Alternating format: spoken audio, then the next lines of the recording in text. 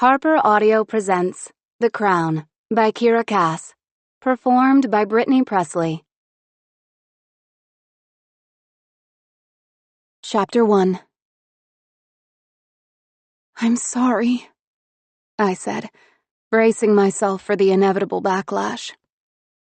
When my selection started, I'd pictured it ending this way, with dozens of my suitors leaving at a time, many of them unprepared for their moment in the spotlight to be over. But after the last few weeks, after learning how kind, how smart, how generous so many of them were, I found the mass elimination almost heartbreaking. They'd been fair with me, and now I had to be very unfair to them. The live announcement would make the elimination official, and they all had to wait until then. I know it's abrupt, but given my mother's precarious condition, my father has asked me to take on more responsibilities, and I feel the only way to manage that is to scale down this competition.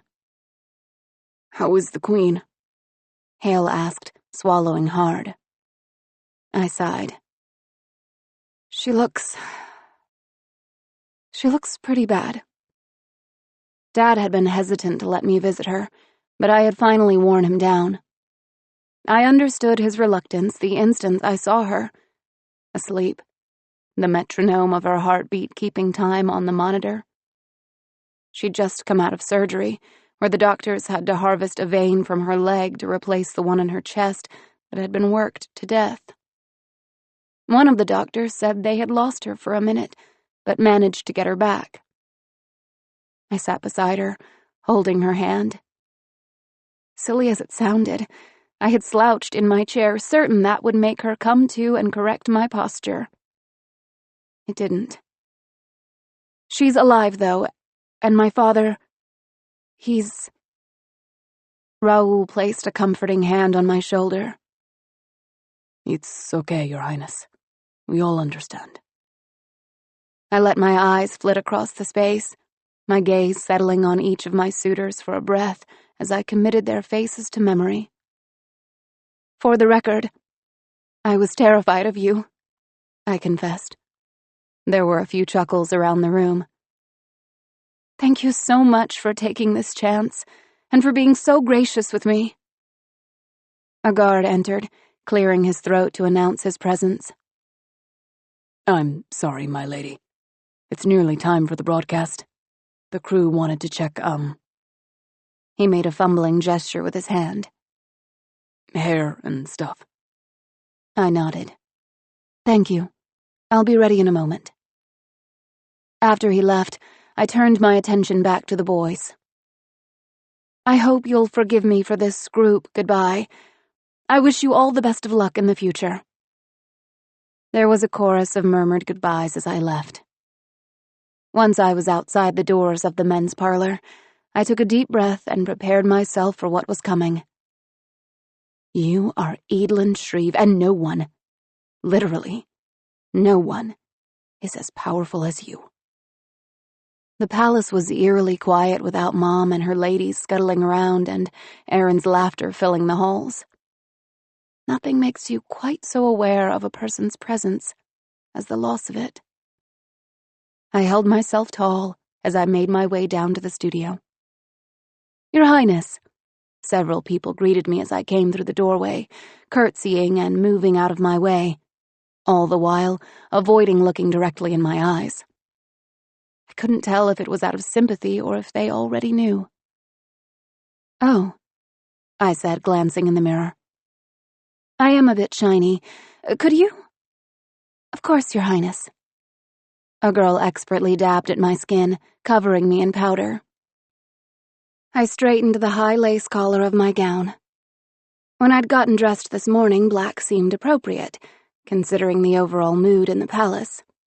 But I was second-guessing myself. I look too serious, I worried aloud. Not respectable serious, but worried serious. This is all wrong. "You look beautiful, my lady." The makeup girl swept a fresh splash of color across my lips. "Like your mother." "No, I don't," I lamented, Not a stitch of her hair or skin or eyes. That's not what I mean. The girl, warm and round, with wisps of curls falling across her forehead, stood beside me and gazed at my reflection. See there, she said, pointing to my eyes. Not the same color, but the same determination. And your lips, they have the same hopeful smile. I know you have your grandmother's coloring, but you're your mother's daughter through and through.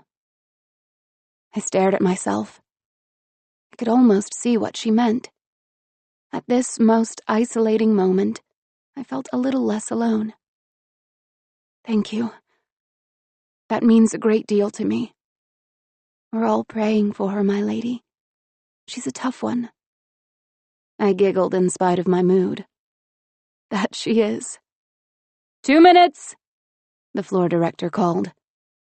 I walked onto the carpeted set, smoothing out my gown and touching my hair. The studio was colder than usual, even under the lights, and goosebumps prickled at my skin as I took my place behind the lone podium. Gavril, slightly dressed down but still very polished, gave me a sympathetic smile as he approached. Are you sure you want to do this? I'm happy to deliver the news for you. Thank you, but I think I have to do it on my own. All right, then. How's she holding up? Okay, as of an hour ago.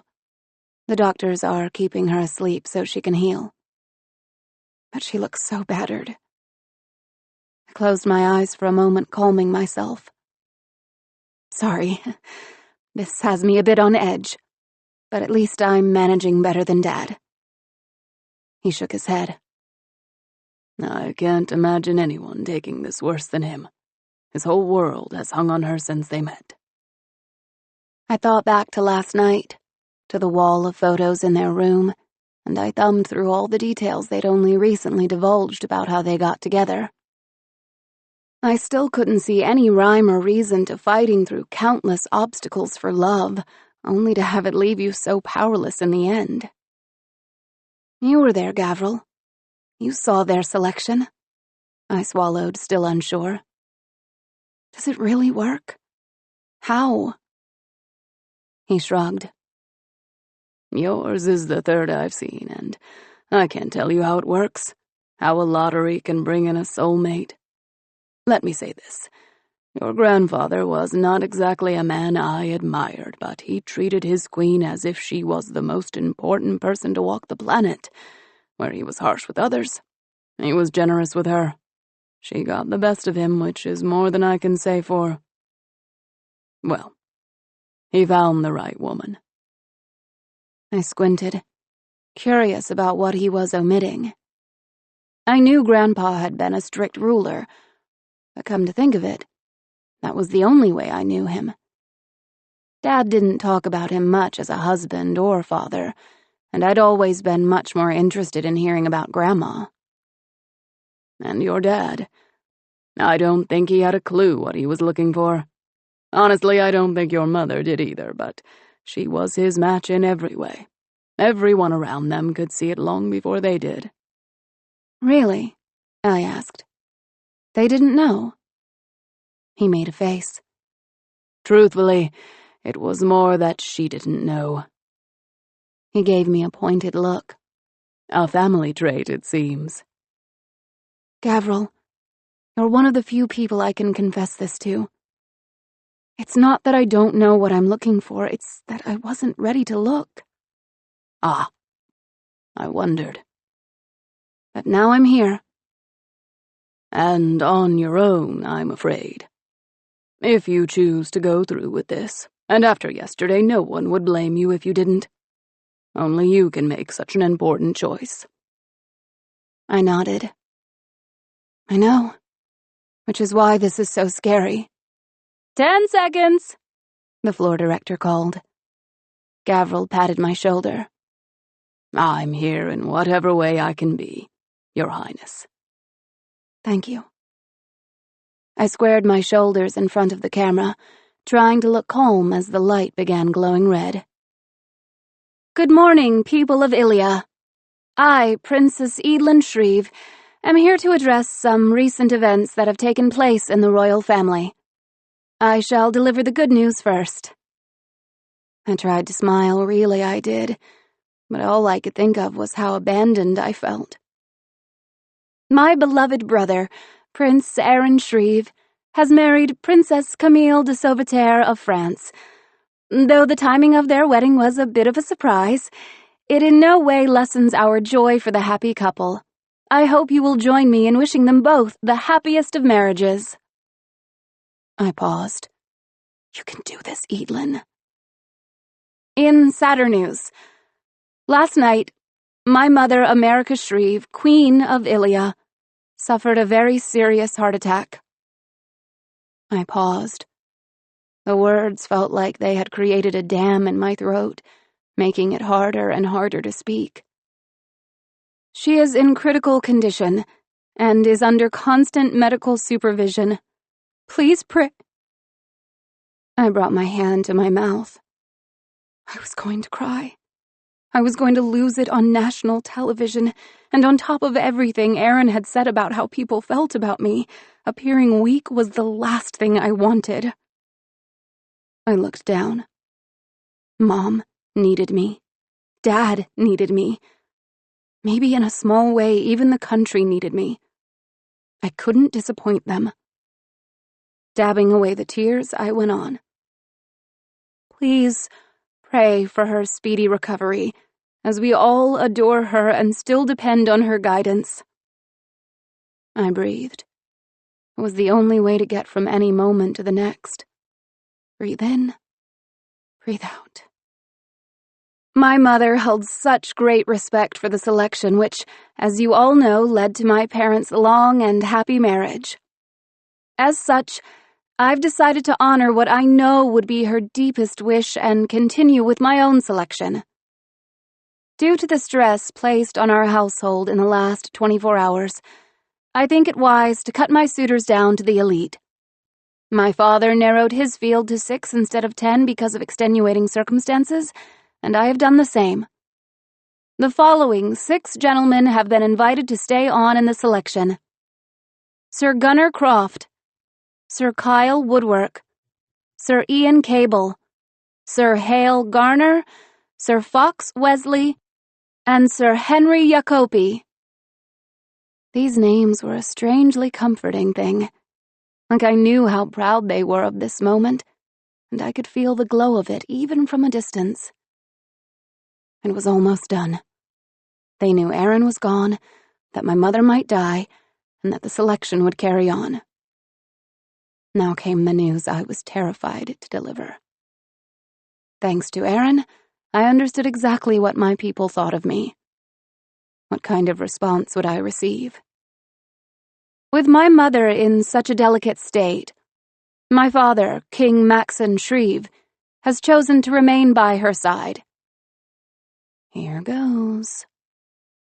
As such, he has named me regent until he feels fit to reclaim his title. I will make all decisions of state until further notice. It is with a heavy heart that I assume this role, but it gives me great joy to bring any peace to my parents. We will have more updates on all these matters as they become available. Thank you for your time, and good day. The camera stopped rolling, and I moved just off the stage, sitting in one of the chairs that were usually reserved for my family. I felt queasy, and would have sat there for hours trying to regain my composure if I thought I could get away with it. But there was too much to do. The first thing on the list was to check on Mom and Dad again, then off to work. At some point today, I would have to meet with the elite as well. As I went to exit the studio, I stopped short because my path was blocked by a row of gentlemen. The first face I saw was Hale's. His expression lit up as he held out a flower. For you. I looked down the line and saw they all had flowers in their hands, some with roots still noticeably attached. All I could assume was that they had heard their names on the announcement, rushed from the men's parlor to the garden, and come down here. You idiots, I sighed. Thank you. I took Hale's flower and hugged him. "I know I said something every day," he whispered, "but let me know if you need me to up it to 2, okay?"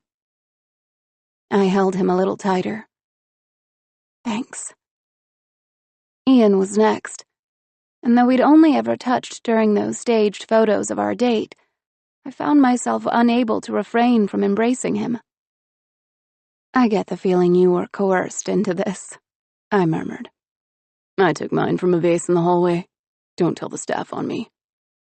I patted his back and he did the same to me. "She'll be okay," he promised.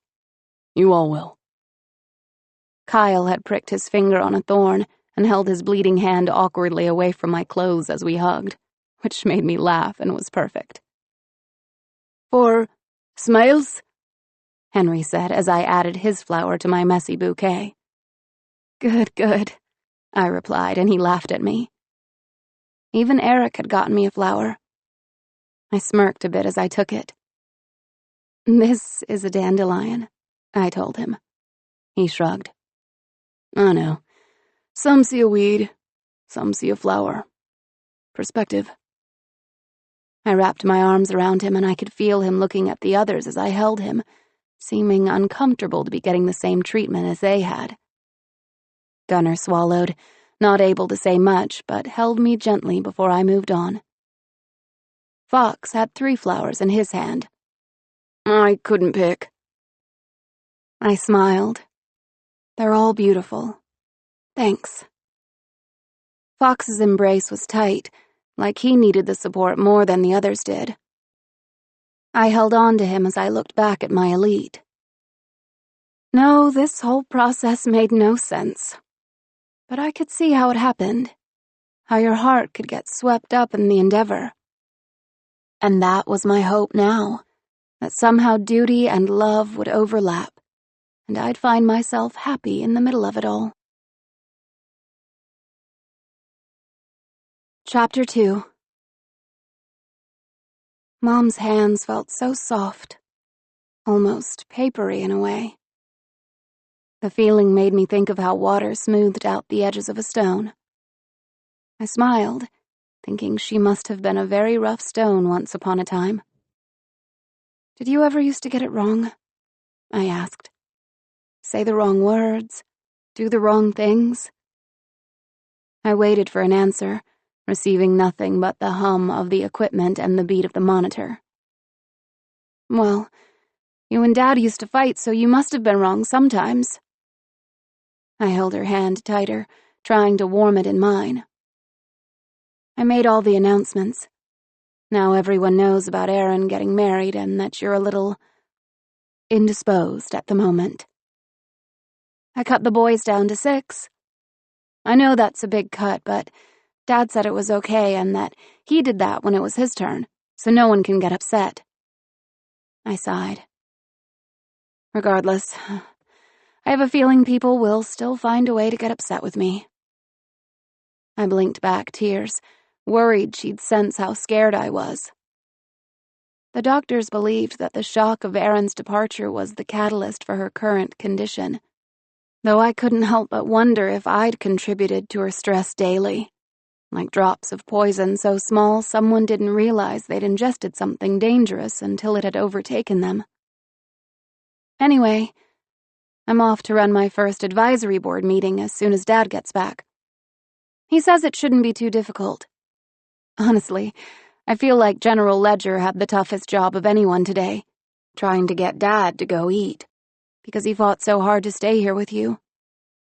The General was insistent, though, and Dad finally caved. I'm glad he's here. General Ledger, I mean. It's kind of like having a backup parent. I held her hand a little tighter and leaned in, whispering, "Please don't make me need a backup parent, though, okay? I still need you.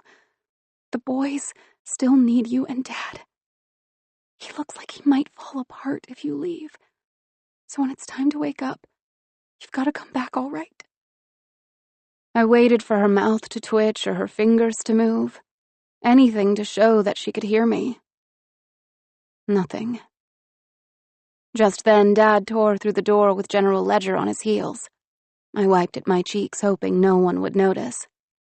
"See ya," General Ledger said. "She's stable. The doctors would come running if anything changed. All the same, I prefer to be here," Dad said firmly. Dad, you were hardly gone 10 minutes.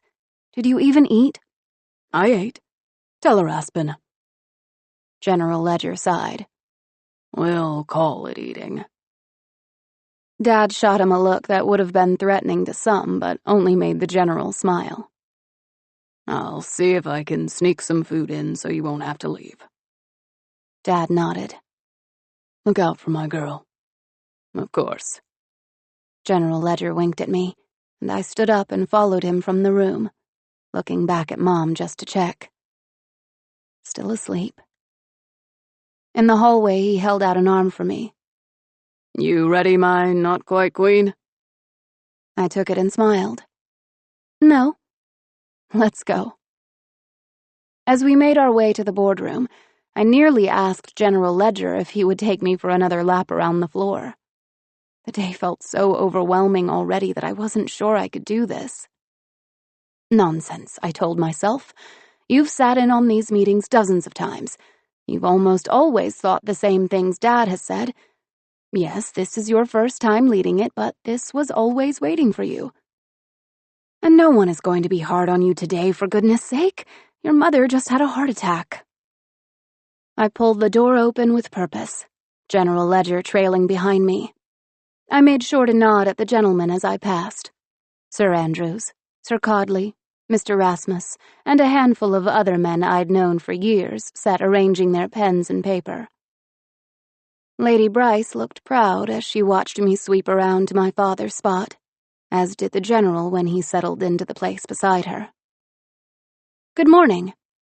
I took my seat at the head of the table, gazing down at the thin folder in front of me. Thank goodness the agenda looked light today. "How was your mother?" Lady Bryce asked solemnly. I should have written this answer on a sign so I could stop repeating it. She's asleep still. I'm not sure how serious her condition is at the moment, but Dad is staying by her side, and we'll be sure to update everyone if there's any change. Lady Bryce smiled sadly. "I'm sure she'll be fine. She always was a tough one." I tried to hide my surprise, but I didn't realize Lady Bryce knew my mother that well. In truth, I didn't know that much about Lady Bryce myself. But her tone was so sincere, I was happy to have her beside me at the moment. I nodded. Let's get through this so I can tell her my first day on the job was at least slightly productive. There were gentle chuckles around the room at that, but my smile quickly faded as I read the first page presented to me. "I hope this is a joke," I said dryly. "No, Your Highness." I turned my eyes to Sir Codley. "We feel this was a deliberate move to debilitate Ilia, and seeing as neither the king nor queen gave their consent, France has essentially stolen your brother. This marriage is treasonous, so we have no choice but to go to war." "Sir, I assure you this was not treasonous. Camille is a sensible girl." I rolled my eyes, hating to admit it. "It's Aaron who's the romantic one, and I feel certain he urged her into this, not the other way around." I balled up the declaration of war, unwilling to consider it for another moment. "My lady, you cannot do that," Sir Andrew insisted. "The relations between Ilia and France have been tense for years." "That is more on a personal level than a political one," Lady Bryce offered. Sir Codley waved his hand in the air. "Which makes this all much worse. Queen Daphne is brandishing more emotional suffering on the royal family under the assumption that we will not respond. This time we must. Tell her, General." Lady Bryce shook her head in frustration as General Ledger spoke. "All I will say, Your Highness, is that we can have troops in the sky and on the ground within 24 hours if you command it. though I certainly wouldn't advise you to make that command. Andrews huffed. Ledger, tell her the dangers she's facing. He shrugged. I see no danger here.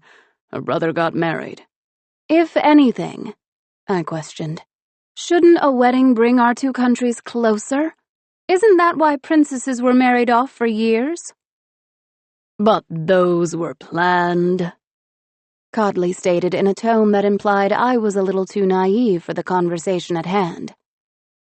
As was this, I countered. We all knew Aaron and Camille would wed one day. It simply happened sooner than expected. She doesn't get it, he muttered to Andrews. Sir Andrews shook his head at me. Your Highness, this is treason. Sir, this is love. Codley slammed a fist on the table. No one will take you seriously if you do not act decisively. There was a beat of silence after his voice stopped echoing around the room, and the entire table sat motionless.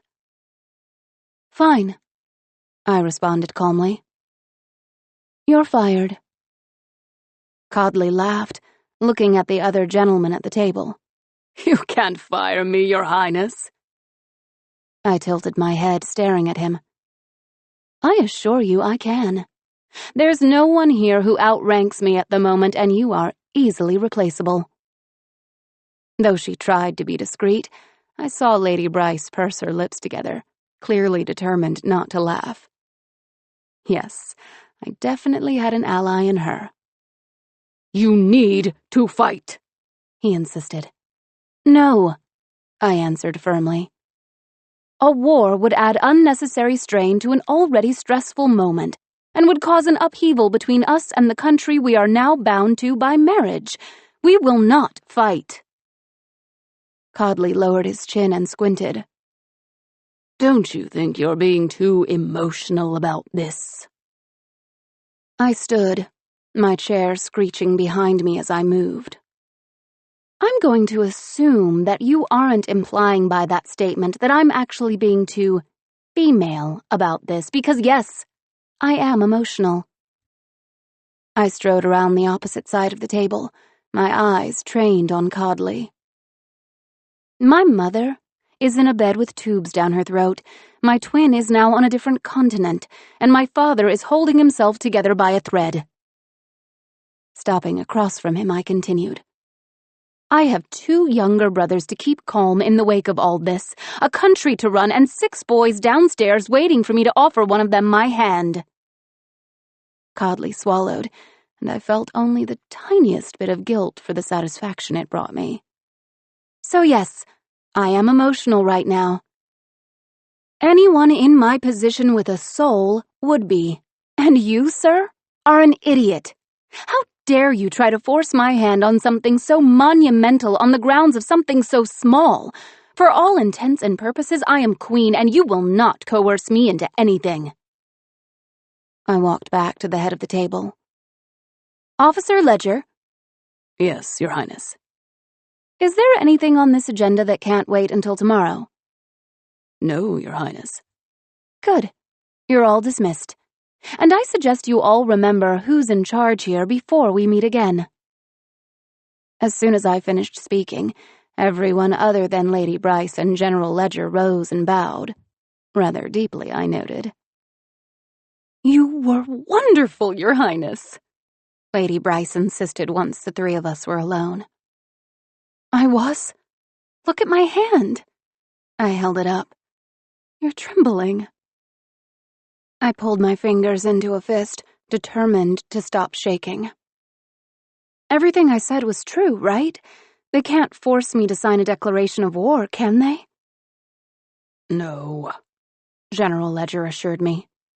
As you know, there have always been a few members of the board who have thought we should colonize in Europe. I think they saw this as an opportunity to take advantage of your limited experience. But you did everything right. Dad wouldn't want to go to war. The banner of his reign has been peace. Exactly. General Ledger smiled. He'd be proud of how you stood your ground. In fact, I think I might just go tell him. Should I go too? I asked, suddenly desperate to hear the little monitor announcing that Mom's heart was still there, still trying. You have a country to run. I'll bring you an update as soon as I can. Thank you, I called as he exited the room. Lady Bryce crossed her arms on the table. Feeling better? I shook my head. I knew this role would be a lot of work. I've done my share of it and watched my dad do 10 times what I did. But I was supposed to have more time to get ready. To start the job now because my mom might die is too much. And within 5 minutes of being responsible, I have to make a decision about war? I'm not prepared for this. Okay, first things first. You don't have to be perfect yet. This is temporary. Your mom will get better. Your dad will come back to work, and you will go back to learning with this great experience under your belt. Think of this time as an opportunity. I let out a long breath. Temporary. Opportunity. Okay. Besides, it's not all completely up to you. This is what your advisors are for. Granted, they weren't much help today, but we're here so you aren't navigating without a map. I bit my lip, thinking.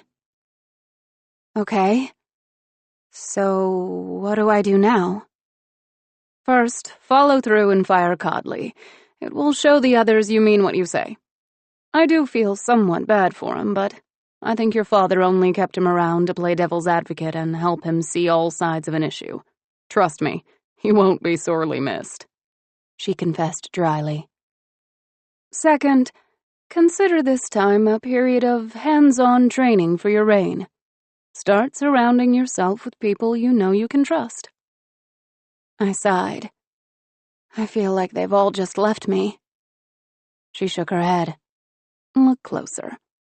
You probably have friends in places you never expected. Again, I found myself seeing her in a new light. She'd stayed in her role longer than anyone. She knew what Dad would decide in most situations, and she was, at the very least, another woman in the room. Lady Bryce stared into my eyes, forcing me to focus. Who do you know will always be honest with you? Who will be by your side, not because you're royal, but because you're you? I smiled, absolutely positive of where I was going once I left this room. Chapter 3. Me? You? Are you sure? I grabbed Nina by the shoulders. You always tell me the truth, even if I'm not excited to hear it. You've put up with the worst of me. And you're too clever to spend your days folding my laundry. She beamed, blinking to quell her tears. A lady-in-waiting? What does that even mean? Well, it's a mix of being a companion, which you already are, and then helping with the less glamorous side of my job, like scheduling appointments and making sure I remember to eat. I think I can handle that, she said, smiling. Oh, and... I held up my hands, preparing her for probably the most exciting part of the job. It means you don't have to wear that uniform anymore, so go change. Nina chuckled. I don't know that I have anything appropriate, but I'll make sure to get something together for tomorrow. Nonsense. Just go through my closet. She gaped at me. I can't. You can and you must. I pointed to the wide doors. Get dressed, meet me in the office, and we'll make it through whatever comes one day at a time.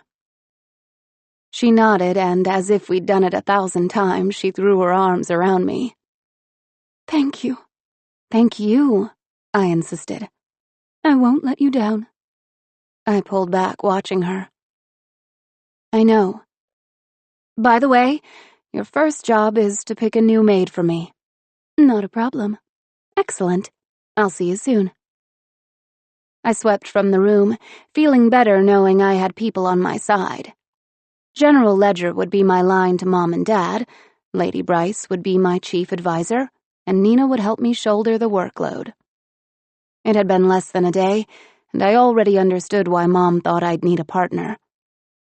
And I still intended to find one. It just needed a little time to figure out how. That afternoon, I paced worriedly as I waited for Kyle outside the men's parlor.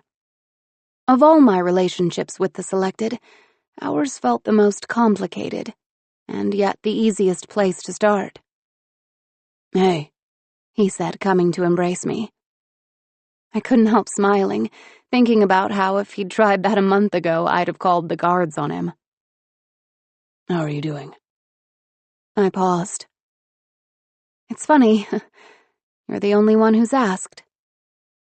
We stepped apart. I'm okay, I think. At least, I am as long as I'm busy. The second things slow down, I'm a ball of nerves. Dad's a wreck, and it's killing me that Aaron hasn't come back. I thought he would for Mom, but he hasn't even called. Shouldn't he at least have done that? I swallowed, knowing I was getting too worked up. Kyle took my hand. "Okay, let's think about this. He flew to France and got married in one day. There has to be a ton of official paperwork and other stuff to sort through, and there's a chance he hasn't even heard what happened." I nodded. You're right. And I know he cares. He left me a letter, and it was too honest for me to question that. "See? There you go. And last night your dad looked like he was 2 seconds away from needing to be checked into the hospital wing himself. Being with your mom and monitoring her probably gives him a feeling of control when there's absolutely none. She's made it through the worst, and she's always been a fighter. Remember when that one ambassador came?"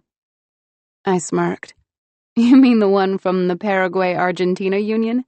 "Yes," he exclaimed. "I can still picture it perfectly.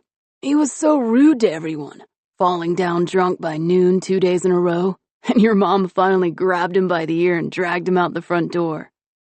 I shook my head. I do. I also remember the endless phone calls afterward trying to smooth things over with their president. Kyle brushed that detail away. "Forget that. Just remember your mother doesn't let things happen to her. When something tries to ruin her life, she drags it into the street." I smiled. True. We stood there, quiet for a moment, and it was pleasant and still. I'd never been so grateful. I'm busy the rest of today, but maybe we could spend some time together tomorrow night? He nodded. "Of course." There's a lot to talk about. His eyebrows knit together. "Like what?" We both turned at the same time, noting the figure in our periphery. "Excuse me, Your Highness," the guard said with a bow. "But you have a visitor." A visitor? He nodded, giving me no information as to who it might be. I sighed. Fine. I'll get in touch later, okay? Kyle gave my hand a quick squeeze. "Sure. Let me know if you need anything." I smiled as I left him, knowing that he meant that. In the back of my mind, I felt certain all the young men in that room would rush to my side if I needed them to, and that was a small silver lining on an otherwise dreary day. I rounded the stairs, trying to guess at who was here. If it had been family, they'd have been brought to a room, and if it was a governor or some other official visitor, they'd have sent up a card. Who was so important that they couldn't even be announced? As I descended to the first floor, the answer to my question stood there, his bright smile making my breath catch. Merid Ilya hadn't set foot in the palace in years. The last time I'd laid eyes on him, he was a gangly preteen who hadn't quite mastered conventional conversation. But his round cheeks had turned into a jawline sharp enough to cut, and his stringy limbs had filled out, hitting the seams of his suit with perfect precision. He held my gaze as I approached, and even though his hands were full with an overflowing basket, He bowed and smiled as if he was completely unencumbered. "Your Highness," he said, "I'm sorry to come unannounced, but as soon as we heard about your mother, we felt we had to do something, so—" He held out the basket toward me. It was full of gifts, flowers, thin books, jars of soup with ribbons around the lids, and even a few bakery items that looked so good it was hard not to take one for myself. "Merid," I said, a greeting, a question, and an admonition all at once. "This is above and beyond, all things considered." He shrugged. "Disagreements don't mean a loss of compassion. Our queen is sick, and this was the least we could do." I smiled, moved by his sudden appearance. I motioned to a guard. "Take this to the hospital wing, please." He took the gift basket and I turned my focus back to Merid. "Your parents didn't want to come." He shoved his hands into his pockets and grimaced. "They were afraid the visit would seem more political than personal." I nodded. "Understandable. But please tell them not to worry about that in the future. They're still welcome here." Merid sighed. "They didn't think so.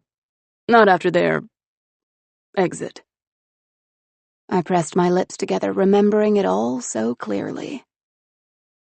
August, Ilya, and my father had worked together closely after my grandparents died, trying to dissolve the castes as quickly as they could. When August complained that change wasn't happening fast enough, Dad pulled rank and told him to respect his plan. When Dad couldn't quite erase the stigma of being in the lower castes, August said he needed to get his spoiled ass out of the palace and into the streets. Dad had always been a patient man, and, from what I remembered of August, he was always on edge.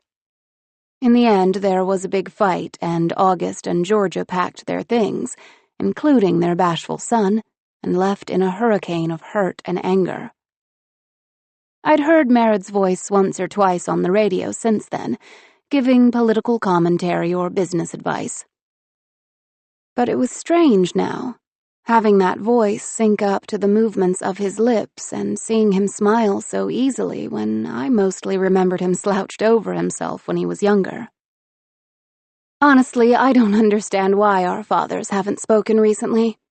You've certainly seen the issues with the post-caste discrimination we've been trying to quell. I thought one of them might break and seek out the other. It's past being a point of pride anymore.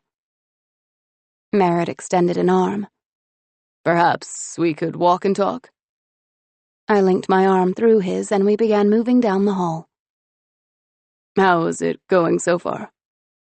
I shrugged. As best it can under the circumstances. "I'd like to tell you to look on the bright side, but it might be hard to find one." So far, all I can think of is that I'm helping my parents. "True. And who knows, you might be able to make some serious changes while you're in office. Like all the post-caste issues. Our parents couldn't get it right, but maybe you could." That thought comforted me less than he intended.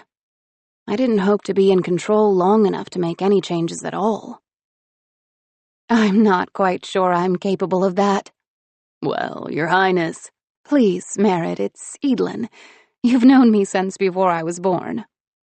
He smirked. "Very true. Still, you are regent right now, and it feels wrong not to address you properly." "And what should I call you?" "Nothing but a loyal subject. I'd like to offer any help I can in this tense time. And I know the dissolution of the castes wasn't as clean as you all hoped, not even in the beginning. I've spent years lending my ear to the public. I think I've heard them very clearly, and if my commentary would be useful, please let me know." I raised my eyebrows as I considered his words. I knew a lot more about the lives of commoners these days, thanks to the Selected, but an expert on public opinion might be a perfect tool to have in my arsenal. And even if I didn't have great ambitions for my short time on the throne, something like this might show my people I cared, and that was critical. especially considering what Aaron had said in his letter. It hit me like a punch every time I remembered his words. But I knew he wouldn't have told me that the people despised me if he hadn't thought it would serve some good. Even though he left. I trusted that. Thank you, Merritt. If I could do anything to ease the stress that this situation has brought to my father, it would be a huge blessing. When he's ready to come back to work, I'd like the country to be the calmest he's seen it in years. I'll be in touch. He pulled a card out of his pocket and handed it to me. That's my personal number. Call anytime. I smiled. Will your parents be upset that you're helping me? Isn't this fraternizing with the enemy? No, he said, his tone light. Our parents had the same goal. They simply had different methods of reaching it. And now, with your mother unwell, you shouldn't have to worry so much about things that are fixable, and the country's morale certainly is. Now more than ever. I think our parents will approve of us working together. Let's hope, I said. Far too many things have been breaking lately. Some mending would do me good. Chapter 4.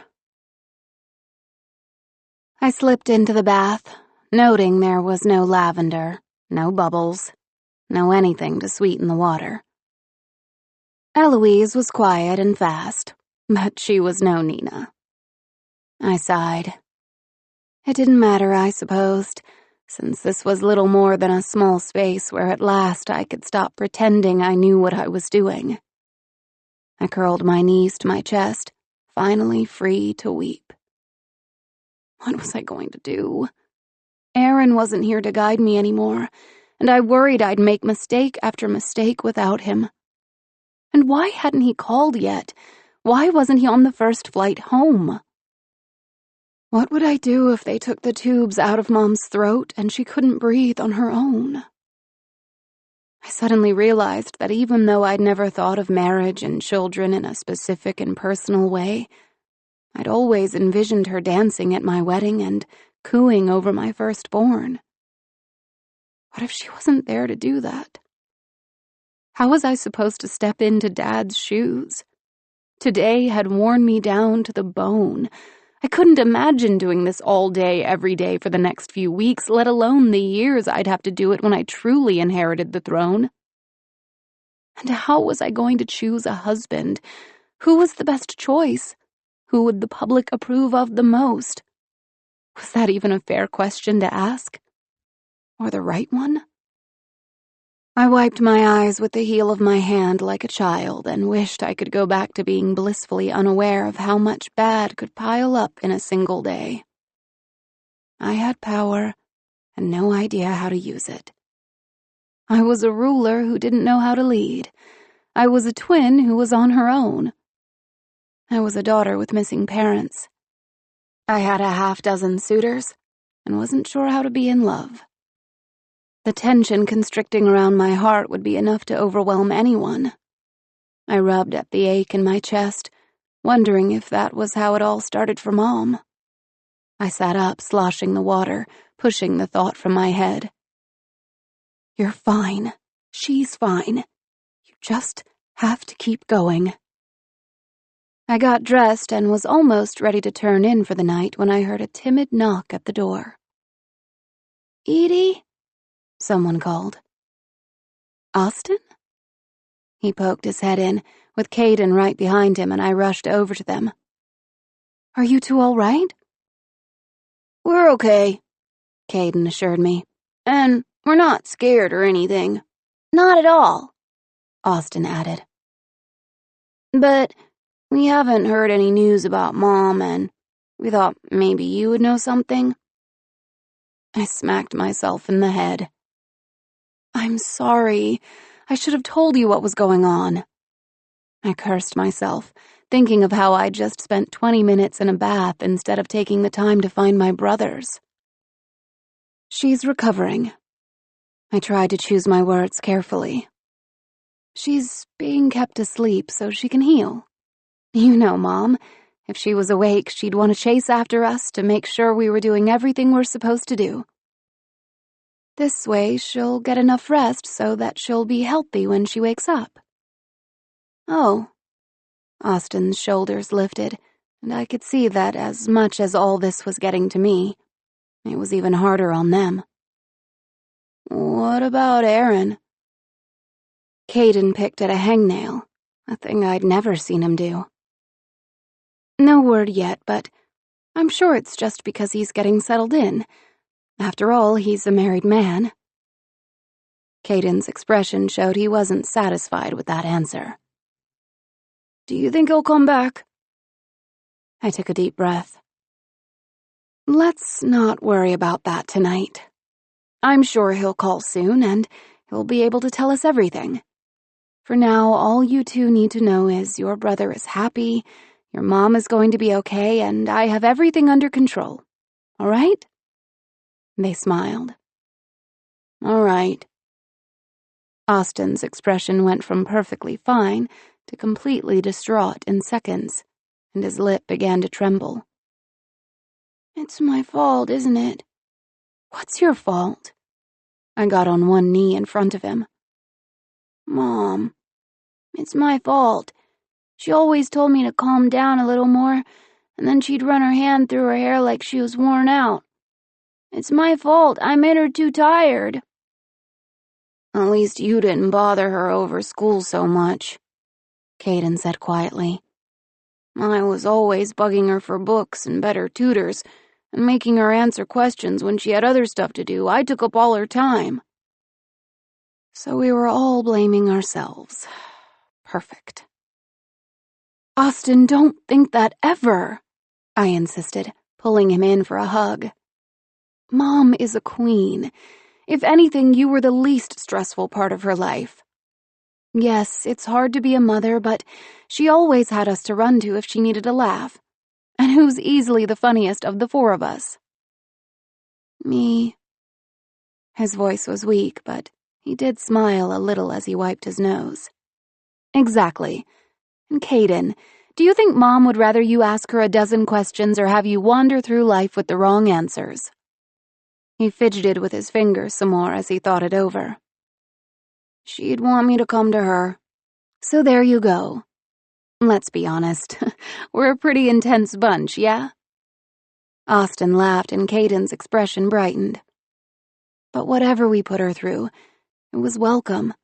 She'd rather have forced me to learn my penmanship than never have had a daughter. She'd rather have been your living encyclopedia than not connect with us. She'd rather have begged you to sit still than have had only 3 children. None of this is because of us, I promised. I waited for them to turn and run, to get past showing this tiny chink in their armor. But they didn't budge. I sighed to myself, knowing what they were hoping for and realizing I was prepared to lose some much-needed sleep on their behalf. Do you want to stay here tonight? Austin bolted over to my bed. Yeah! I shook my head. What was I going to do with these boys? I crawled into bed, and Caden pressed himself against my back as Austin rested his head on the pillow across from me. I realized that the bathroom light was still on, but I let it go. We needed a little light at the moment. It's not the same without Aaron, Caden said quietly. Austin pulled his arms in close, bundling himself up. Yeah, it doesn't feel right. I know. But don't worry. We'll find a new normal. You'll see. Somehow, for them, I would make that happen. Chapter 5. Good morning, Your Highness. Good morning, I replied to the butler. Strong coffee, please, and whatever the chef has prepared for the elite is fine. Of course. He returned with blueberry pancakes and sausage links and a hard-boiled egg sliced in half. I picked at my meal while I skimmed the papers. There was news of bad weather in one area, and some speculation over who I might marry somewhere else. But in general, It looked like the entire nation had lost the will to do much more than worry about Mom. I was grateful. I had been positive the country would revolt when I was named regent. Part of me was still worried that if I gave the slightest indication that I might fail, their hatred would slam into me without mercy. "Good day today?" Someone called. Not someone. I would have recognized Henry's greeting even in the grave. I lifted my head to smile and wave at him and Eric. I kind of loved that Henry was impervious to the sadness hanging over the palace. And Eric seemed to be the hand that guided his charge back down to earth, calm and kind, regardless of what happened around him. Austin and Caden walked in with Kyle, their heads together as they moved. Kyle was trying to make them smile. I could read it in his body language. And for their part, they gave him small, tight-lipped grins. Ian entered with Hale and Fox, and I was pleasantly surprised to see him finally interacting with some of the others. Gunnar trailed behind them as if forgotten. I'd kept him in the elite because I couldn't shake how his poem had made me laugh. But beyond that, I hardly knew him. I was going to have to try harder with him. With all of them. My brothers sat down together at their normal places, more subdued than usual. Seeing our family table so empty sent a pang of sadness through my whole body. That type of sorrow, the quiet, lonely kind, can take over so quickly that a person could miss it.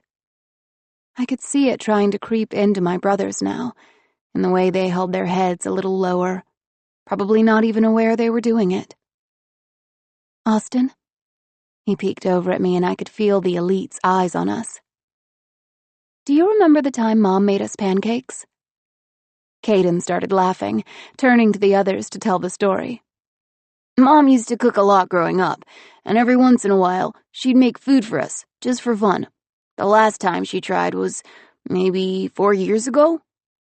I smirked. She knew she was out of practice, but she wanted to make us blueberry pancakes. The thing was, she wanted to arrange the berries in them so they made stars and flowers and faces. But she left the batter on the griddle so long to put the berries in that when she flipped the pancakes, they were all burned. Austin laughed. "I do remember. I remember the crunchy pancakes." I heard chuckles from the elite. "You were so bad, though, you didn't even try one," Caden accused. I nodded shamefully. It was self-preservation. "They were pretty good, actually. Crispy but good." Austin took a bite of one of the pancakes in front of him. "They make these ones seem weak." I heard one loud chuckle and saw that Fox was shaking his head. "My dad's an awful cook, too," he said, projecting his voice. "We grill a lot, and he's always saying it's charred." Fox lifted his fingers to quote the word. "What he actually means is burned, yeah?" Gunnar asked. "Yep." "My father?" Eric said timidly.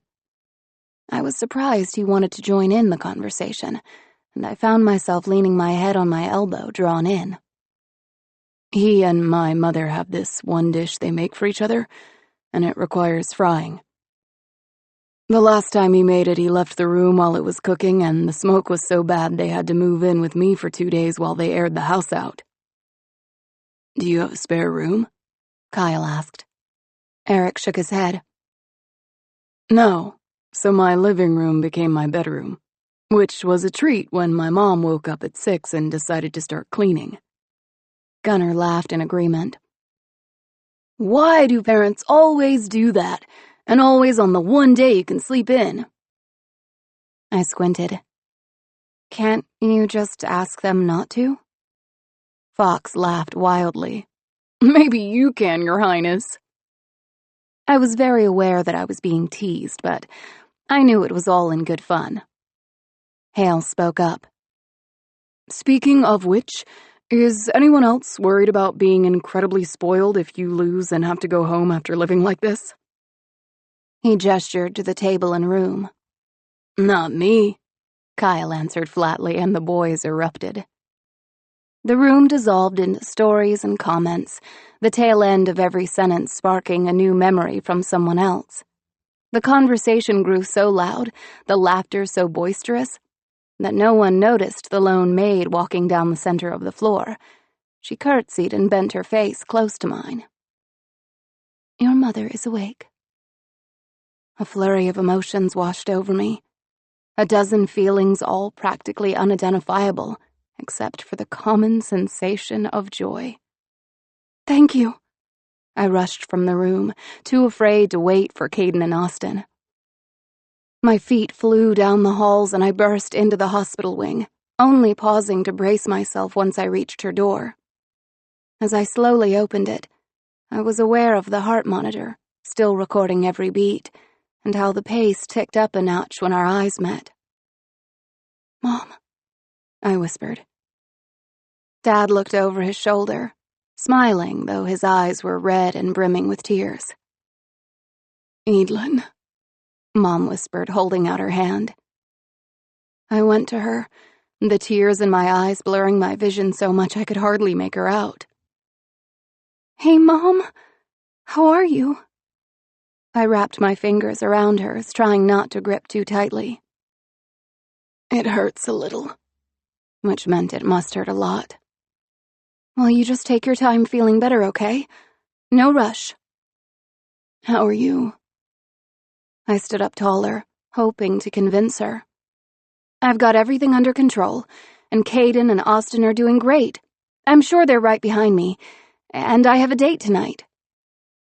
"Good job, Edie." Dad grinned and turned his head back to Mom. "See, darling, I'm not even needed out there. I can stay here with you." "Aaron?" Mom asked, taking a deep breath afterward. I was crestfallen. As I opened my mouth to tell her we hadn't heard from him, Dad spoke up. "He called this morning." I stood there stunned. "Oh?" "He's hoping to come home soon, but he said there were some complications, though he was a little too flustered to explain what they were. He told me to tell you he loves you." I'd hoped those words were for me, but Dad was looking directly at Mom when he spoke. "I want my son," Mom said, her voice cracking. "I know, darling. Soon." Dad rubbed Mom's hand. Mama? Austin came into the room, his face showing that he was barely containing his excitement. Caden was sniffling, holding himself upright as if he thought himself above crying. "Hi there." Mom managed to pull up a big smile for them, and when Austin bent down and hugged her, she made a pained face but didn't let out a sound. We've been very good, he promised. Mom smiled. "We'll stop that immediately." We laughed. Hi, Mom. Caden kissed her cheek, looking afraid to touch her just yet. She raised her hand to cup his face. She seemed to grow stronger each second simply from seeing us. I wondered what she'd have done if Aaron was here. Jump out of the bed? "I wanted you to know that I'm okay." Her chest rose and fell aggressively, but her smile didn't falter. "I think I can go back upstairs tomorrow." Dad nodded quickly. "Yes, if we get through today without incident, your mother can recuperate in her room." That's really good. Caden's voice lifted at this news. So, you're halfway back to normal. I didn't want to kill the hope in his eyes, or Austin's. Caden was typically so clever, seeing around every pretense, but there was no mistaking how hard he was willing this to be true. "Exactly," Mom said. "Okay, everyone," Dad said. "Now that you've seen Mom, I want you to get back to your studies.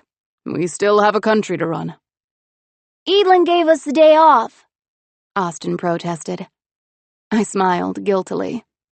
When we'd gotten out of bed this morning, that was my only order. I needed them to play. Mom laughed. A weak but beautiful sound. "Such a generous queen." "Not queen yet," I protested, thankful that the true queen still lived and spoke and smiled. "All the same," Dad said, "your mother needs rest. I'll make sure you see her again before bedtime." That mollified the boys, and they left, waving to Mom. I kissed her head. "I love you." "My girl." Her weak fingers touched my hair. "I love you." Those words were the first bookend of my day, and I could get through the rest of it knowing Kyle Woodwork would be the other. As I left the hospital wing, I came across another Woodwork. "Miss Marley?" I asked. She looked up from the bench she was sitting on, wringing a handkerchief in her hands, her face blotchy from crying. "Are you okay?" She smiled. "More than okay. I was so afraid she might not come back, and I honestly don't know what I'd do without her. Being here with your mom has been my whole life." I sat down, hugging my mother's dearest friend, and she held on to me as if I was her own daughter. Part of me felt sad, because I knew she wasn't being dramatic when she said that. One look at her scarred palms told the long story of how she'd gone from worthy competitor to wicked traitor to faithful lady. When they talked about the past, some details were glossed over, and I never pushed it because it wasn't my place. But I worried that sometimes Miss Marley felt like my parents' pardon was still contingent on her and her husband paying it back in devotion. "They said that you and your brothers were visiting, and I want to see her, but I didn't want to cut off your time." "Did you see the boys leave? We're all done now. You should hurry in before she falls back asleep. I know she'd want to see you." She wiped her cheeks again. "How do I look?" I laughed. "Positively wretched." I squeezed her. "Go on in there. And can you try to check on them for me from time to time? I know I won't be able to come down here as often as I'd like." "Don't you worry. I'll send updates as often as I can." "Thank you, Miss Marley." After one last hug, she made her way into the hospital wing. I sighed, trying to let myself enjoy this brief moment of calm. At least for now, everything was on its way to being better. Chapter 6. Kyle held his hand against the small of my back, walking me through the garden. The moon was low and full, casting shadows even in the night. "You were spectacular this morning," he said, shaking his head. "We've all been worried about your mom, and it's so strange not having Aaron around. And Caden, I've never seen him look so bewildered." "It's awful. He's the stable one." "Don't worry too much. It makes sense that he'd be a little shaken right now." I inched even closer to Kyle. "I know. It's just hard to see it happen to someone who never gets shaken." "Which is why breakfast was so great. I thought we were going to suffer through a painful meal together, unable to talk about what was happening or even talk at all. Then you just opened it up. It was remarkable. Don't forget you have that skill." He shook his finger at me.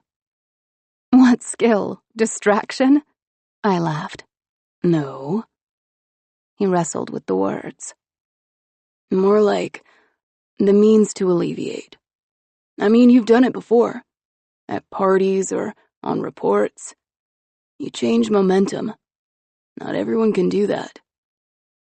We walked to the edge of the garden, where the land opened up to a wide, flat space before the forest started. "Thanks. That means a lot. I've been worried." "Nothing wrong with that." "It's bigger than Mom, though." I stopped and put my hands on my hips, wondering how much I should tell him.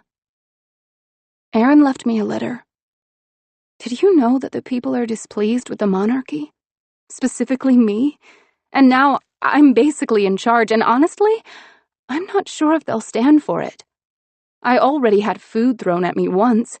I've read so many awful articles about myself. What if they come after me? What if they do? He joked.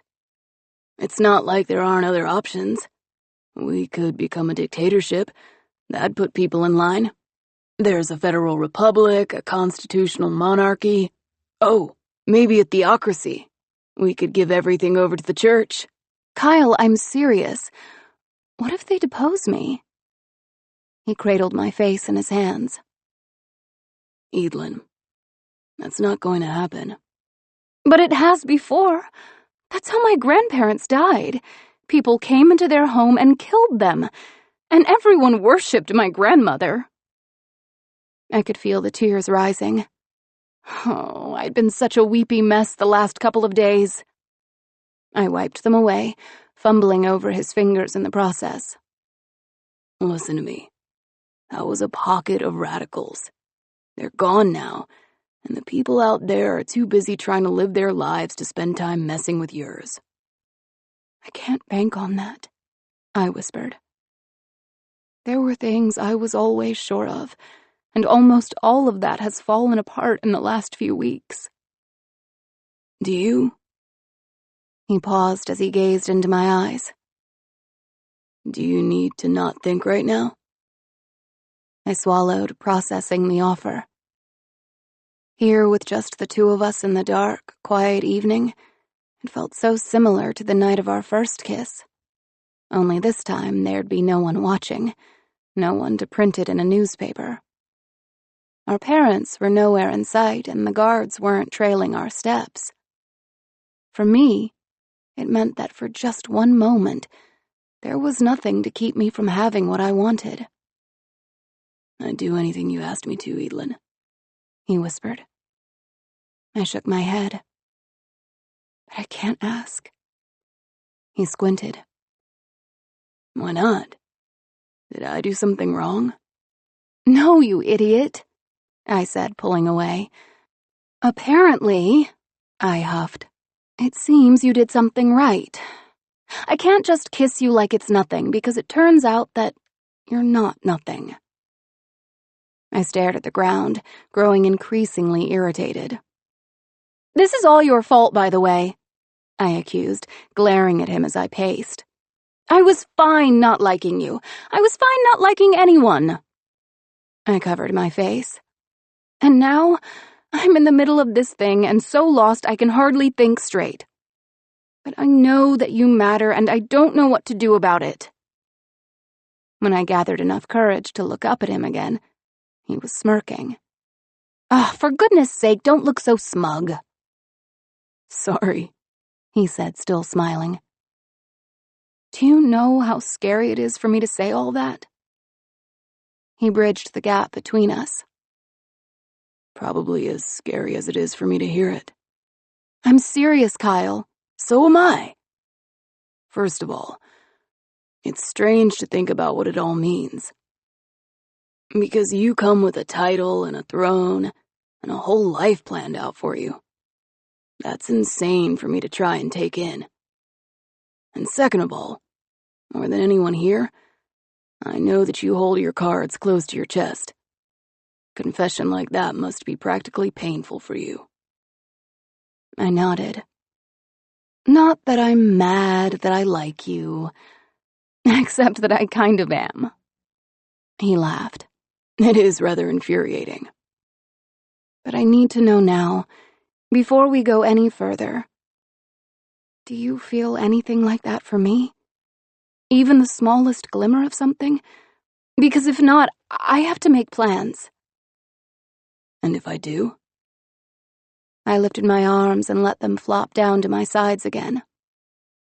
Then I still have to make plans, but they'll be different. He sighed heavily. Turns out, you matter to me too. And I wouldn't have thought about it except for my designs lately. How romantic? He laughed. No, really, it kind of is. Usually I get excited about designing skyscrapers and homeless shelters, Things that someone might remember or might help people. The other day, I found myself designing you a summer house, a miniature palace, maybe something with a vineyard. This morning I got an idea for a beach house. I gasped. I've always wanted a beach house. Not that we'd ever get to use it with you running the world and all. It's a sweet thought all the same. He shrugged. It just seems like everything I want to make lately is something for you. That means a lot. I know how important your work is to you. It's not really my work. Something that I care about is all. Okay then. How about for now we just add this to that pile? This is something we care about, and we both know it, and we'll watch it and see what happens. That's fair. I don't want to discourage you at all, but it feels too soon to call this love. Absolutely, I agreed. It's too soon, and that's too big. Too busy. Too scary, he laughed. On par with being dethroned? At least. Wow, okay. He continued to smile, probably considering the unlikelihood of us falling for each other himself. So, what now? I continue the selection, I think. I don't want to hurt your feelings, but I have to keep going. I have to be certain. He nodded. I wouldn't want you if you weren't. Thank you, sir. We stood there, the sound of the wind in the grass the only noise.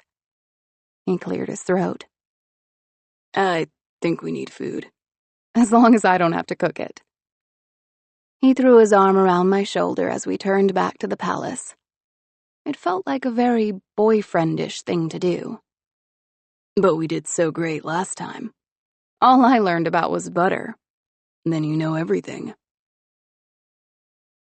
In the morning, I headed straight down to the hospital wing, desperate to see Mom's face. Even if she was asleep, I just needed to be reminded she was alive and healing. But when I cracked open the door this time, she was sitting up, wide awake, and Dad was asleep. Smiling, she held up a finger to her lips. With her other hand, she traced gentle lines through his hair as he lay spilled out of his chair and onto her bed, one arm beneath his head and the other across her lap. I quietly walked to the other side of the bed to kiss her cheek. I keep waking up in the night, she whispered, giving me a little squeeze. All these tubes and things are bothering me, and every time he's awake, watching me, it does me good to see him sleep. Me too. He's been looking a little rough. She smiled. I've seen him worse. He'll make it through this too. Have the doctors checked on you yet? She shook her head. I asked them to come again once he's rested a little. I'll get back to my room soon enough. Of course. Of course, the woman who just had a heart attack could spare getting herself to a more comfortable place so her husband could take a nap. Seriously, even if I did find someone, could it ever compare to them? How are you doing? Is everyone being helpful? Mom continued to run her hand through Dad's hair. I fired Codley. I don't think I told you yesterday. She stilled, staring intently. What? Why? Oh, no big deal. He just wanted to go to war. She covered her mouth, trying not to laugh at how cavalierly I discussed invasion. A second later, she stopped smiling at all and moved both of her hands to her chest. "Mom?" I asked too loudly. Dad's head instantly shot up. Darling, what's wrong? Mom shook her head. It's just the stitches. I'm fine. Dad settled back into his seat but sat up, done with sleep for the moment. Mom tried to start up the conversation again, doing anything to take the focus off herself. How about the selection? How are things going there? I paused. okay, I think. I haven't had a lot of time to spend with the boys, but I'm going to work on that, especially since there's a report coming up. You know, honey, no one would fault you for calling it off. You've been through a lot this last week, and you're acting as regent. I'm not sure you should be trying to balance all this. They are very nice boys, Dad offered. But if it's taking too much of your focus... I sighed. I think we need to stop dancing around the fact that I am not the most beloved member of this family. At least not to the general public. You say no one would fault me, but I feel very confident they would. Mom and Dad shared a look, seeming to want to refute this, but not wanting to lie at the same time. If I am going to be queen one day, I need to win the people over. And you think finding a husband is the way to accomplish that? Mom asked suspiciously. Yes, it's all about their perception of me. They think I'm too cold. The most absolute way to refute that would be to get married. They think I'm too masculine. The most absolute way to refute that is to be a bride. I don't know. I'm still very hesitant about you continuing. Need I remind you that this selection was your idea? She sighed. Listen to your daughter, Dad said. Very smart girl. Gets it from me. Don't you want some more sleep? She asked flatly. No, I'm feeling very refreshed, he said. I wasn't sure if it was because he wanted to continue the conversation or if he felt he needed to keep his attention on Mom. Either way, he was clearly lying. Dad, you look like death punched you in the face. You must get that from me, too. Dad! He laughed and Mom did, too, her hand going back to put pressure on her chest. Look, your terrible jokes are now life-threatening. You have to stop them. He shared a smile with Mom. Go do what you need to do, Evelyn. We will support you in whatever way we can. Thank you. Both of you. Please get some rest. Ugh, she's so bossy, Mom lamented. Dad nodded. I know. Who does she think she is? I looked back at them one last time. Dad gave me a wink. No matter who was against me today, at least I had them. I left them and strode upstairs to the office, shocked to find a beautiful bouquet of flowers on my desk. Someone thinks you're doing a good job, huh? Nina remarked. Or they think I'll die from the stress and wanted to beat everyone to the punch, I joked, not sure I wanted to admit how happily surprised I was. Lighten up, you've been doing great. But Nina's eyes weren't even on me. They had zoomed in on the card. I tucked it close to my chest as she whined and lifted the note just enough so I could read it. You looked a little down when we parted the other day. Wanted today to start on a happier note. I'm here for you. Merid. I smiled and passed it to Nina, who sighed before turning back to look at the huge bouquet. Who are those from? General Ledger asked, coming in the door. Merid Ilya, I replied. I heard he stopped by. Was he just bringing gifts, or did he need something? The general asked, skepticism painting his tone. Oddly enough, he was making sure I didn't need something. He offered to give me a helping hand with the public. He knows a lot more about people living their lives in the wake of the casts than I do. General Ledger joined me beside the table and stared at the extravagant arrangement. I don't know. Things didn't exactly end well between your family and his. I remember vividly, but it might be a good thing to learn a little now for when my time comes. The general smiled at me, his face softening. It's already here, Your Highness. Be careful who you trust, okay? Yes, sir. Nina was still acting swoony. Someone needs to tell Mark to step up. I just got a huge promotion. Where are my flowers? Maybe he's planning to deliver them in person. Much more romantic, I said. Psh, the way that boy works, she said skeptically. If everyone in the palace died and I somehow became queen, he probably still couldn't get time off. He's always so busy. Though she was trying to joke, I could sense her sadness. But he loves it, right? Oh, yes, he likes his research. It's just hard that he's so busy and that he's far away. I didn't know what else to say on the subject, so I turned the conversation back to my gift. They're a bit much, though, don't you think? I think they're perfect. I shook my head. Either way, these should probably be moved somewhere else.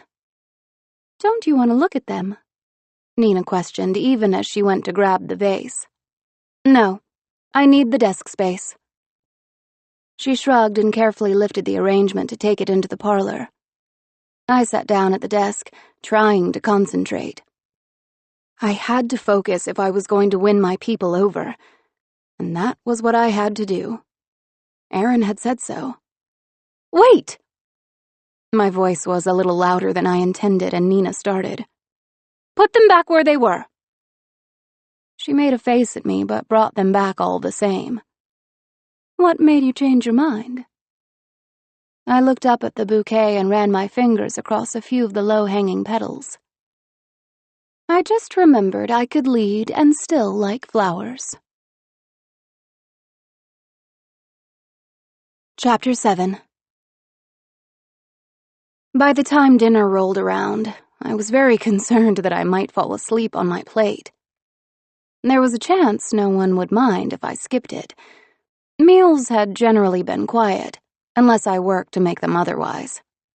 But when I came downstairs and saw Grandma Singer flinging her bag at a butler, I knew tonight was going to be anything but dull. Don't you tell me I can't come at such an hour. She shook her wrinkled fist, and I bit my lips to hold in the laughter. I wasn't, ma'am, the guard replied, his voice anxious. I just said it was getting late in the day. The Queen will want to see me. Grandma Singer was a fearsome creature. If we ever did have a war under my rule, my plan was to send her to the front lines.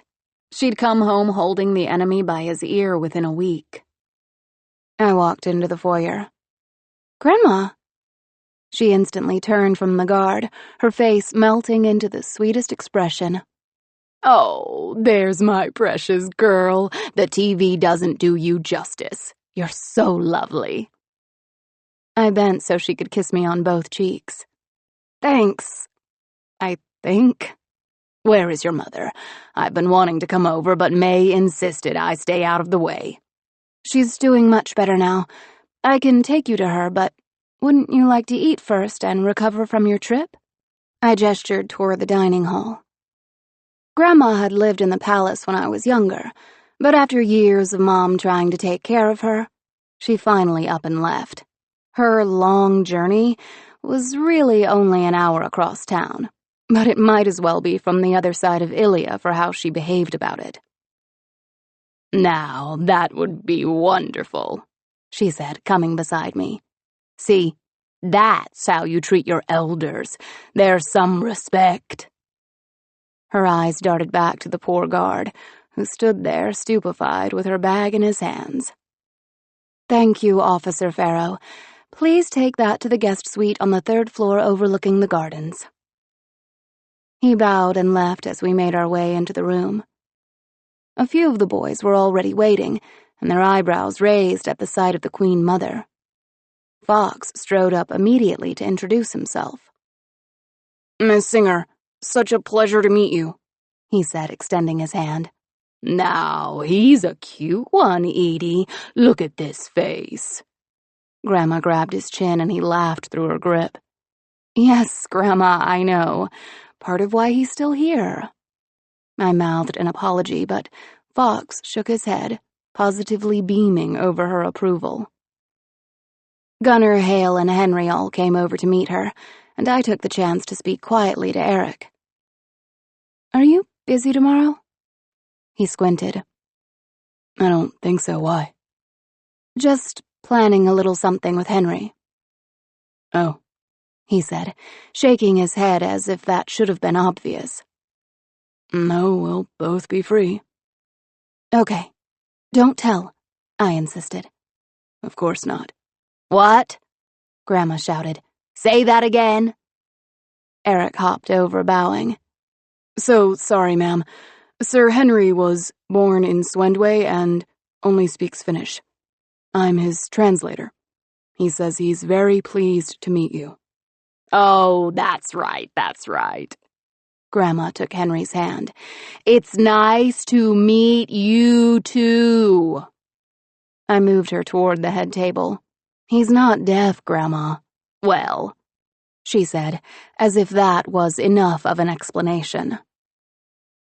"Have you talked to Uncle Jared?" "Jared wants to be here, but he's working on a time-sensitive project. You know I never understand a word he says." Grandma waved her arm in the air as if she was slapping away the elaborate words he used. "I heard from Coda, too. He's not sure if he should stop by or not. Your mother and him, they've tried over the years, but they just can't seem to be civil. He's gotten better, though. I think it's that wife of his." I ushered her around the table and she took my seat. Even though it wasn't permanent, taking Dad's empty place next to her felt strange. So much had been entrusted to me, yet I felt like I'd stolen something of his. "Aunt Leah does sound like a rather calming person," I agreed. "I guess those things matter, balancing each other out." The butlers rushed some soup in front of Grandma, knowing how short her patience was. I smiled as she dug in. "Worked for your grandpa and me. Your parents, too." Ignoring my own bowl, I rested my chin on my hand. "What was Grandpa like?" "Good. Very good. He always wanted to do what was right. He was slower to get upset than I was and didn't let things get him down. I wish you could have known him." "Me too." I let her eat and found my eyes wandering around the room. Kyle was my opposite in that he was humble where I was proud. Henry was my opposite in that he saw everything as a joy, where I focused on the challenge. Ian, Fox, Gunnar, there was an element in each of them that would fall on the other side of my spectrum. "Is the French girl like that for Aaron?" Grandma asked, with no attempt to hide her disdain. I considered this. "No, actually. It's like they're two halves of the same heart in different bodies." My eyes welled. I was so tired and I missed him so much. "I can't begin to tell you how much he loves her," she grumbled. "Enough to leave." I exhaled slowly. "Exactly, Grandma. It hurt him so much to be apart from her, that he would endure the pain of leaving his family, his home, and his country, not even knowing how that would all be received, just to be with her." She recognized the sadness in my voice and reached out her hand to mine. "You all right, honey?" I pulled myself together. "Of course. A little tired is all. I should go rest." Just then, Caden and Austin came running in, giving me a perfect escape. "The boys will take you to Mom," she shrieked in delight. "My boys!" I backed away while she was distracted, walking quietly down the side of the room until I got to Henry. I tapped him on his shoulder, and he looked up from his meal, that ever-present smile on his face. "Hello today?" I chuckled. "Would you like to join me for lunch tomorrow?" I waited for Eric to jump in, but Henry held up a hand, concentrating. "Tomorrow, lunch?" he asked. "Yes." Good, yes." I smiled. "See you then." I left the room, peeking back to see Henry clutching Eric by the shoulder, elated by the invitation. He seemed so pleased to have made it through the interaction without needing a translation, too. Eric nodded at Henry, pleased for his friend, but I'd seen him smile brighter than that before. I looked at the clock. 10 after midnight. If I fell asleep right now, I could get about 5 hours of sleep. 10 minutes later, it was clear that wasn't going to happen. I used to be so good at shutting off my mind for the day. But now, it seemed like every task I was halfway through stayed with me until it was done, not caring if I was well rested enough to tackle it. I slipped on my robe, combed my fingers through my hair, and stepped barefoot into the hallway. Perhaps if I went to the office, I could do some work and appease my brain, and then I could get back to bed. But if I was going to do that, I needed coffee. It was too late for any maids to be on duty, so I headed to the kitchen. It seemed it was never empty down there, and I was sure someone would help me. Rounding the landing on the second floor, I leaped back, startled by the figure coming right at me. "Oh," Eric said, suddenly realizing someone was in his path. I pulled my robe a little tighter, though I was fully covered, and swept back my hair, hoping to seem less surprised than I had been. He backed up, fidgeted with his hands a second, and then bowed abruptly. It was such a rushed, sloppy gesture that I couldn't help but laugh. He smiled a little himself, shaking his head at the silliness of the moment. He, too, was in his pajamas, striped blue pants and a plain cotton shirt, and wandering the palace in bare feet. "What in the world are you doing up at this hour?" I asked. "Henry has been working especially hard on his English since you announced the elite. And with a date tomorrow, he wanted to be extra prepared. We only quit for the day a few minutes ago, and I was heading to the kitchen for some tea and honey. Honey is supposed to make you sleep well." He said all this in a low, hurried voice, as if he was worried he might bore me.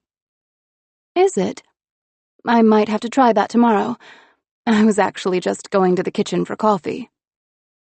"Your Highness, I feel you're a very bright woman, so it pains me to tell you that coffee will not help you sleep. Not at all." I giggled. "No, I know. I was going to get some work done. I haven't been sleeping, so I thought I might as well be useful." "I'm pretty sure you're always useful, even when you sleep." I ducked my head, moving around the banister, and he followed me down the steps. All I could think of was how drab he had seemed that first day. A grayed-out shadow of a person. I knew now his plainness was his shield, hiding how smart, thoughtful, and funny he was. Though I still didn't understand the choice, I knew there was more to him than he let most people see. "How is Henry doing? With the English lessons?" He shrugged and tucked his hands behind his back. "Good. Not great. What I told you before is still very true. It would be a long time before you could communicate on your own. But he cares so much. He's been trying harder than ever." He nodded to himself as if assessing their work in his head.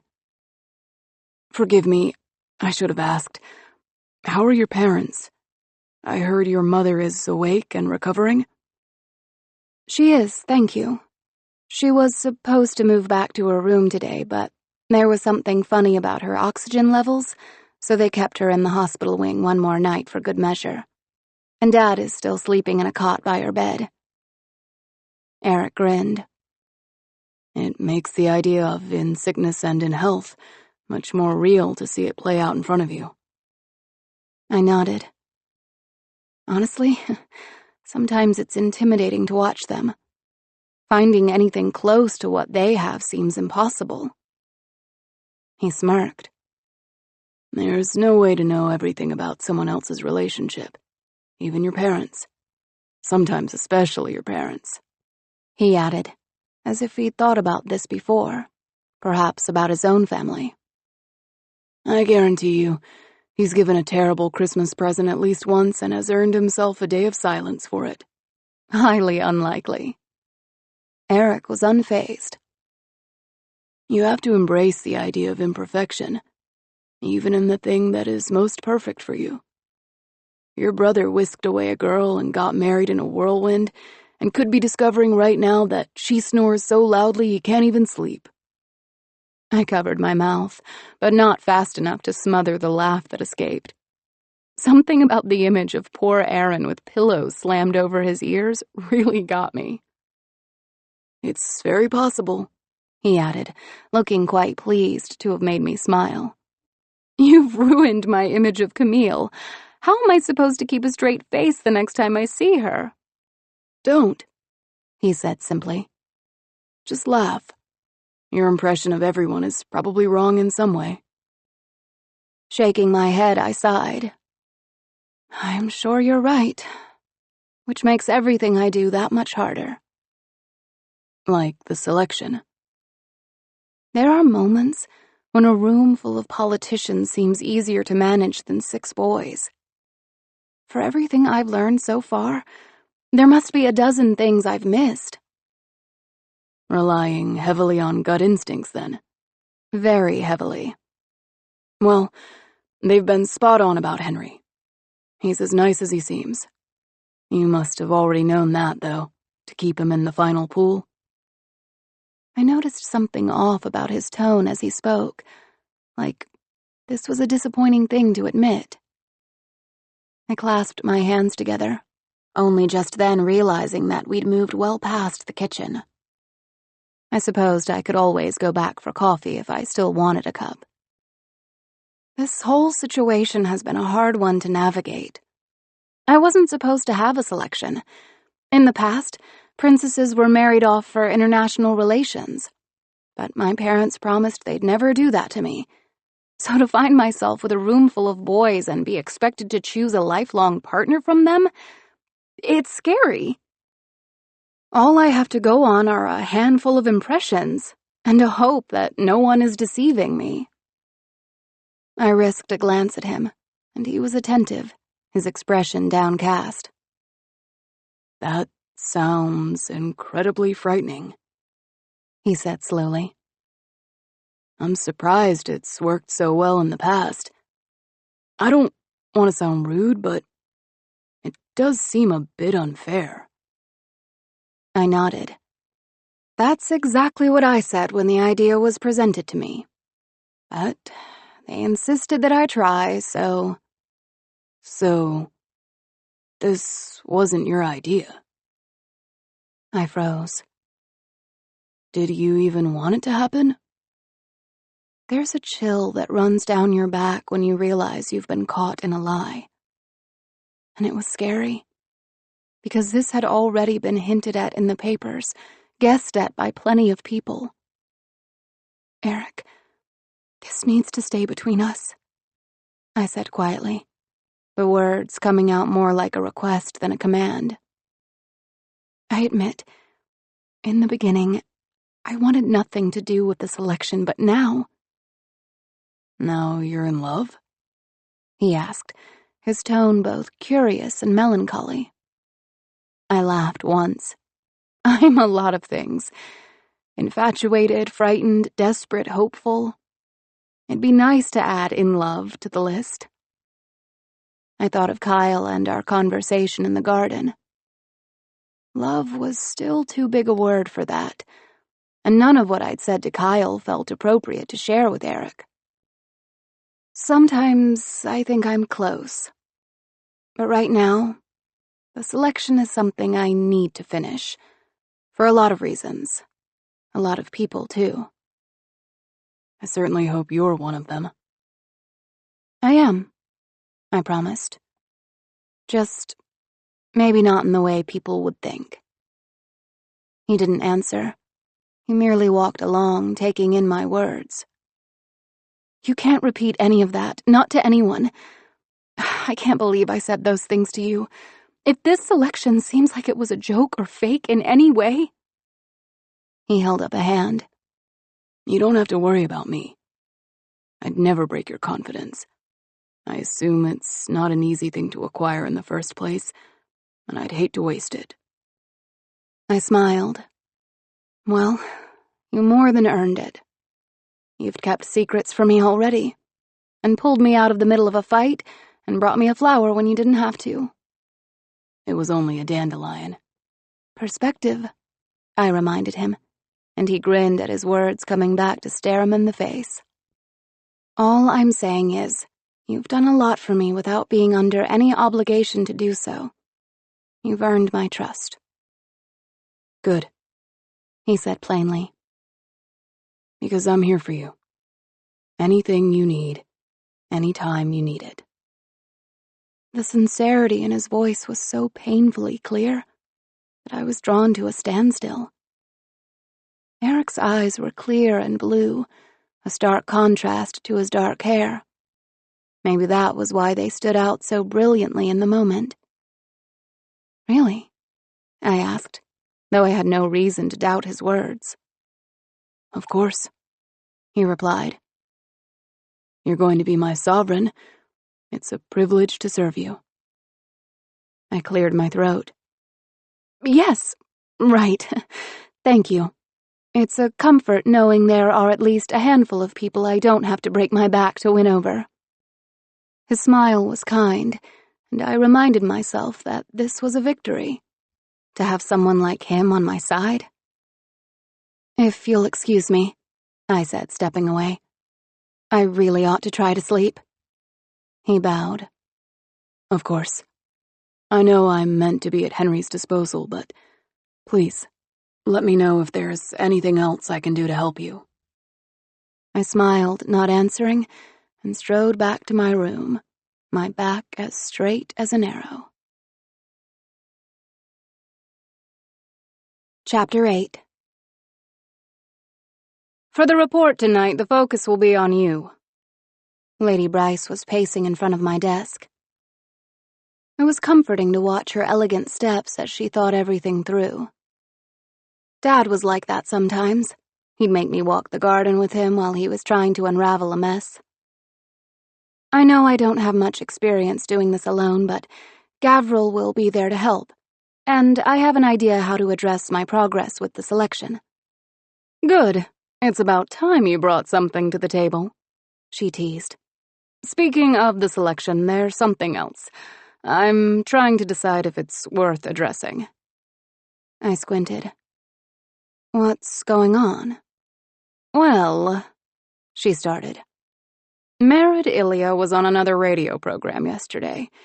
We have a recording if you'd like to hear it, but basically, it's gotten out that he's visited the palace and that he sent you flowers.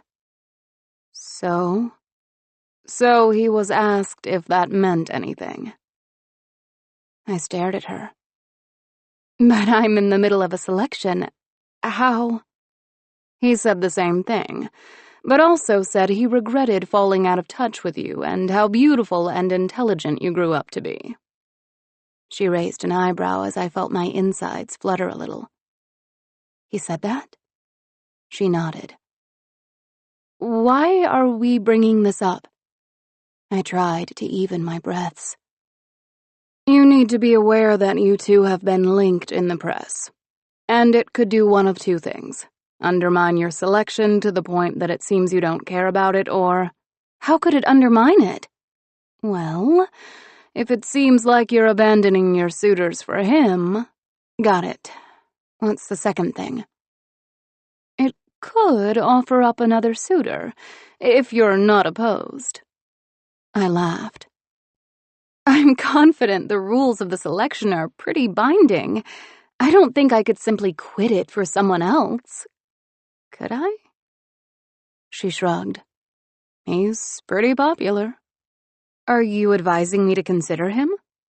No. I'm advising you to be aware that this has become public, and you need to be conscious of how you interact with him, and with the elite. I can do that, especially since I've hardly interacted with him. I don't want to do anything that might undermine this process.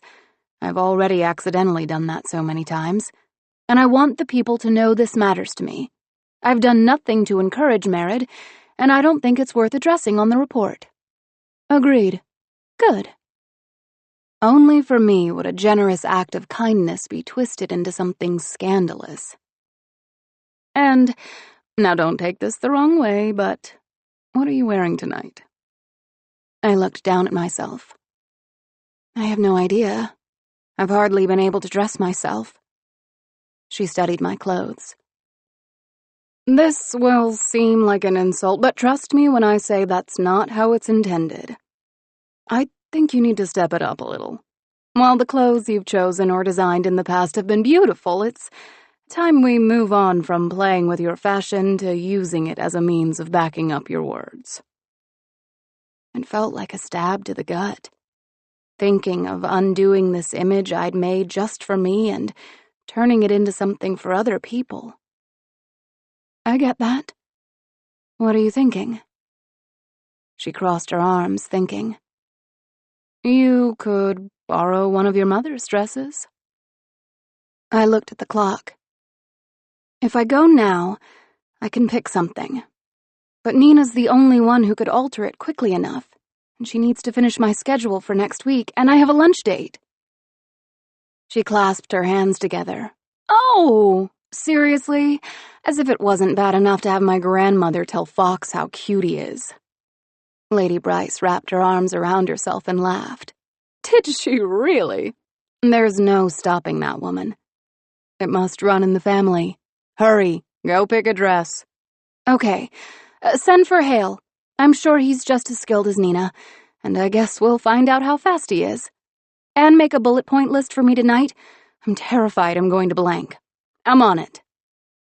I hurried into the hallway, hoping Mom hadn't been released from the hospital wing yet, because I was going to feel wholly awful if I bothered her by looking for a dress in her room. No more than 2 steps out the door, I saw Gunnar waiting for me. He popped off the bench immediately and bowed. Hi, is everything all right? I asked, coming over. Yeah, he said. Well, except that I'm probably about to do something so incredibly stupid that I can feel my heartbeat banging in my feet. Oh, please don't. I've had enough stupid to last a lifetime. He chuckled. No, it's not like that. I wanted to ask you for something. I raised my eyebrows, proceeding with caution. All right. You have 2 minutes. He gulped loudly. Okay, wow. So, I'm really flattered that you kept me in the top 6. It made me feel like I did something right, though I'm still clueless as to what that was. I shrugged. Your poem made me laugh. Laughter is important. He smiled. I agree, but it kind of proves my point. He fidgeted with his hands. It's just, this far in, with you so busy and with me never having had one-on-one time with you, I was wondering how good my chances are. It's a fair question, but I can't really answer it right now. I have so much to figure out. Exactly, he replied enthusiastically. So, I'm gonna ask for something ridiculous.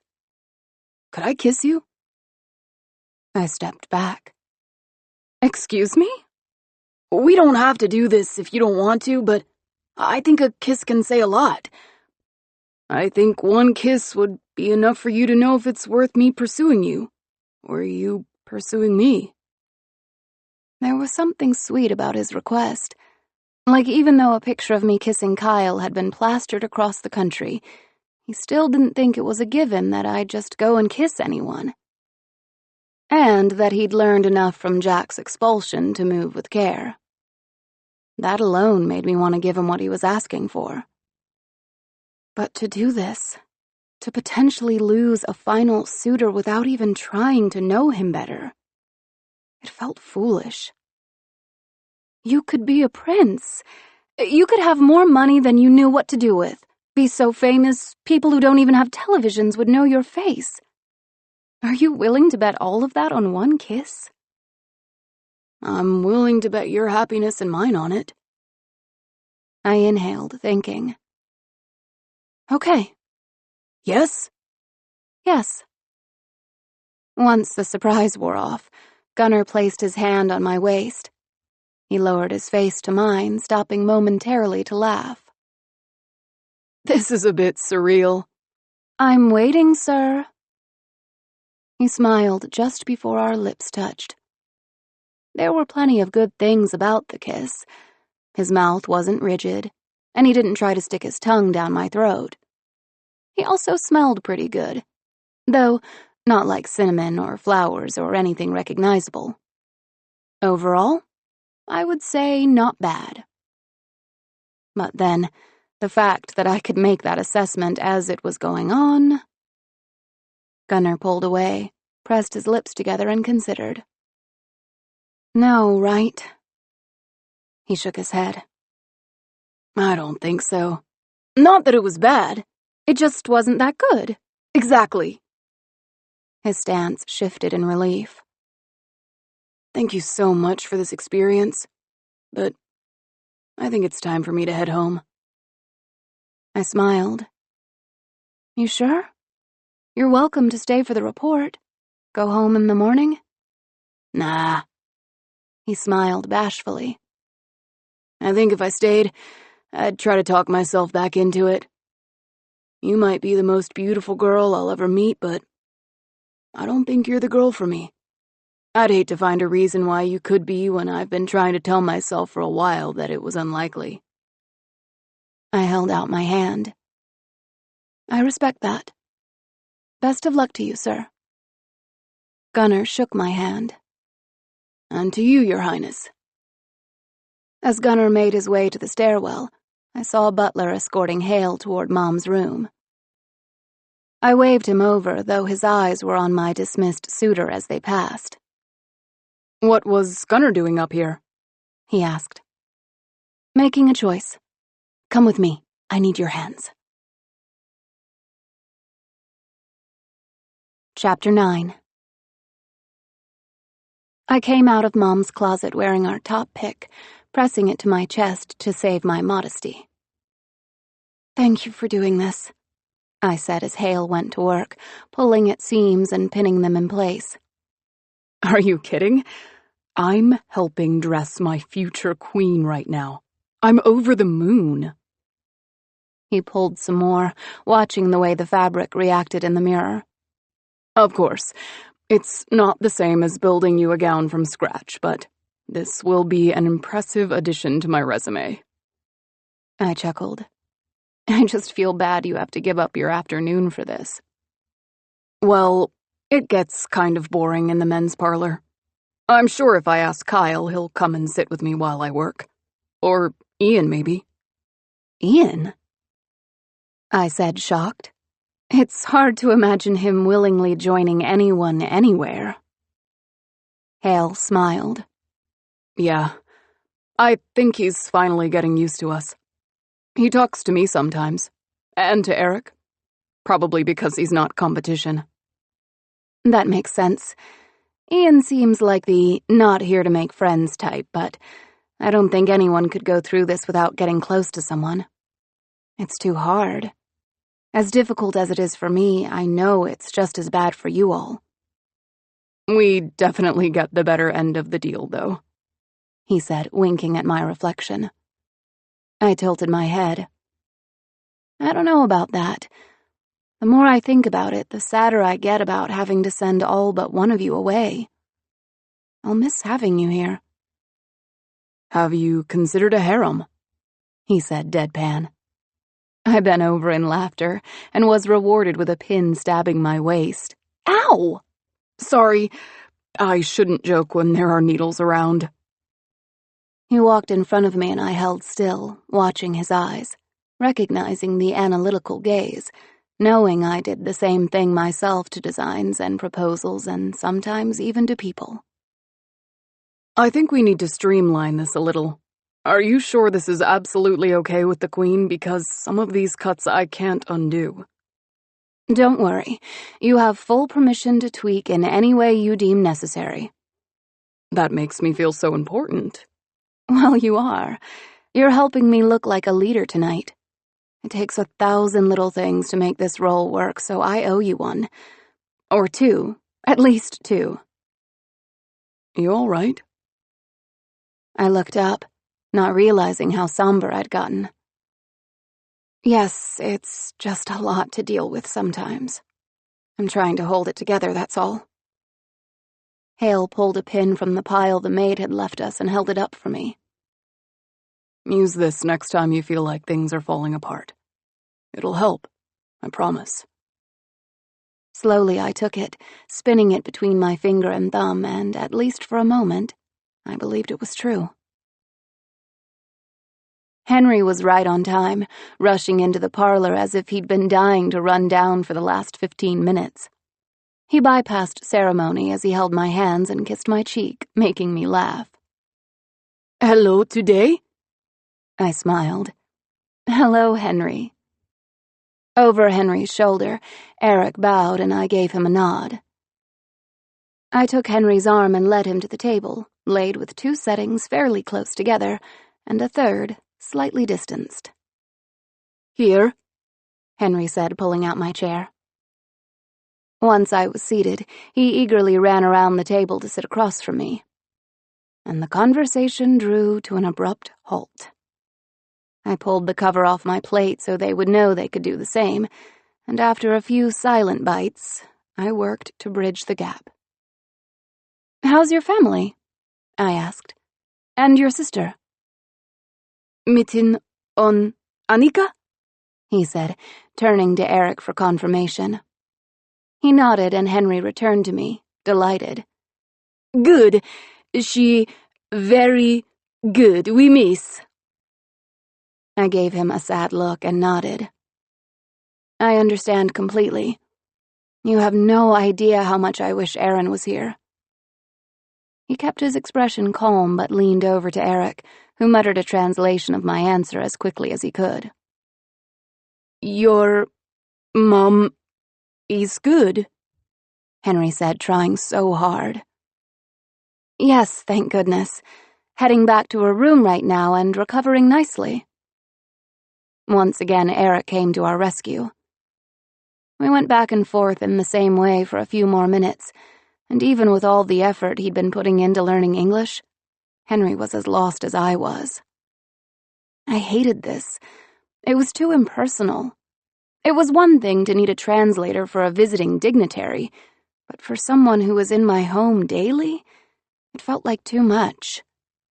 Even if Henry's time in the palace was short-lived, I really wanted to be able to speak with him, just him, at least from time to time. Eric, how does Henry do with the other elite? Do they all speak through you? He sat taller, taking this in. Mostly. Hale and Kyle have picked up a few words. And the others? He pursed his lips, looking guilty as if he was worried he'd sully the reputation of the others.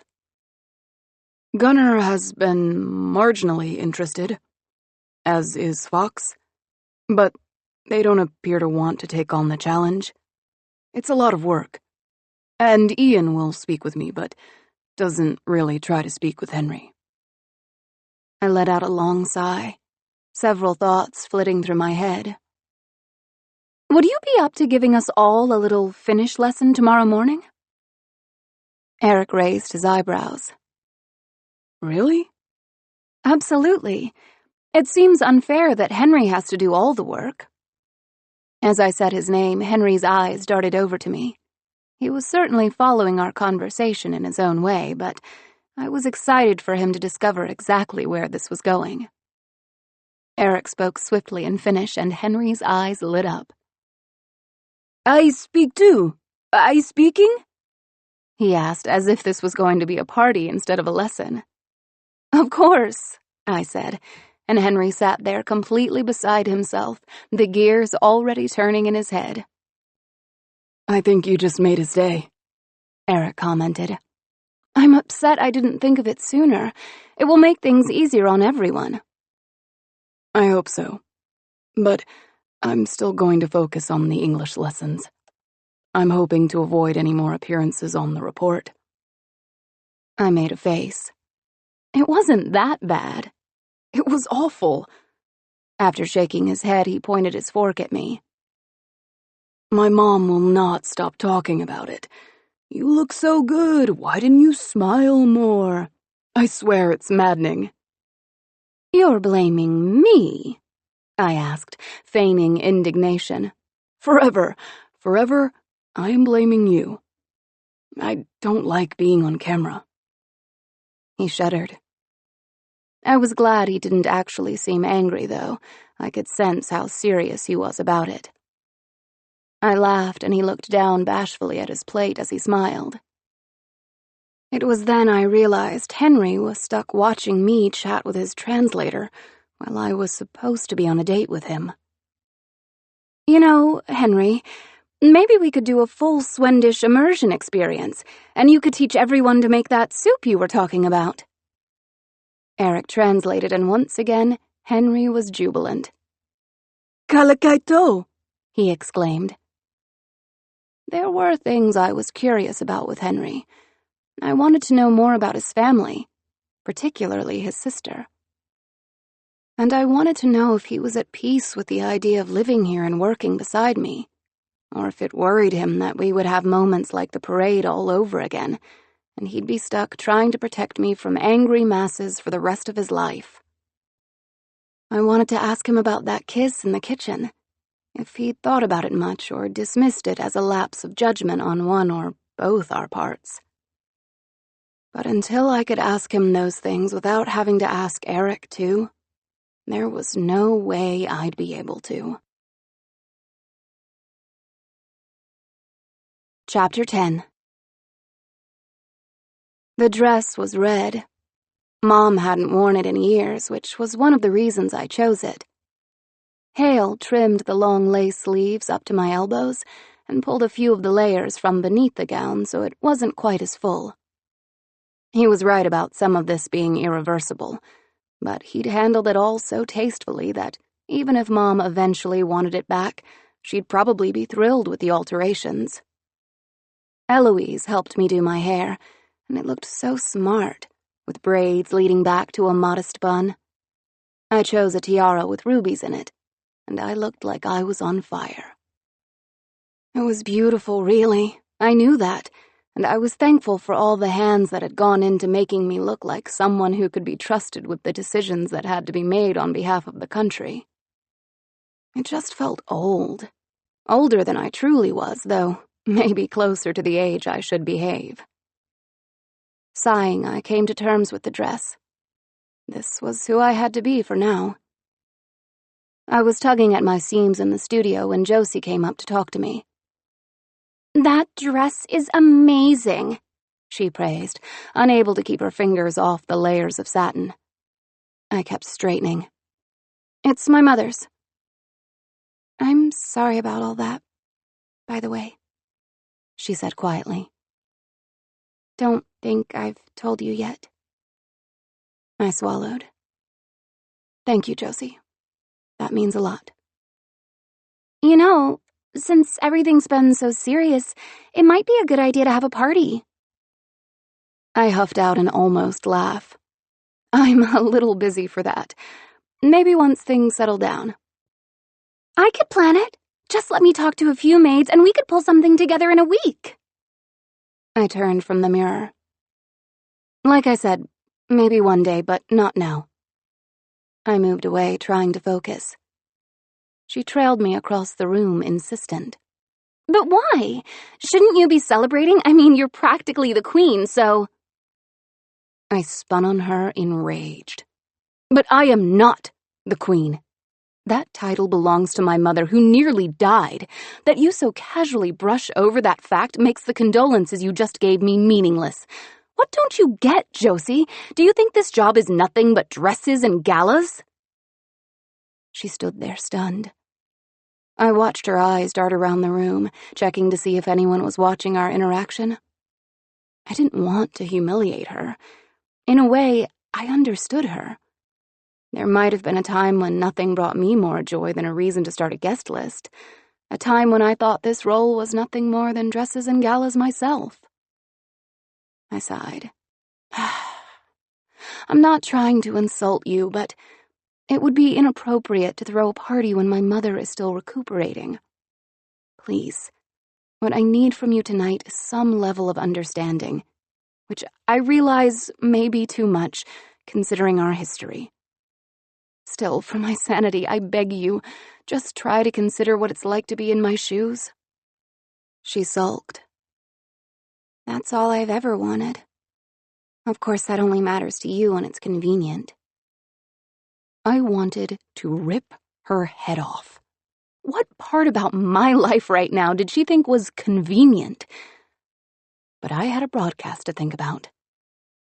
Excuse me, I called to a passing maid. Please escort Miss Josie to her room. Her attitude tonight is unsettling and I need to concentrate. Yes, Your Highness.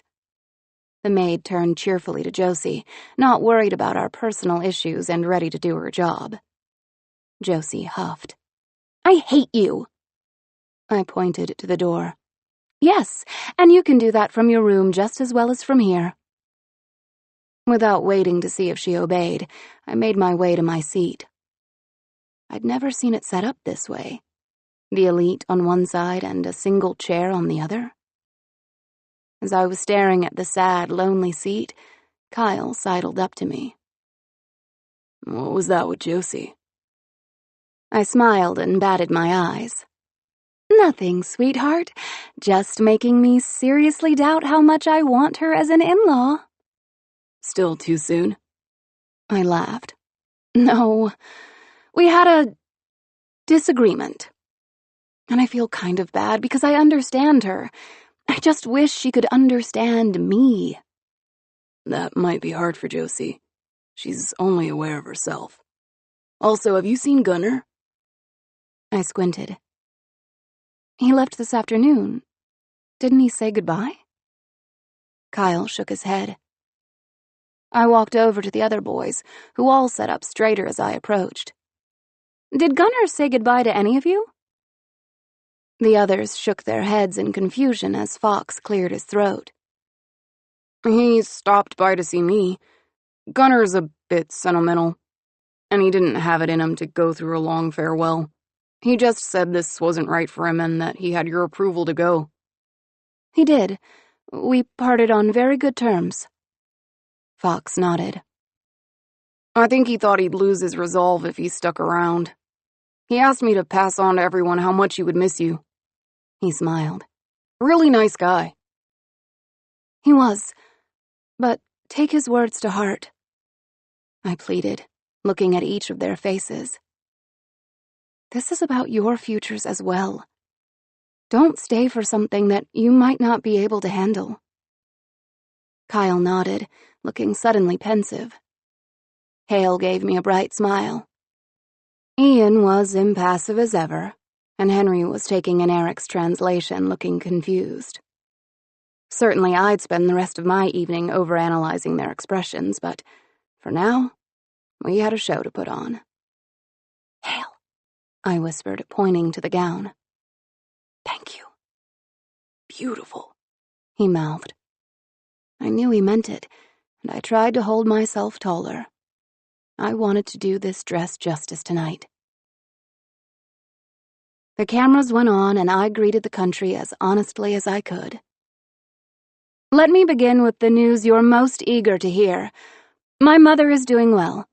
As I speak, she is healing in her room with my father by her side. I tried to stop focusing on how I was standing or what I should do with my hands. Instead, I thought of my parents, no doubt watching this in pajamas with doctor-approved snacks by their sides. And when I pictured that, I smiled. We all know that their love story may be the truest one ever told, though it has been no small task to step into my father's role. My brother Aaron, now the Prince Consort of France, is also a testament to the power of the deepest love.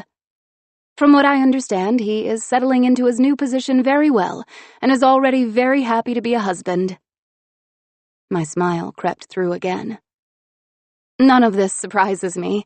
His devotion to Princess Camille over both time and distance has been constant and strong, and I can only imagine his happiness at getting to be beside her every moment. As for the country at large, I glanced at my notes, though I hated to do it. Some of the disquiet we've been experiencing has diminished over the last few weeks. In one way, that was absolutely true, but as far as disquiet related to me, my nose ought to be growing as I spoke. Taking into account how much work my father has put into the cause of peace abroad, the thought that we could finally be achieving a greater peace at home brings me extraordinary joy. I hit on everything I was supposed to: the budget proposal, the upcoming start to the drilling project, and the change in the advisory board, which made a few people in the room squirm. And when it was all done, I searched the crowd for a few important faces. Lady Bryce gave me a big nod, as did General Ledger. I saw Grandma fidgeting, impatient with the lengthy announcements, and likely only holding on so she could hear the boys speak. And just off the stage, Eric smiled at me, pleased. Your Highness, Gavril bowed as he spoke. May I say, considering the circumstances under which you've been thrust into this role, you are doing a fantastic job. Thank you, sir. I didn't know how genuine that statement was, but maybe him saying it would make other people think it. One has to wonder, if you've been working at such a pace, have you made any time for this lot over here? He asked, nodding his head toward the elite. A little. Really? Anything you can share with us? He wiggled his eyebrows, and I was reminded again of the ways in which his on-camera personality differed from his off-camera one. Entertainment was his job, and he was great at it. Yes, but for fun, I won't be using names. Not using names? For instance, one member of the elite has left us today, I said, though I knew this was a throwaway that'd be unraveled in seconds. I would like to say of our departed suitor that he left in good spirits and as a friend. Ah, I see, Gavril said. I like this. Give us some more. Well, today one of my suitors gave me a gift made from a very precious metal. Oh, my. Gavril surveyed my hands, looking as everyone would for rings. I held them up for the world to see. No, not gold. It was steel. He gave me a sewing pin. But I promise it was very special. Chuckles arose from our audience and from the elite, and I hoped that this was as charming on camera as it was in my head. Please tell me you have at least one more, Gavril pleaded. One more, I allowed. Earlier this week, one of the elite told me he definitely wasn't in love with me, and I told him I felt the same way. Gavril was wide-eyed. Is this the same young man who happened to leave us? No, and that's the crazy part. We're not in love, and yet we have no desire to be separated. So there you go. I gave a playful shrug and smiled as I listened to the sighs and laughter around the room. While I'm sure a fair share of our country will be up late tonight trying to guess who you're talking about, it would be nice to have something a bit more solid. You might have to talk to the boys about that. Then I think we shall do just that. May I go and quiz these handsome young men? By all means, I replied with a smile, happy to back out of the spotlight for one beautiful moment. All right, let's start down here. Sir Fox, how are you? Very good, sir. Thank you. He sat up a little straighter and smiled brightly. The people understand that the princess has been under a lot of stress, and her days are packed full, so the one-on-one time has been limited. Gavril said graciously. Yeah, it was impressive to see how hard she was working before, so seeing her take on even more these last few days, it's inspiring.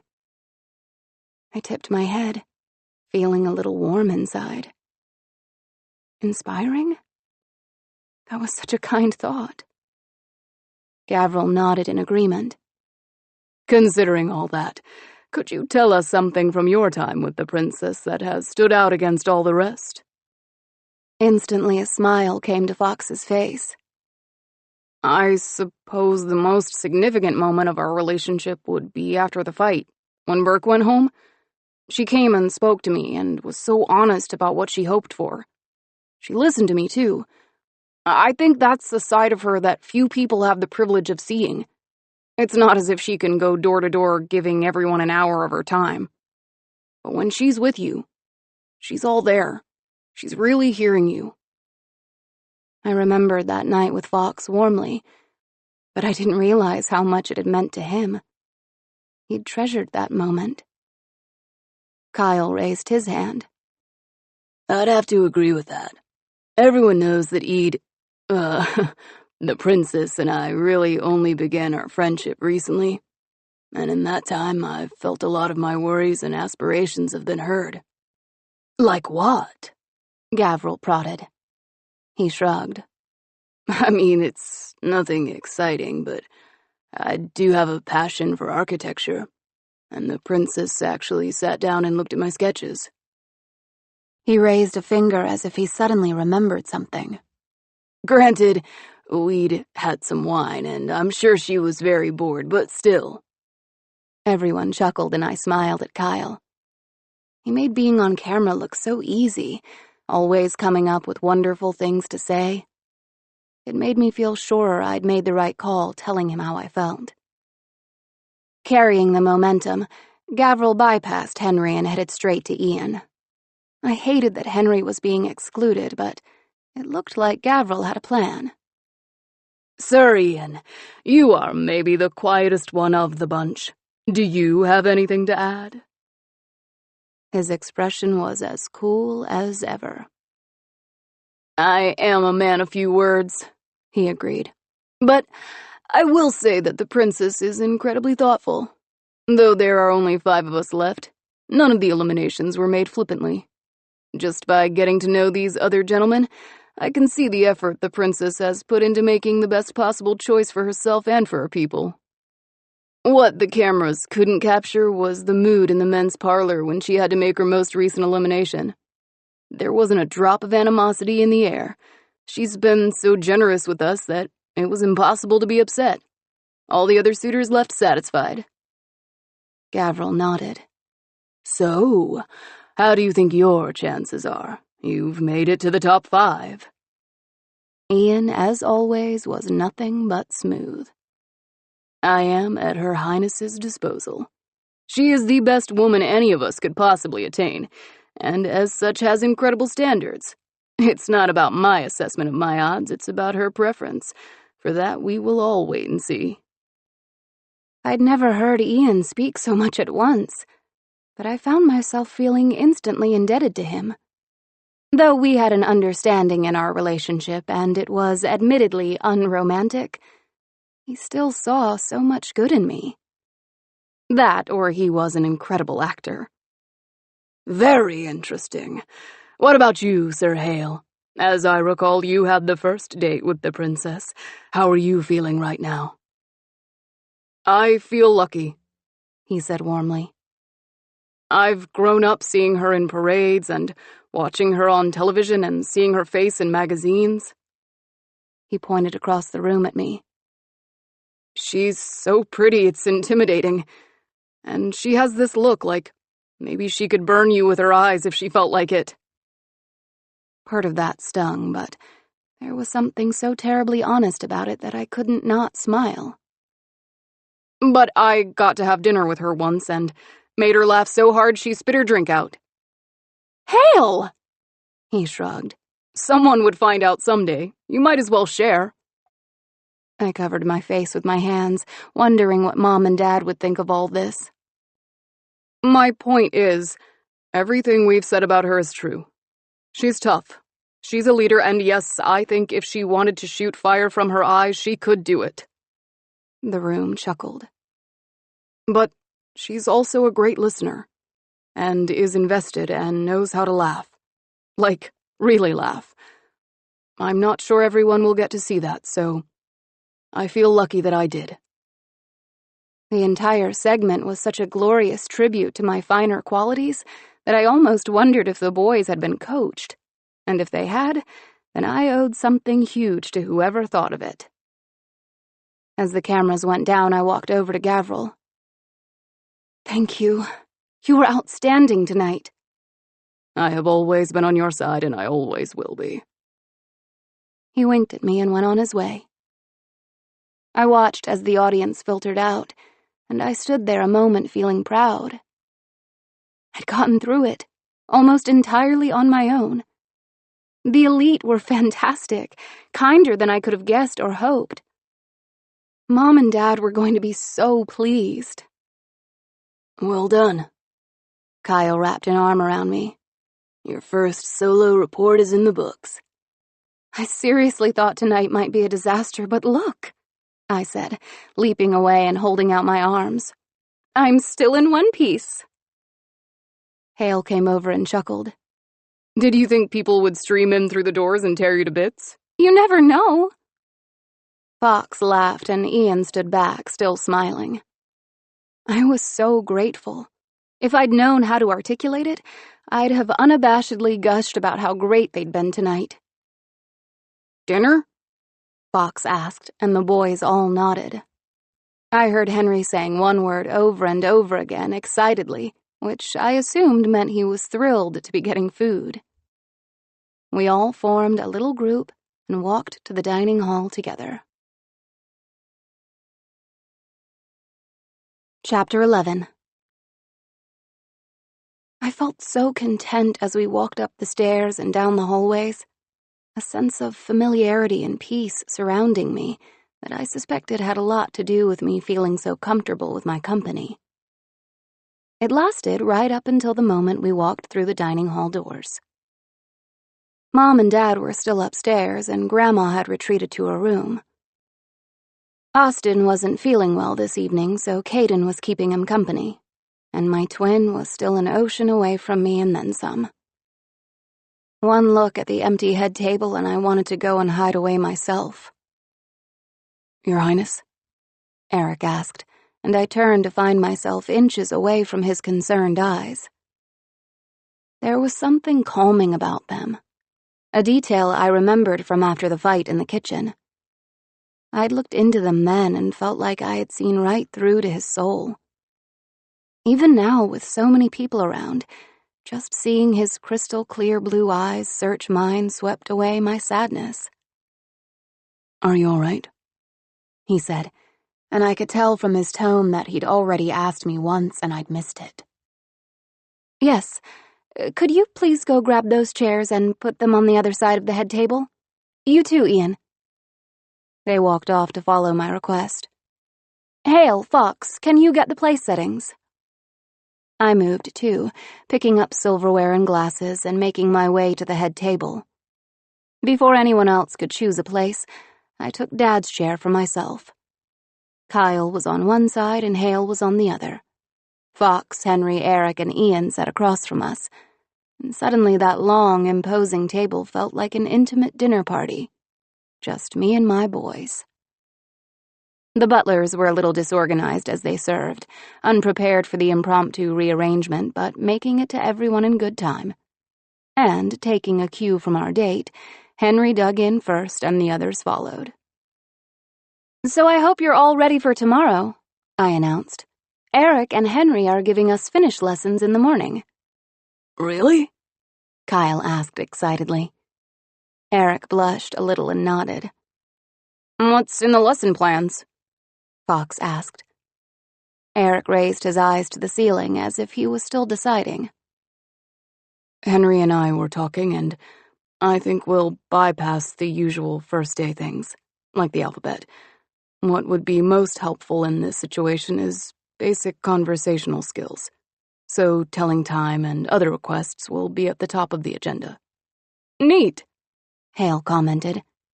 I've been wanting to learn more. Great idea, Eric. He shook his head. It was our future queen's idea. The credit belongs to her. Hey, Kyle said, getting my attention. Can we also take a moment to talk about how great you were on the report again? I know you've done announcements and stuff, but managing a whole show on your own is no small feat. Also, Fox added, how awesome is the seating arrangement tonight? For all but one of us, this is the only time we'll ever sit at the head table in the palace. Unforgettable. Agreed, Ian added. And while Henry didn't add much to the conversation, I could tell he was pleased too. But of course, it would have been more surprising to see him upset. As Eric caught him up on the conversation, he raised his glass.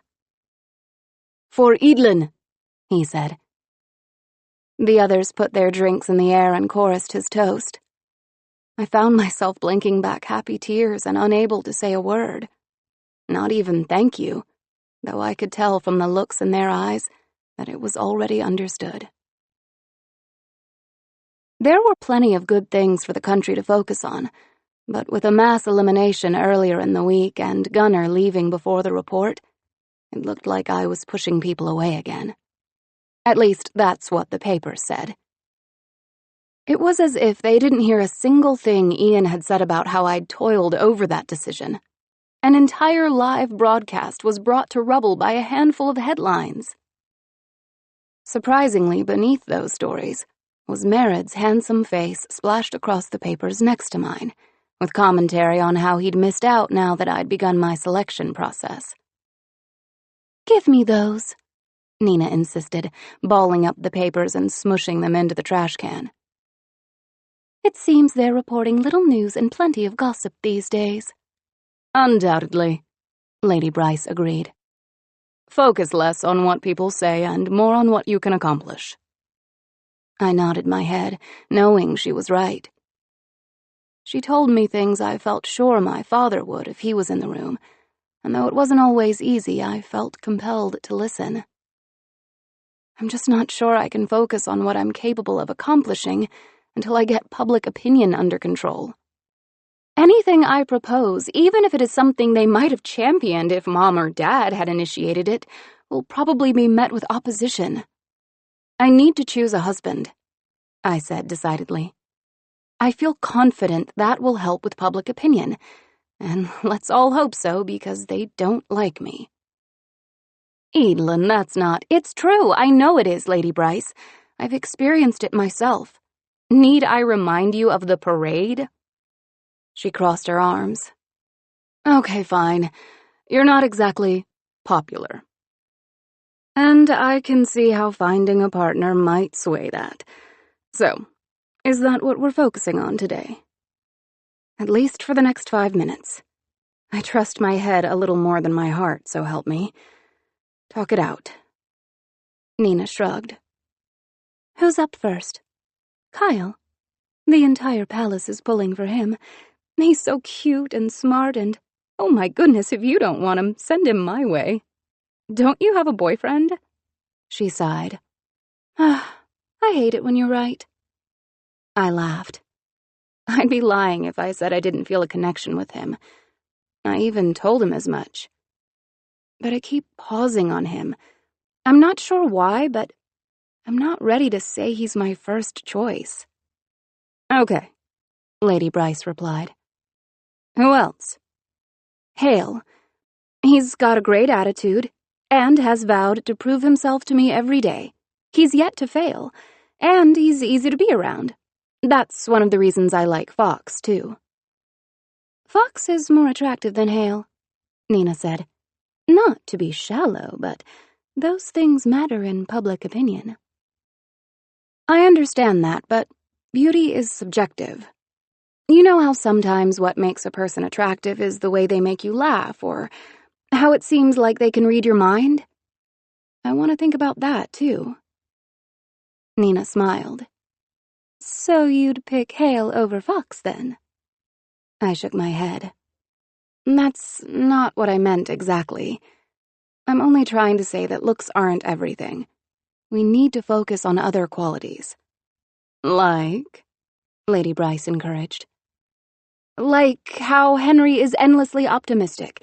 No matter the circumstance, he is a beacon of joy. And I don't doubt his affection for me in the slightest. Nina rolled her eyes. That's fine, but He can't speak English. There's no way you two have ever had a conversation that did more than skim the surface. Well, that's true, but he's very sweet and would be good to me. Eric said it was possible for Henry to learn, but it might take a while. And he's been up until midnight studying since he became an elite. And for my part, I'm on my way to a finished lesson right now. We can work on this from both ends, and Eric could stay on for as long as it took for us to adjust. Lady Bryce shook her head. That's rather unfair to Eric. He has a family, a job. He didn't sign up to possibly be stuck at the palace for the next 5 years. What if he wants to find a partner of his own? I wanted to shoot back that she was wrong, but I couldn't. Eric didn't know how long the selection would last when he agreed to come, but he certainly didn't go into this thinking he'd live at the palace until his charge was fluent in English, and it would be unkind to ask him to do just that. He'd stay, I know it, was all I said. There was a silence after that, like Lady Bryce knew I was in the wrong and was debating calling me on it. Instead, she sighed. "Who's left? Ian?" she asked. "Ian's a little trickier, but trust me, he's important." Nina squinted. "So then, they're all frontrunners." I sighed. I guess so. I'm not sure if that means I chose well or chose poorly." Lady Bryce laughed. "You chose well. Really, I may not understand Ian's appeal or how you'd make things work with Henry, but they all have their merits. I think what we need to do at this point is step up their training, really start grooming them for the throne. That will help elevate some of them, I'm sure." Grooming? That sounds creepy. I don't mean it like that. I'm simply saying... Lady Bryce's next words were lost, because without any warning, Grandma flung the door open. "You really need to ask permission first," a guard warned her in a hushed tone. She kept walking toward me. "Well, my girl, it's time for me to head out." "So soon?" I asked, embracing her. "I can never stay too long. Your mother is recovering from a heart attack, and she still has the audacity to order me around. I know she's the queen," she conceded, raising her hands in the air in surrender. "But I'm her mother, and that trumps queen any day." I laughed. "I'll remember that for down the road." "You do that," she said, rubbing my cheek. "And if you don't mind, get yourself a husband as soon as you can. I'm not getting any younger, and I'd like to see at least one great-grandchild before I'm dead." She stared at my stomach and shook her finger. "Don't let me down." "Okay, Grandma. We have to get back to work here, so you head on home and make sure to call when you get there." "Will do, honey, will do." I stood in silence, basking in the insanity that was my grandmother. Nina leaned over. "Now, which of your top 5 do you think would be the most eager baby maker? Should we put that on a checklist?" Even my most violent glare did nothing to diminish her giddiness. "Don't forget I can call in a firing squad at any moment if I like." "You can call that firing squad whenever you want, but I've got Grandma on my side, so I've got nothing to worry about." I slumped, letting the silliness of it all settle in. Sadly, Nina, I think you're right. "Don't feel too bad. She means well at the heart of it all." I'll try and remember that. So, are we okay for now? I need to go learn some Finnish. Sorry, I said, bursting into the library. The boys cheered at my entrance, and I scurried over to an open seat at a table with Henry, Hale, and Ian. "Duty called." Eric chuckled, placing a small packet of papers in front of me. "You're excused. Don't worry. We haven't gotten too far. Look over the first page and Henry will help you with pronunciations while I check how everyone else is doing. Then we'll move on. Okay. I picked up the paper, a copy made of Eric's handwritten notes with hand-drawn pictures in the margin, and smiled. First task of the day was learning to count to 12, so we could tell time. Staring at this simple lesson made me instantly embarrassed. All I could think of was that it seemed there weren't enough vowels in the words, and the ones that bothered to show up were all in the wrong places. "All right," I said, looking at the first word. Y-K-S-I. Yuxie? Henry giggled and shook his head. He's said Yuxie. Yuxie? Yes, go, he encouraged, and though I couldn't be anything close to perfect, it was still nice having my own personal cheerleader. He's said Coxie. Coxie. Coxie. Good. Now is Colme. Coolme. I tried. He said, still trying to be positive. Colme. I tried again, but I could see I was getting it wrong. I was being foiled by the number 3. Ever the gentleman, he leaned in, preparing to take as much time as I needed. He said, "Oh, Colme." Oh, I tried.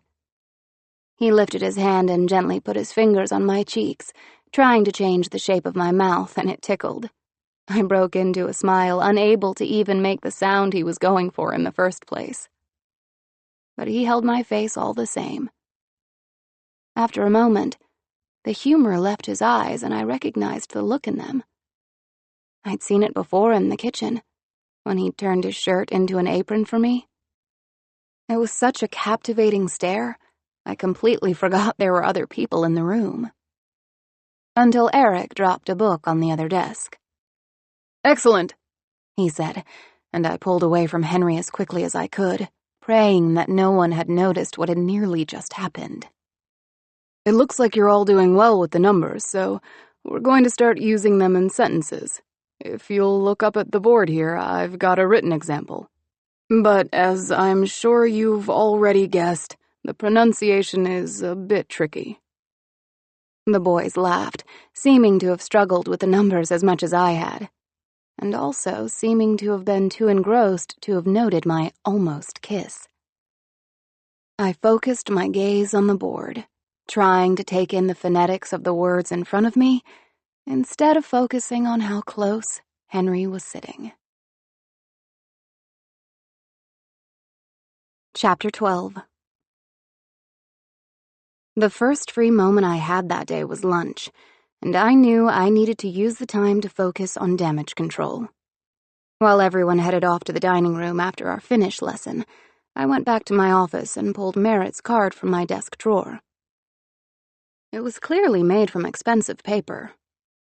I wondered what his family was doing now to afford that.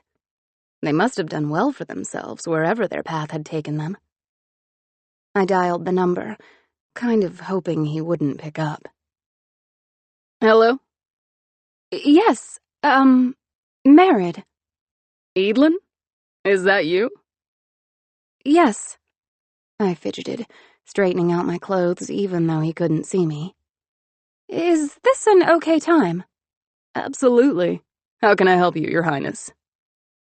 "I just wanted to say, I saw some speculation about our relationship in the press the other day." "Oh, yeah. I'm sorry about that. You know how they can take a thing out of context." "I do," I nearly exclaimed. "And really, I wanted to apologize to you. I know what an upheaval it can be when someone's life is caught up in mine, and I'm sorry you've been going through that." Let 'em talk," he replied with a laugh. "Really, no apology necessary. But while I've got you, I wanted to run an idea past you." "Sure." I know you've been worried about the post-cast violence, and I thought it might be good for you to have something like a town hall session. What do you mean? You could choose a handful of people from various backgrounds to come to the palace and sit down with you personally. It would be a unique opportunity to hear from your people. And if you invited the press, it might also be a rather spectacular opportunity to show how well the palace listens to its people. I was stunned. Actually, that's a wonderful idea. If you want, I can take care of most of the arrangements for you. I have a few links with some families that used to be 8s, as well as some that have had a hard time letting go of their 2 status. Maybe we could plan on inviting a dozen or so people, so you wouldn't be overwhelmed. Merritt, that sounds perfect. I'm going to have my lady-in-waiting call you. Her name is Nina Helensway, and she's as organized as you seem to be. She knows my schedule and would be the best person to talk to about a time and date. Excellent. I'll wait to hear from her. There was a long silence, and I wasn't quite sure how to break away. Thank you, I tried. Now, more than ever, I really need to prove how much I care about my people. I want them to know that in a few years, I'll be as able to lead them as my father. How anyone could doubt that is a mystery to me. I smiled, thrilled to have added another ally to my arsenal. Sorry to rush off, but I must be going. Not at all. We'll talk again soon. Of course. Goodbye. Goodbye. I hung up the phone and sighed in relief. That wasn't as awkward as I'd been fearing it would be. Merritt's words rang in my ears. Let 'em talk. I knew they always would. Hopefully soon, they'd have something positive to say. Chapter 13. Wait, which way did these guys move again? Hale asked, before reaching over and picking up 2 pedophores and setting them on his plate. Bishops move diagonally. I wouldn't do that if I was you, but it's your funeral. He laughed. Okay, what about the little castle ones? Straight lines, either side to side or back and forth. He moved his rook, taking another one of my pawns. Honestly, I never would have pegged you for a chess girl. I'm not really. Aaron used to be obsessed, and he forced me to play with him every single day for months. But then he got serious about Camille, and all his chess time turned into letter-writing time. I moved my bishop and took his knight. Ah, I didn't even see that, he lamented between bites. I've been wanting to ask you about Aaron, but I wasn't sure if you were up for it. I shrugged, prepared to dismiss the invitation, but instead I reminded myself that if I was going to have a shot at happiness at all, I had to let someone past my walls. Sighing, I told the truth. I miss him. It's like I grew up with a built-in best friend, and now he's gone. I have other people I'm close to, like my lady-in-waiting, Nina. I don't think I realized how much I was relying on her until Aaron was gone and I could see it. But it makes me afraid. What if I get to the point I did with Aaron, where she's the person I go to with everything, and then something happens and she leaves? Hale nodded as he listened, and I could see he was trying to suppress a smile. This isn't funny, I complained, chucking one of his lost pawns at him. He laughed out loud, dodging the throw. No, I'm not smiling because of that. It's just, the last time we talked like this, you ran. You're not wearing sneakers under that gown, are you? Not at all. They wouldn't go together, I teased. No, really. I should have trusted you then, and I do trust you now. Sorry if I'm slow. Opening up to people is not a skill of mine. No rush. I'm a pretty patient person. I couldn't take the eye contact anymore, so I focused on the board, watching his hands hover above the grid. As for how you feel about Nina," Hale went on, "even if she did have to leave, that wouldn't make her less of a friend any more than it makes Aaron less of your brother. You might have to work harder to keep in touch, but if you love them as much as you say, it'll be worth it." I know that's true, I admitted. It's already pretty difficult for me to make friends, seeing as I don't get out much. So I kind of need to keep the ones I have. Hale chuckled and I missed what he did on the board. "Well, I just want to go on record and say that even if you don't choose me, you have my friendship for life. And I'll be on a plane to Angeles in a heartbeat if you ever need me." I smiled. Something every day. He nodded. "Every day." I really needed to hear that. Thank you. I sat up taller and began to plan my next move. What about you? Who's your best friend? Actually, I was interrogated over this a few weeks ago, just after Burke left.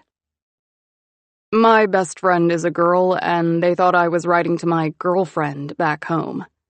Let me tell you, it was humiliating to ask her to get on the phone with a guard and explain that we'd never, ever been romantically involved. I bit my lip, glad he could see the humor in it. I'm really sorry. It's fine. Carrie got a kick out of it, actually. Well, I'm happy she took it in stride. I cleared my throat.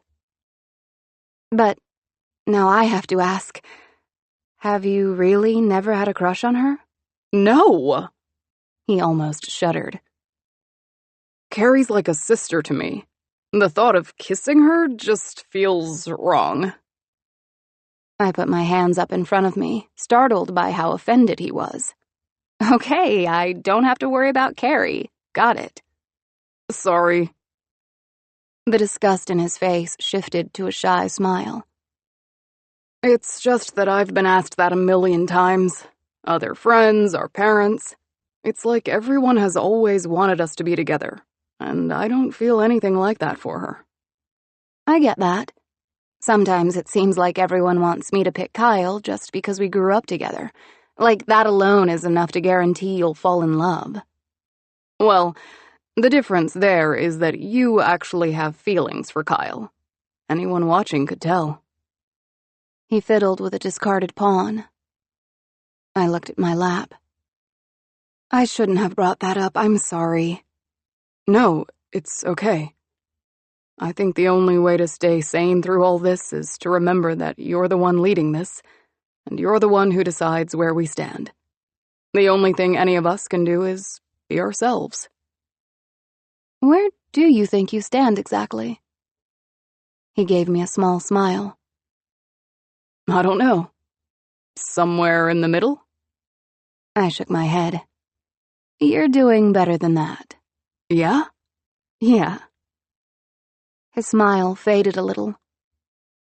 That's kind of amazing, but also scary. There's a lot of responsibility that comes with winning this. I nodded. Tons. I guess I never really stopped to think about that. But with you really being in charge these days, it's a little overwhelming.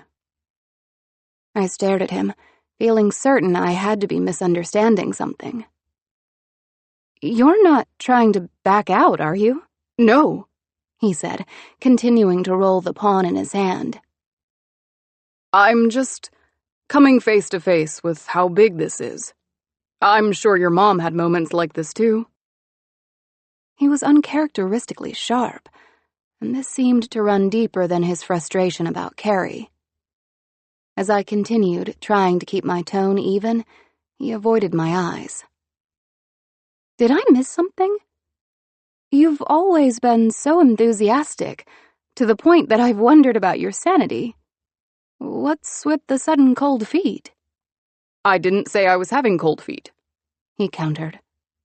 I was simply voicing a concern. You're constantly voicing your concerns. How is this any different? There was plenty of truth to that, but I had clearly hit a nerve. And after how hard I'd worked to be open with Hale, I didn't understand why he would clam up on me. While I didn't think he was the type to test me simply for the sake of it, I wondered if maybe he was trying to gauge my patience. I clenched and unclenched my hands underneath the table, reminding myself that I trusted Hale. "Perhaps it's better if we change the subject," I suggested. Agreed. But the only thing that followed was silence. Chapter 14. The parlor was prepared for our coming guests. 2 rows of chairs were set up stadium-style, reminding me of how the selected used to sit for the report. We had food and drinks around the room, a security checkpoint by the door, and cameras circulating. Behind the production staff, the elite sat against the wall, and they all seemed to be excited to find a part of my job they could observe. I was happy to see that Kyle and Eric, though surely his actions were more for Henry's benefit, had both brought notepads. They'd come to work. "You look lovely," Merritt assured me, probably noting that I was pulling at my collar. I was trying to look businesslike without making things too formal. "And you succeeded. You just need to calm down. They're not here to attack you, they're here to talk to you. The only thing you have to do is listen." I nodded. "Listen. I can do that." I took a deep breath. We'd never done anything like this before, and I was equal parts giddy and horrified. "How did you find these people? Friends of yours?" "Not exactly. A few have called into radio shows I've done before, and others were suggested by acquaintances.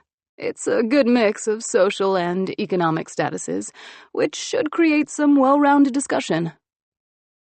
I took this in. That's all this was. A discussion. I would see the faces of people who actually lived in our country, hear their voices. It wasn't a massive crowd, it was a handful. "We're going to make it through this, all right?" he said reassuringly. "All right." And I reminded myself that this was a good thing as our guests began trickling into the room. I walked over to shake hands with a woman who looked like she'd taken more time on her hair than I had, and her husband who, while handsome, could have knocked someone out with the amount of cologne he'd put on. "Your Highness," the woman greeted, dropping into a curtsy. "My name is Sharon Spinner, and this is my husband, Don." He bowed. "We're so pleased to be here. It's so nice the palace is taking time to hear from its people." I nodded. "It's long overdue. Please help yourself to some refreshments and make yourself comfortable. The producers might stop to interview you as people settle in, but you're under no obligation to speak to them if you don't want to." Sharon touched the corners of her lips, making sure her makeup was as pristine as possible. "No, we don't mind at all. Come on, honey." I could barely contain my eye roll. The Spinners seemed a little too eager to be on camera. Behind the Spinners were the Barneses and the Poulters. There was a girl on her own, Bree Marksman, and 2 younger men, Joel and Blake, who had met in the foyer and were already talking like friends. Finally, a younger couple who introduced themselves as the Shells walked in. They looked like they had done their best to scrape together some nice clothes for the occasion and had come up short. "Brenton and Allie, you said?" I waved a hand, inviting them to walk beside me. "Yes, Your Highness. Thank you so much for having us." Brenton smiled, looking grateful and bashful at once. "Does this mean that we're going to be able to move now?" I stopped, turning to face them. Allie swallowed, clearly trying not to get her hopes up. "Move?" "Yeah, down in Zuni. We've been trying to move out of our neighborhood for a while." "It's not very safe." Allie added quietly. We've been thinking about starting a family, but they keep changing the prices of the apartments. We had friends who moved, and they didn't have any problems, Allie insisted. But when we tried to get into the same area, the rent was double what it was for Nick and Ellen. The owners said our friends must have misquoted the rate, but, well, I don't want to accuse anyone of anything, but Nick was born a 3, and we both would be 5s. We just want to live somewhere safer, Brenton added with a shrug. Even if you can't fix it, we thought meeting with the princess might help things. Your Highness, the producer said. I'm sorry to interrupt, but we're starting. She showed the shells to their seats, and I sat across from everyone, unsure of how to begin.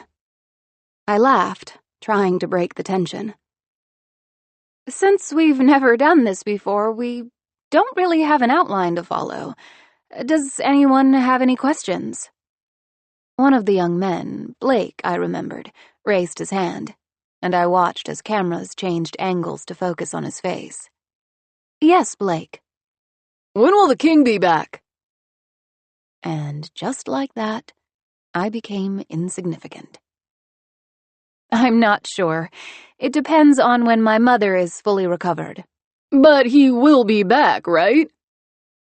I forced myself to smile. If, for some reason, he didn't return, the state would continue as usual. I have always been next in line to rule, and I have the same ideals as my father. He wanted so badly to see the castes brought to an end, and now that they're gone, I would seek to further erase the lines they've left in their wake. I peeked over at Merritt, who gave me a quick thumbs up. But that's the thing, Andrew Barnes began. The palace has done nothing to help those of us whose parents were 5s and 6s or lower. I think we've been at a loss as to what would be most effective. That's part of why you're here today. We want to hear from you. I crossed my hands on my lap, hoping I looked put together. Do monarchs ever really hear their people? Bree asked. Have you considered handing the government over to the public? Don't you think there's a chance we might do a better job than you? Well, Sharon cut me off, turning to Bree. Sweetie, you can barely dress yourself. How do you think you could possibly run a country? Give me a vote, Bree demanded. That alone would change plenty. Mr. Poulter, Jamal, leaned forward. You're too young, he said, also ganging up on Bree. I want to see change myself. I've lived through the castes. I was a 3 and I lost a lot since then. You kids don't know enough about where we've been to even contribute to the conversation. The other single boy stood up, enraged. Just because I'm young doesn't mean I don't pay attention, or that I don't know people who've struggled. I want this country to be better for everyone, not just me. We were less than 5 minutes in, and the entire conversation had turned into a barking contest. It didn't even seem to matter that I was there. Plenty of people mentioned me, of course, but no one actually spoke to me. I supposed trying to get a glimpse at a wide range of lifestyles meant we were going to have conflict, but I wished Merritt had vetted these people better. Then again, maybe he had, and we still ended up with people who didn't care if I was present or not. I'd spent so much time worrying that they'd hate me that I hadn't paused to consider the possibility that I was simply irrelevant in their eyes. If we could maybe raise our hands, I suggested, trying to regain control. I can't hear your thoughts if you're all speaking at once. I demand a vote, Bree yelled, and the others fell silent. She glared at me. You people have no idea what our lives are actually like. Look at this room. She gestured to the expertly coordinated paint and tapestries, the porcelain dishes and sparkling glasses. How can we trust your judgment when you are this disconnected from your people? You rule over our lives with no understanding of what it means to live the way we do." "She has a point," said Suzette Poulter. "You've never spent a day in the dirt or on the run. It's easy to make decisions about other people's lives when you don't have to live them." I sat there staring at these strangers. I was responsible for them. But how could I be? How could one person make sure each and every soul had every chance they could, everything they needed? It wasn't possible.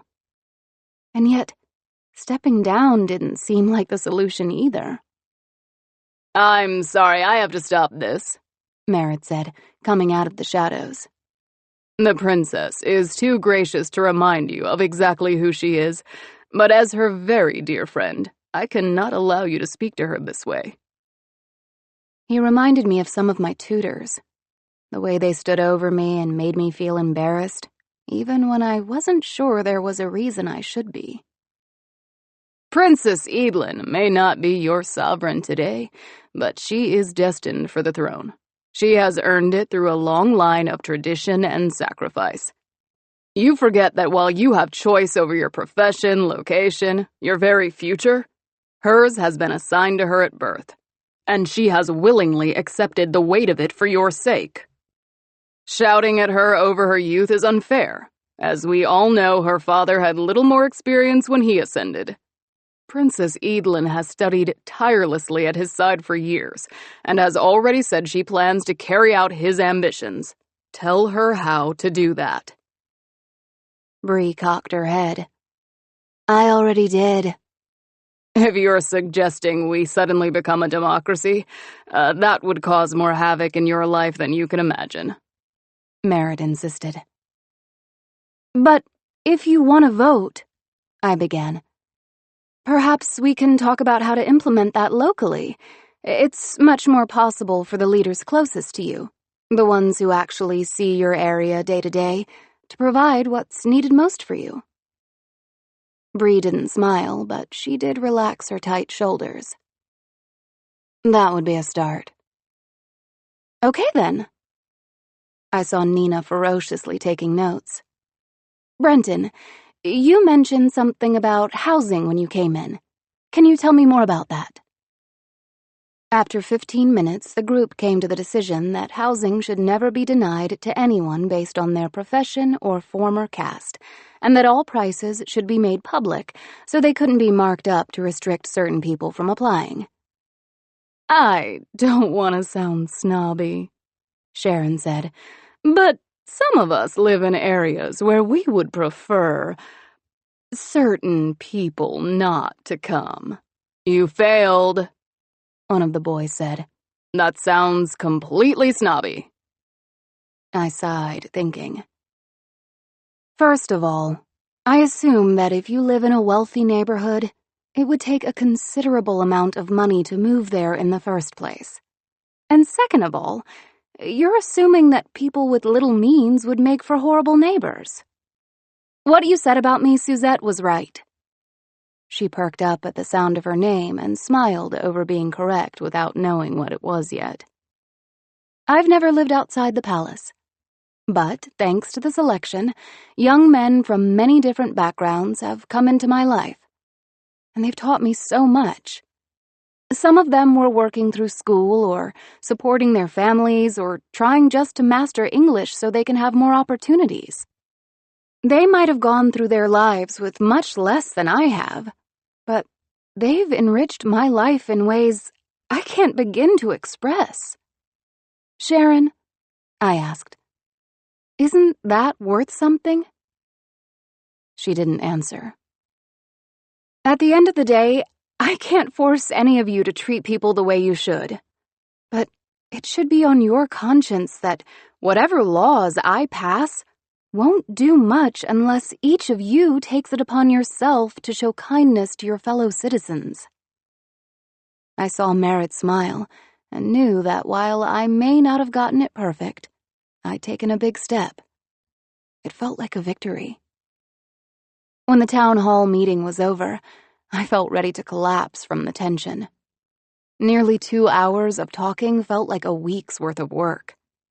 Thank goodness the elite seemed to understand how drained I was and left with little more than polite bows. There'd be plenty of time to discuss this with them later. For now, I just wanted to flop onto a couch. I groaned at Merritt. I get the feeling they'll want us to do this again, but I refuse until I have fully recovered from today, which may take years. He laughed. You did great. They're the ones who made it difficult. But since this was a first, no one knew how to behave. If you do this again, it will be much better on all sides. I hope so. I rubbed my hands together. I keep thinking about Bree, how passionate she was. Passionate? He rolled his eyes. That's one word for it. I'm serious. This mattered so much to her, I lamented, thinking of how she looked close to tears a few times. I've studied political science my whole life. I know about republics and constitutional monarchies and democracies. I wonder if maybe she's right. Maybe we should. Let me stop you right there. Have you already forgotten how deranged she looked when she saw she wasn't going to get her way? Do you really want the country's choices made by someone like her? She's one voice out of millions. Exactly. And I have studied politics just as long as you, and through a much more varied lens. Trust me, it is far better to keep the control right here. He held my hands in his, smiling so surely that I dismissed my thoughts. And you are very capable. Don't let a tiny group of people with no idea of how to reasonably voice their opinions undermine your confidence. I nodded. I was a bit shaken, that's all. Of course you were. That was a tough crowd. But you could wash it all away with a bottle of wine. I know you have excellent stores here. We do, I replied with a grin. Come on, then. Let's celebrate. You just did a wonderful thing for your people. You've more than earned a glass. Chapter 15. Well, it wasn't great, I admitted. But it could have been much worse. Tell your daughter to give herself more credit, Merritt insisted. Mom and Dad smiled, and I was glad we'd run into them in the hallway. Dad's voice, above all the others, would help me sort out exactly what I'd just said and done. We try, Merritt, I assure you. Dad took a sip of his wine before setting it down, pushing it far away and pouring himself a cup of tea just like Mom. The doctor said an occasional drink was fine, but she clearly wasn't interested in risking it, and I wasn't surprised Dad would follow her lead. "How's your mother?" Mom asked. The set of her lips made me feel like she'd been dying to ask the question. Merritt grinned. She never slows down. She's sad, of course, that she can't do bigger things, but she works diligently to take care of those near us in Columbia. Even a small bit of good is better than none. Agreed, Mom replied. Would you please tell her I think of her often? She flicked her eyes toward Dad, who remained unreadable, but Merritt seemed pleased. I will, and I can assure you she feels the same. The conversation paused, and everyone focused on their drinks for a moment. Finally, Dad saved us from the silence. So, it sounds like that one couple was borderline vicious. The wife, what was her name? Sharon. Merritt and I chorused back. Dad shook his head. She came in with an agenda. They all did, I said. But wasn't that the point? Everyone probably has a specific idea of how to improve their day-to-day life. The hard part wasn't that they had those thoughts. It was how they were trying to get them across. Mom nodded. There has to be a way to do something like this without all the arguing. It slows everything down. In some ways, but in others, it adds to the discussion, Merritt claimed. Once they were reminded of who they were speaking with, the conversation became much clearer. I definitely think there was more positive than negative today, I added. Dad was looking down at the table. Dad? Don't you think so? He looked up at me, smiling. Yes, dear, I do. He sighed, straightening his posture. And I owe you thanks, Merritt. A move like this is certainly progress, not just for the palace, but for the country. And it was a very good idea. I will pass along your thanks to my father. He put the idea in my head years ago. Dad grimaced. Then I also owe you an apology. He tapped his finger on the table, collecting his thoughts. Please, tell your parents they needn't stay away. Just because we disagreed on methods doesn't mean... Merritt raised his hand. Say no more, Your Majesty. My father has said on more than one occasion that he stepped over the line. I will urge him to call. Soon. Dad smiled. I'd like that. Me too, Mom added. And you are welcome to visit as often as you like, I added, especially if you have any more thoughts on how to reach our people. Merritt's face was triumphant. Oh, I have plenty. The following morning, I was almost first to the office, beating everyone except for General Ledger, who was rooting around rather forcefully in my father's desk drawers. General? I asked, announcing myself. He bowed curtly and went back to his search. Sorry, your father has broken his glasses, and he said there was another pair in his desk. I'm having no luck at all. His voice was gruff and he shoved the drawer closed before turning around to scan the shelf behind him. General Ledger? He said they would be here. Are they right in front of me and I'm missing them? Sir. One thing, that's all I had to do. I can't even find a pair of glasses. General! Yes, he replied without looking at me. Are you all right? Of course. He searched and searched, not pausing until I laid a gentle hand on his shoulder. You wouldn't lie to my father. Please don't lie to me. He finally looked up from his task, bewilderment in his eyes. When did you get so tall? He asked. And so eloquent. I feel like it was just yesterday that your mother was rushing into the room to get us to come watch your first steps. He smiled a little. I don't know if you know, but Aaron nearly beat you to the punch. But even back then, you weren't going to let anyone show you up. You still haven't answered my question. Are you okay? He nodded.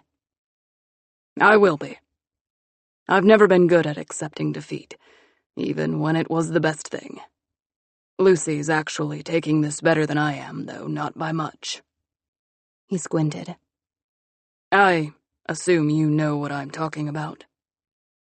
I sighed. I do, but only barely. I'm embarrassed to admit I've been so focused on myself, I didn't realize how much you'd struggled. I wish I'd been more sensitive about all this. Don't blame yourself. We don't live in the palace, and not having a family isn't something we willingly chat about. Besides, there's nothing anyone can do about it. Nothing? Like I said, we're accepting defeat. In the beginning, we thought we had so much time, and when we tried to get help, it just kept falling through. Lucy can't take it anymore. He paused, swallowing before he gave me a weak smile. I hope I've done right by you. As an official, as a friend. You're the closest I'll ever have to a daughter, so that matters to me. I found myself near tears, thinking of how I'd called him a backup parent not that long ago. You have. Of course you have. And not just by me, but by every other child in this palace you helped raise. He squinted. Mr. Woodwork had a broken leg when Kyle was ready to learn to ride a bike. I remember you running behind him on the gravel in front of the palace until he finally figured out how to balance. General Ledger nodded, the ghost of a grin on his face. That's true. I did that. And Mom and Dad were in New Asia when Caden lost his first tooth, right? Miss Lucy was the one who helped him get it out. And she taught Josie how to put on eyeliner. Don't you remember how she bragged about it for weeks? What I remember is Marley telling her to wipe it off, he said, his spirits rising.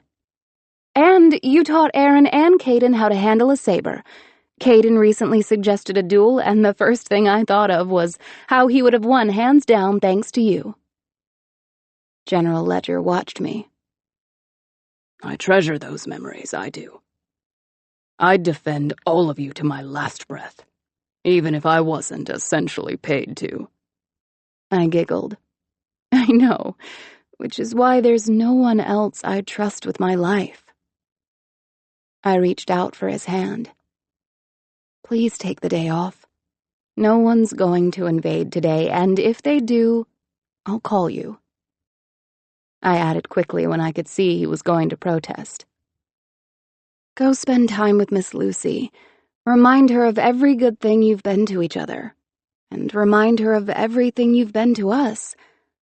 I know it's not a reasonable substitute, but do it all the same. I haven't found the glasses yet. I'm sure he's left them in the parlor. I'll take care of it. You go. He gripped my hand one last time before letting it go and dropping into a bow. Yes, Your Highness. I watched him leave, leaning against the desk as I considered the General and Miss Lucy and their life together. They'd faced so much sadness, so much disappointment, and yet he still showed up every day ready to serve.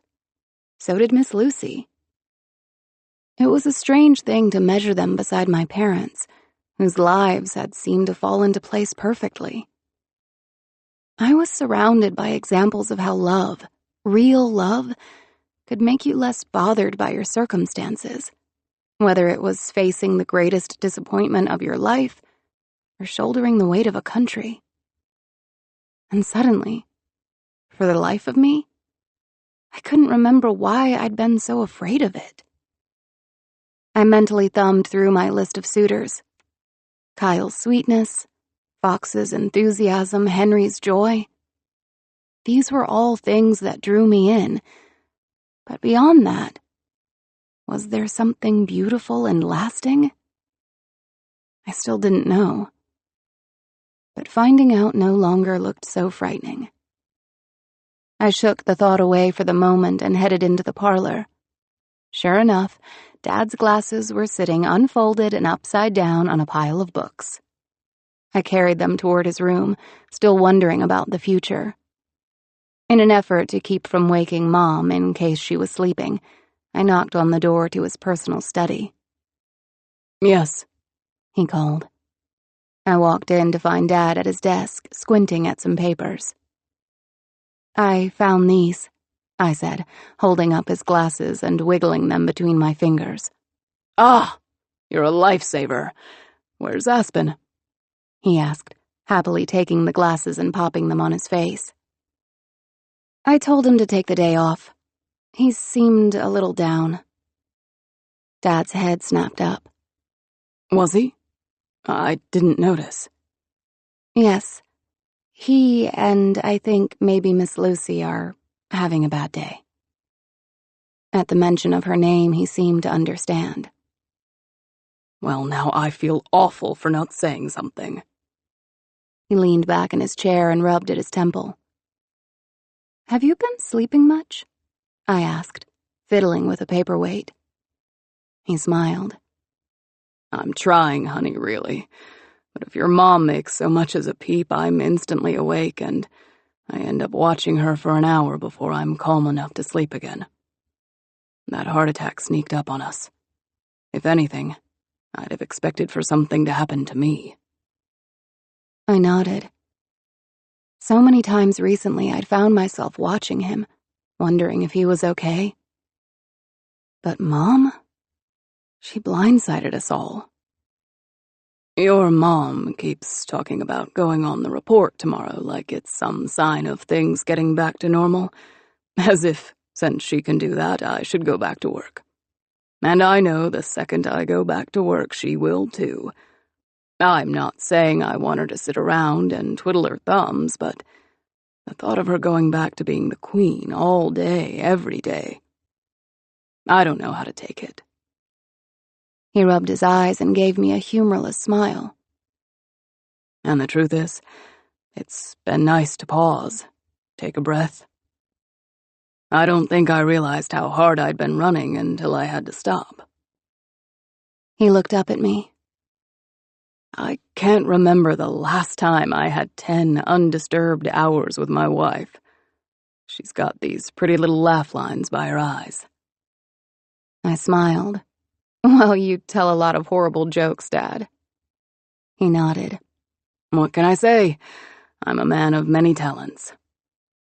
And that's almost as hard to take. When she goes back to being queen, I need to go back to being king.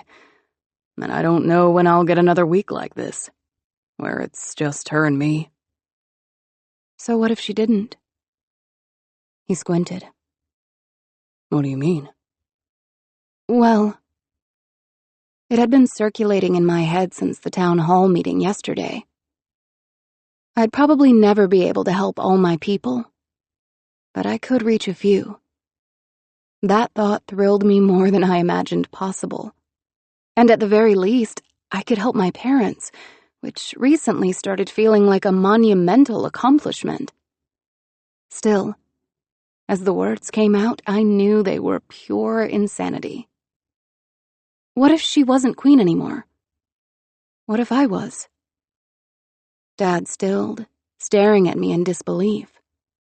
I don't mean it as an insult, I stammered. I know you're fully able to lead, but you're right. Mom's going to want to go back to the complete role of being queen. If I was queen, she'd have to do something else. His eyes widened as if he hadn't considered this option. And if she wasn't queen and you weren't king, and this time it happened to be while she wasn't recovering from a heart attack, maybe you could do more than sit around. Maybe you could travel or something. He blinked, astonished at the possibility. We could do it this week, even. I can have a coronation dress made, Lady Bryce and Nina can organize everything, and you know General Ledger would make sure the entire event was safe. You wouldn't have to worry about a thing. He swallowed, looking away. Please, Dad, I don't mean it as an insult, He held up a hand and I silenced myself, stunned to see tears in his eyes when he turned back to me. I'm not insulted, he answered gruffly before clearing his throat. I'm just so proud of you. I smiled. So, you'll let me ascend? You'll have a difficult time, he said seriously. The people are restless. I know. I'm not scared. Well, not that scared. We shared a laugh. You'll be wonderful. I shrugged. I'm no you, and I'm definitely no Mom, but I can do this. I have help, and I'll still have the both of you, and between all of us, I'll probably come out looking like a decent queen. He shook his head. You are more than decent, Edelyn.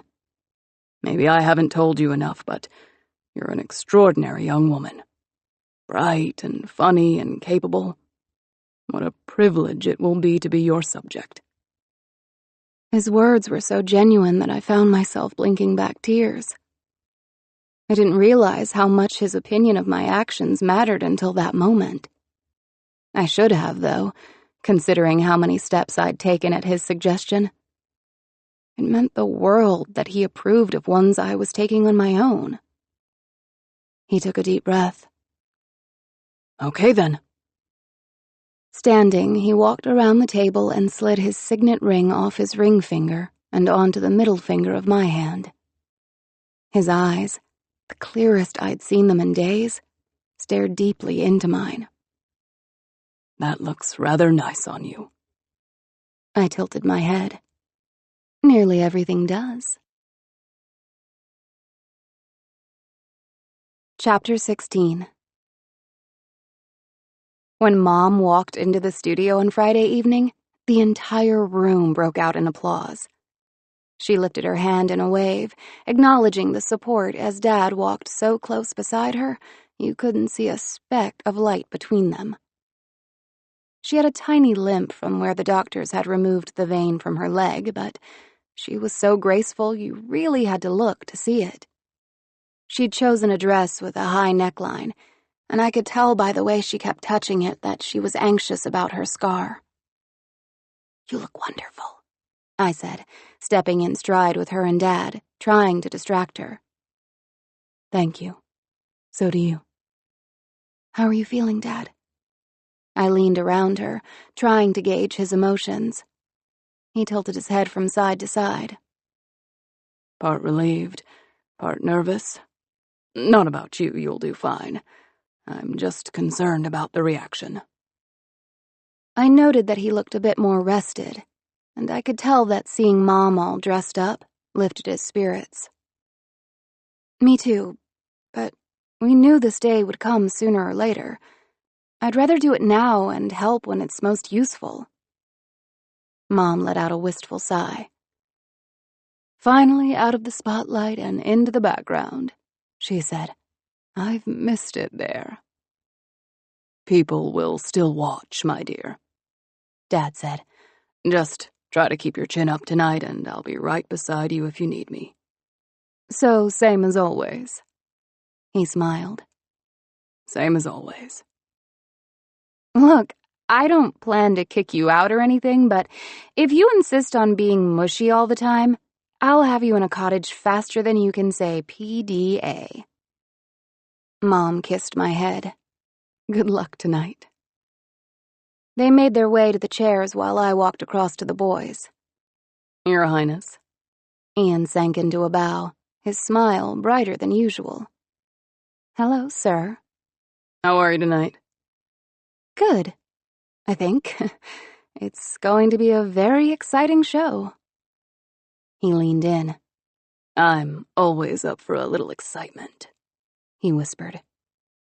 Ian smelled of aftershave and tobacco, and as there had been since the moment we'd met, something slightly hypnotic filled the air around him. I've been very busy lately, but I've been wondering if you and I should have a date soon. He shrugged. Only if you want one. As I said, I have no intention of demanding anything from you.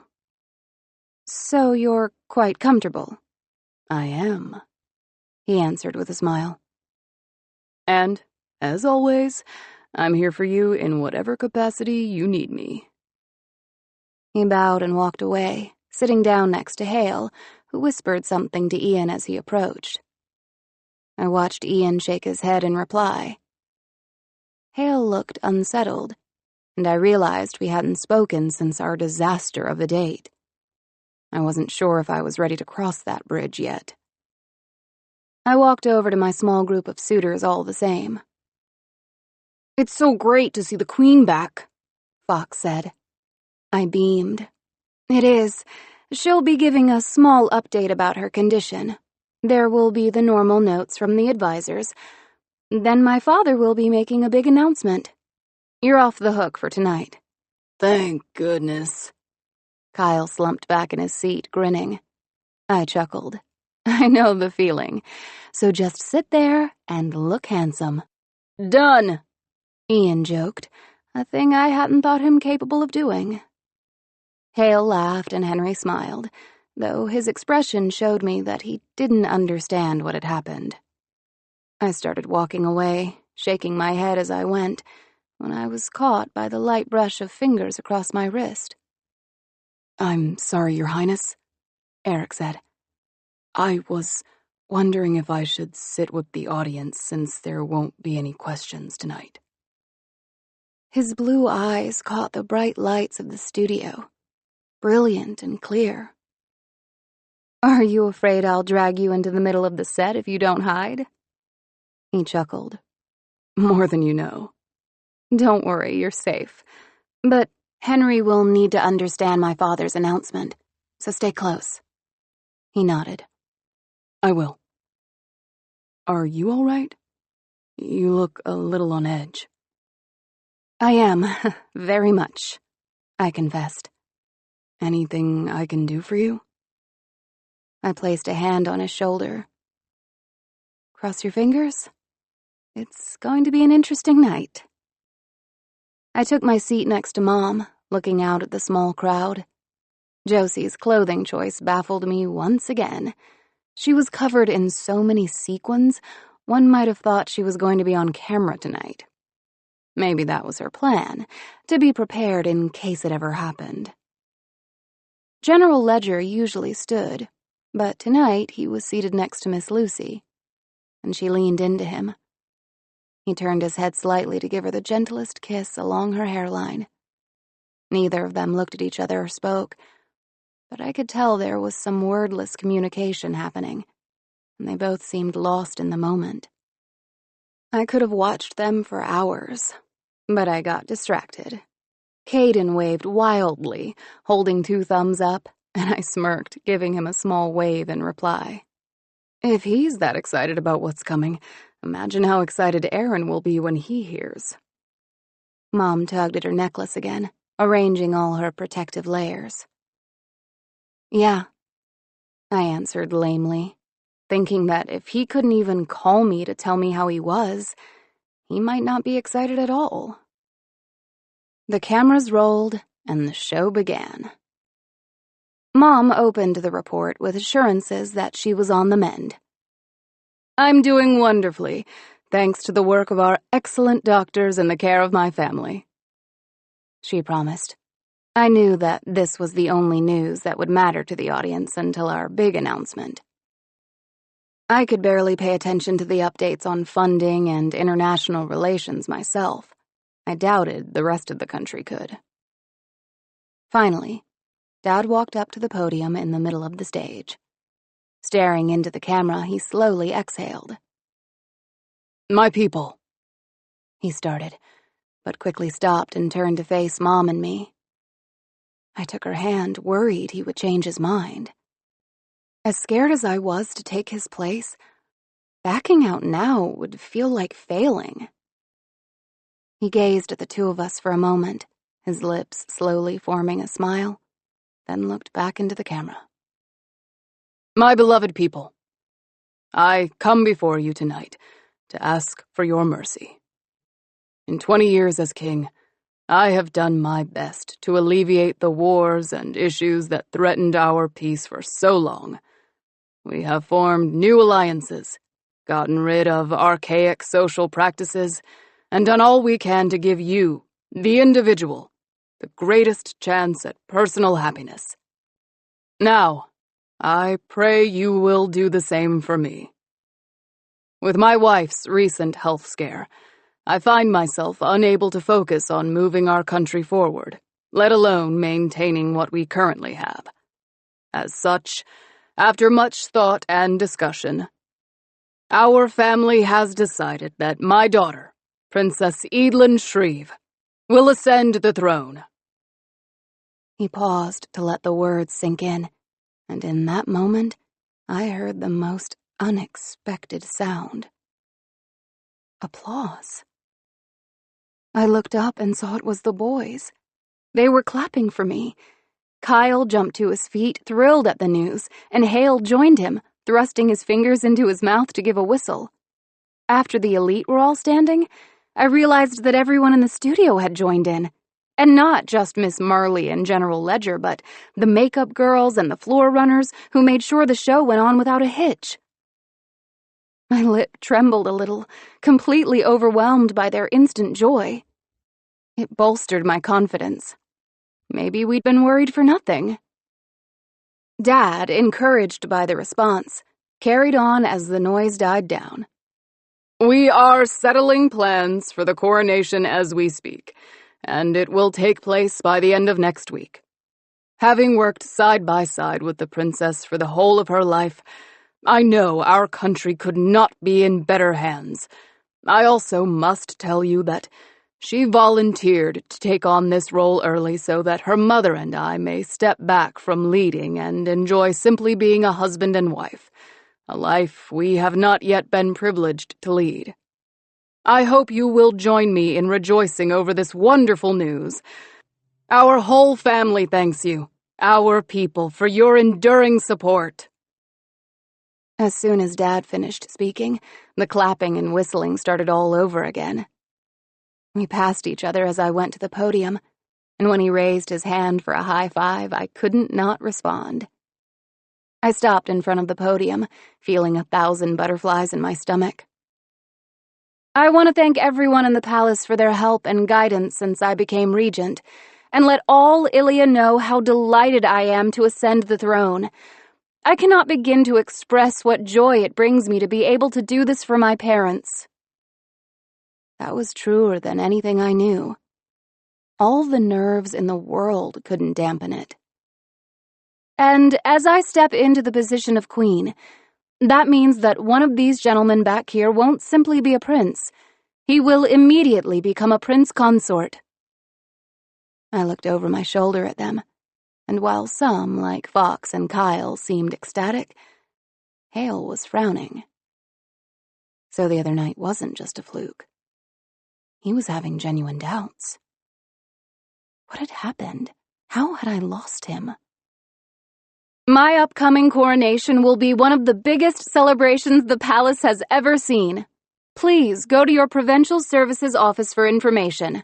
As one family from each province will be invited to the palace, all expenses paid to enjoy the festivities.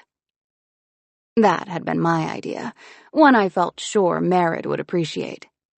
And of course, we appreciate your support of our family through this transitional period.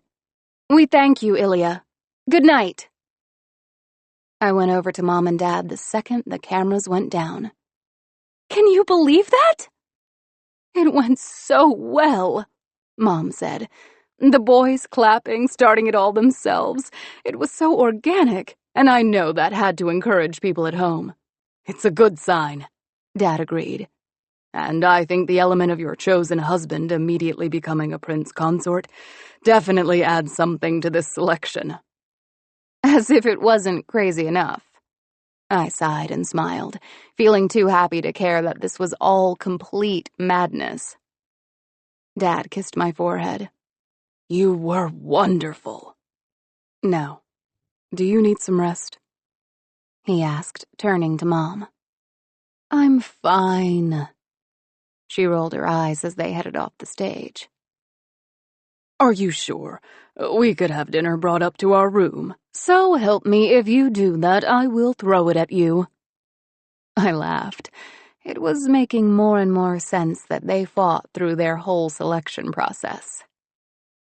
Now I just needed to get through mine. Chapter 17.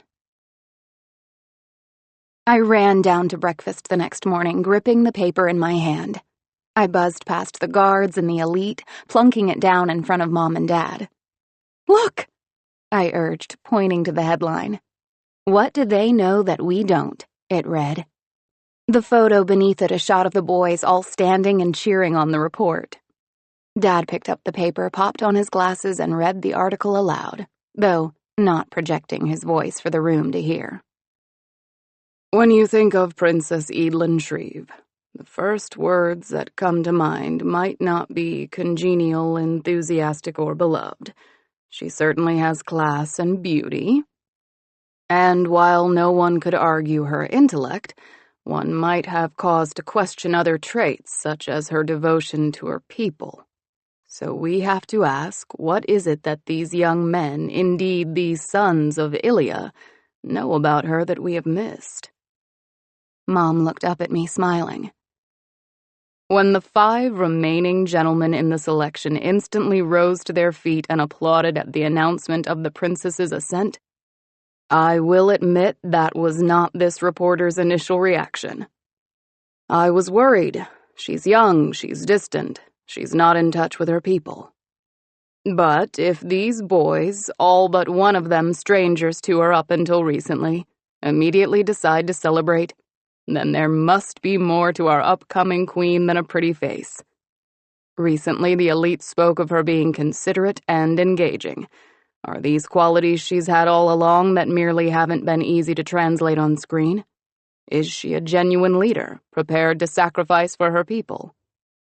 The nature of her rise to the crown would suggest the answer is yes. The king and queen are still young.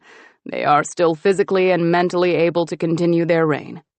To see the princess take over early so that they can enjoy their time together as a married couple shows not only her love for her family, but her commitment to her work.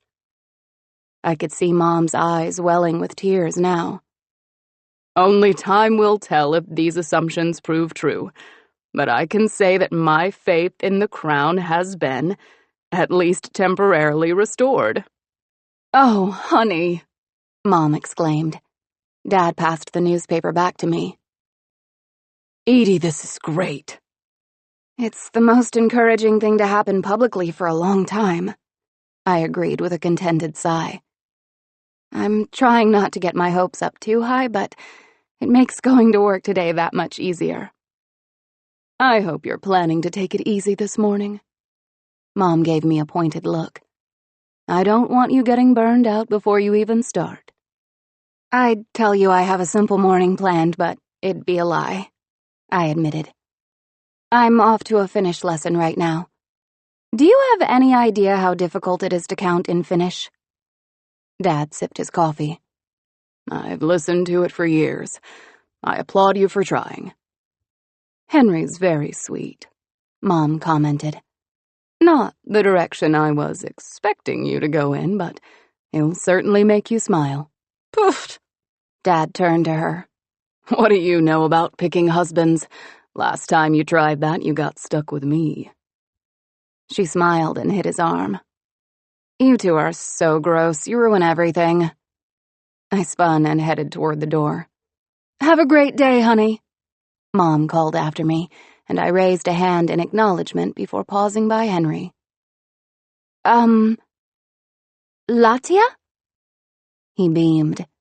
Yes, good. He dropped his napkin by his plate and took my arm. Wait up, Fox called, and Kyle was right behind him. I'm looking forward to this. I think I did pretty well last time. Eric's such an encouraging teacher, though. You could just be stringing together random sounds, he'd tell you nice try, Kyle said with a laugh. I nodded. Maybe it's a Swendish thing? Poor Henry was stuck helping me last time, and he had to grab my face because I was making the shapes wrong. I mimicked the action, and Henry caught on, smiling at us. But was he bothered? Nope. A second after I brought it up, I remembered that Henry and I might have been on the verge of a kiss in that moment. And while I was relieved to see neither of them seem to have noticed it, I was struck by the fact that I hadn't thought about that almost kiss at all. When we got to the library, Eric was already in there, writing on the board. Good morning, Professor, I greeted, walking over to him. Your Highness. Or do we say Majesty now? Not yet, I exclaimed. Just thinking about that gives me the shivers. Well, I'm thrilled for you. We all are. I mean, they all are. He corrected, nodding toward the elite, including Hale and Ian, who were walking in behind everyone. I didn't intend to lump myself in with them. I just get to see everyone's reactions up close. Don't be silly.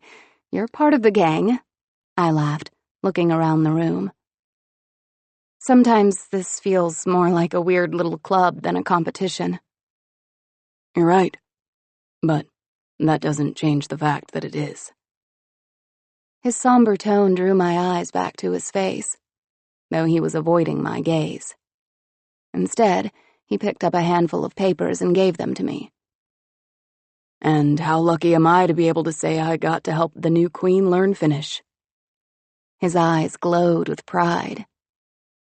I peeked over at the others, watching them choose seats, and stepped a little closer to keep my words between the two of us. I'll miss you too, you know, when it's all over. You mean as much as the others. More than some. He shook his head. You shouldn't say that. I'm not like them. You are exactly like them. As common and as elevated, Aiko. He stilled at the sound of his given name, and just barely, the corners of his lips hitched up into a smile. Hey, Edie, Kyle called. Want to be my partner? Sure. I walked over to him and Eric followed. We'll spend a few minutes going over what we learned last week, Eric began. Then we'll move on to some basic conversational questions and answers. I know a few of you were studying other things, and I'm happy to help with any of that, too. For now, let's go back to the numbers. Okay, here we go. Yksi, kaksi, kolme, neljä, viisi. Kyle recited proudly. How do you do that? I'm so jealous. Practice. What, you don't have a spare hour to devote to counting in Finnish? I laughed. I'm taking showers at a breakneck speed these days. I miss my time, but it'll be worth it, getting Mom and Dad a chance to breathe. I feel weird saying I'm proud of you, but I am. He tried to suppress his grin and failed. It's like this lets me know that I'm not falling for some figment of my imagination.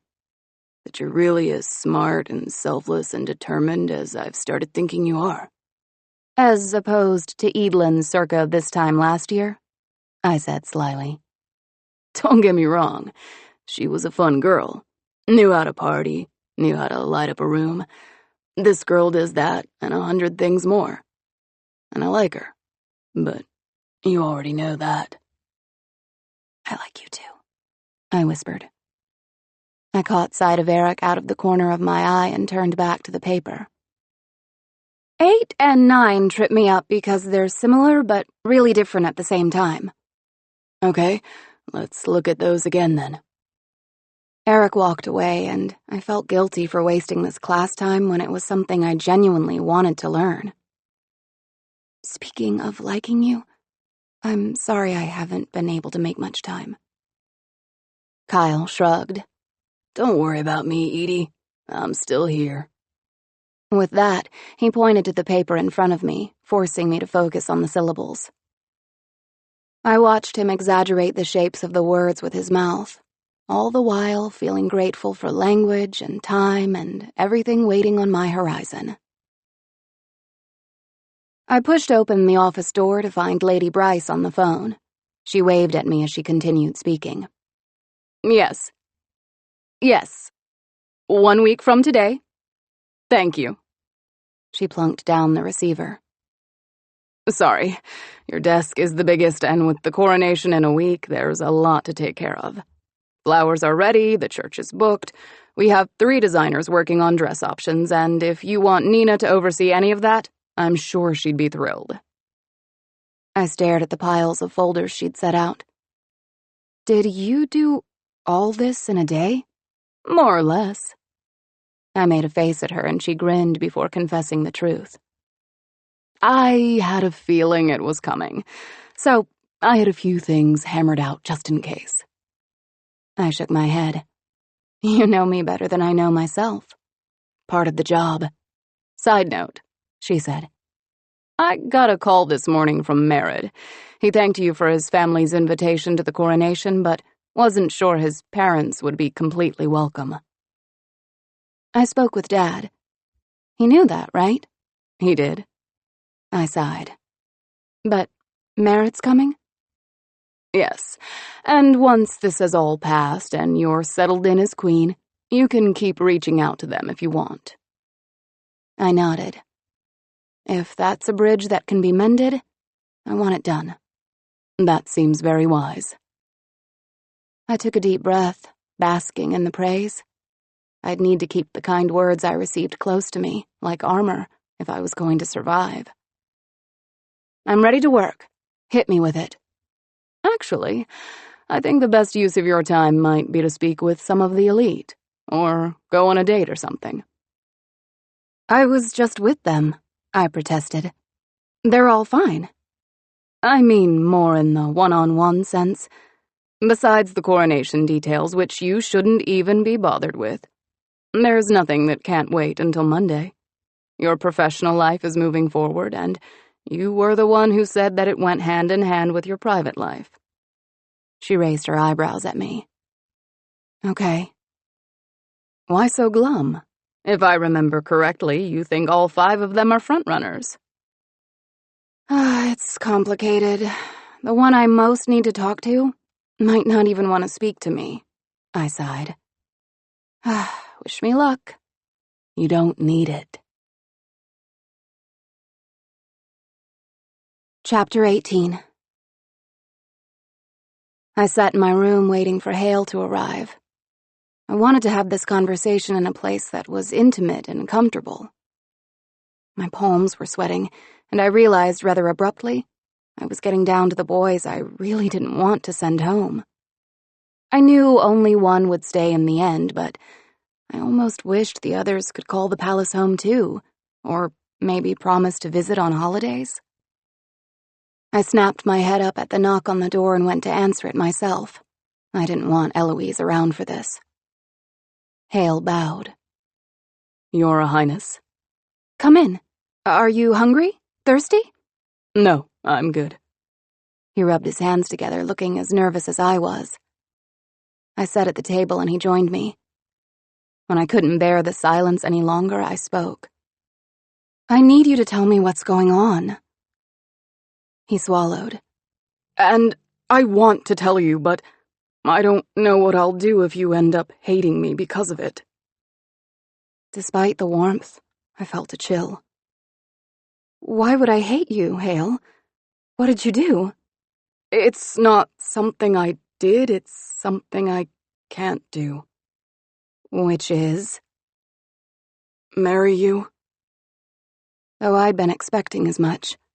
Though my heart had never really fully been his, it was still a painful blow. What? I had to stop and breathe. This was my worst fear coming to life. I was unlovable. I knew it. All it had taken was a few weeks by my side for him to figure it out. What suddenly made you so certain you couldn't marry me? He paused, looking pained, and I took some consolation in the fact that he didn't seem to want to hurt me. When I found I had feelings for someone else. At least that was easier to handle than my initial worry. Carrie? He shook his head. Ian. I was driven to absolute silence. Ian? Like, Ian? Ian? I didn't see that coming. Hale had been so tender, so romantic. But instantly everything about Ian became clear. When the castes had been in place, it was law that every family fell into the caste of the husband. Because of that, there could only ever be one male head of the household. The same went for women. No married couple, no legitimate household.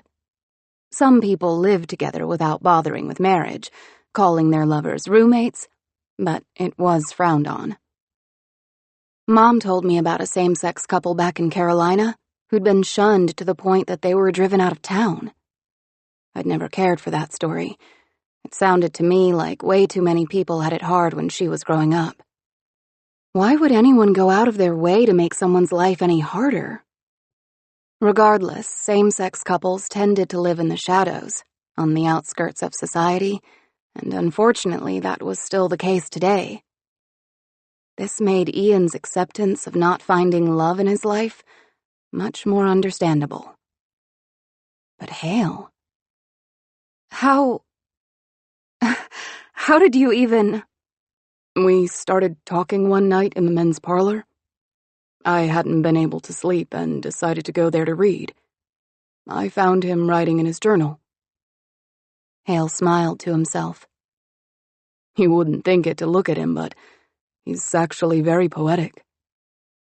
Anyway, we just talked, and I don't know how we even got to the point where we were sitting beside each other, but then he kissed me, and I knew why I never had a crush on Carrie.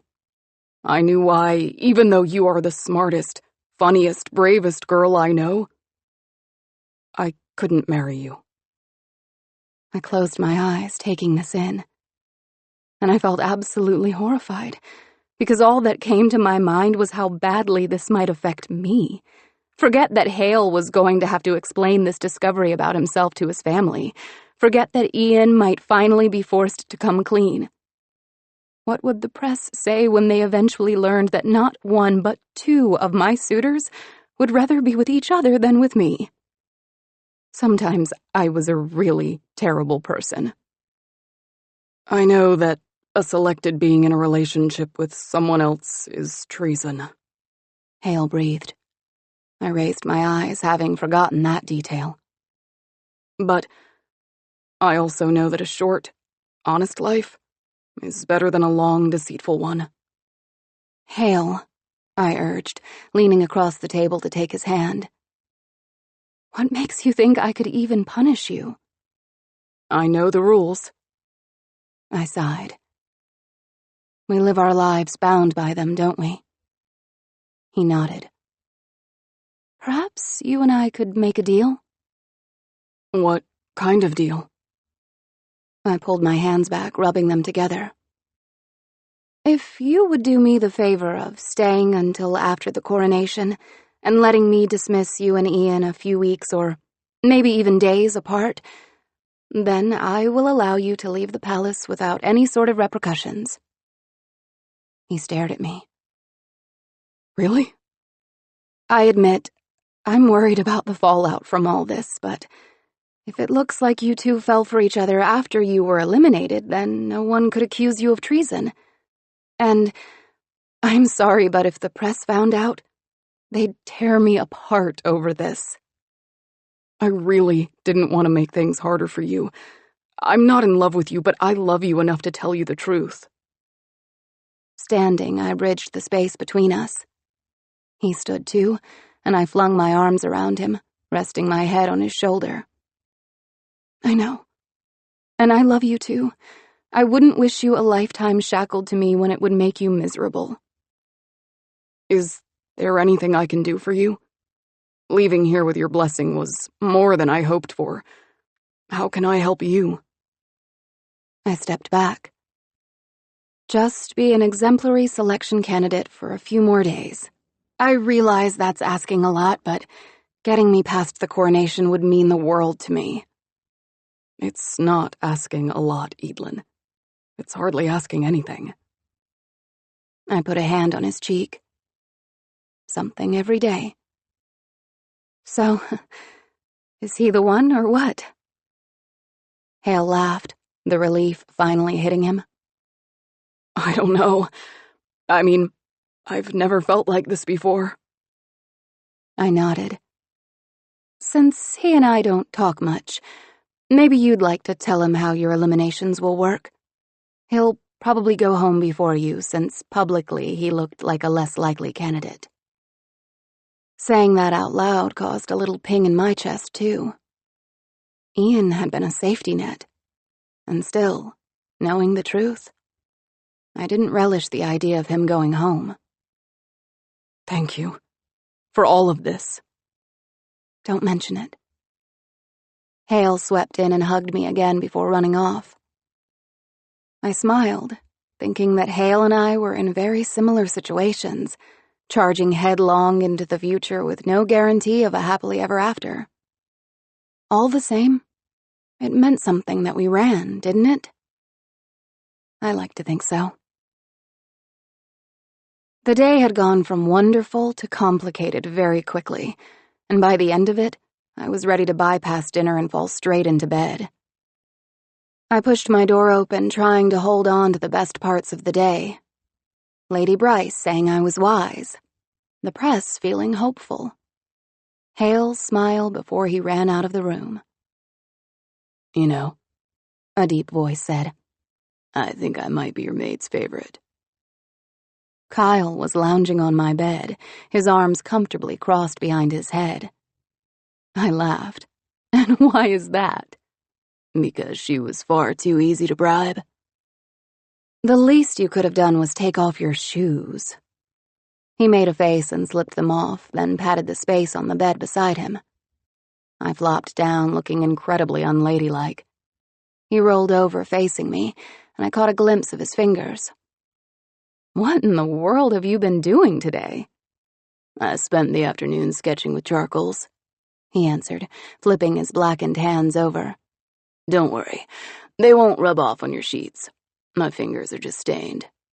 What'd you dream up?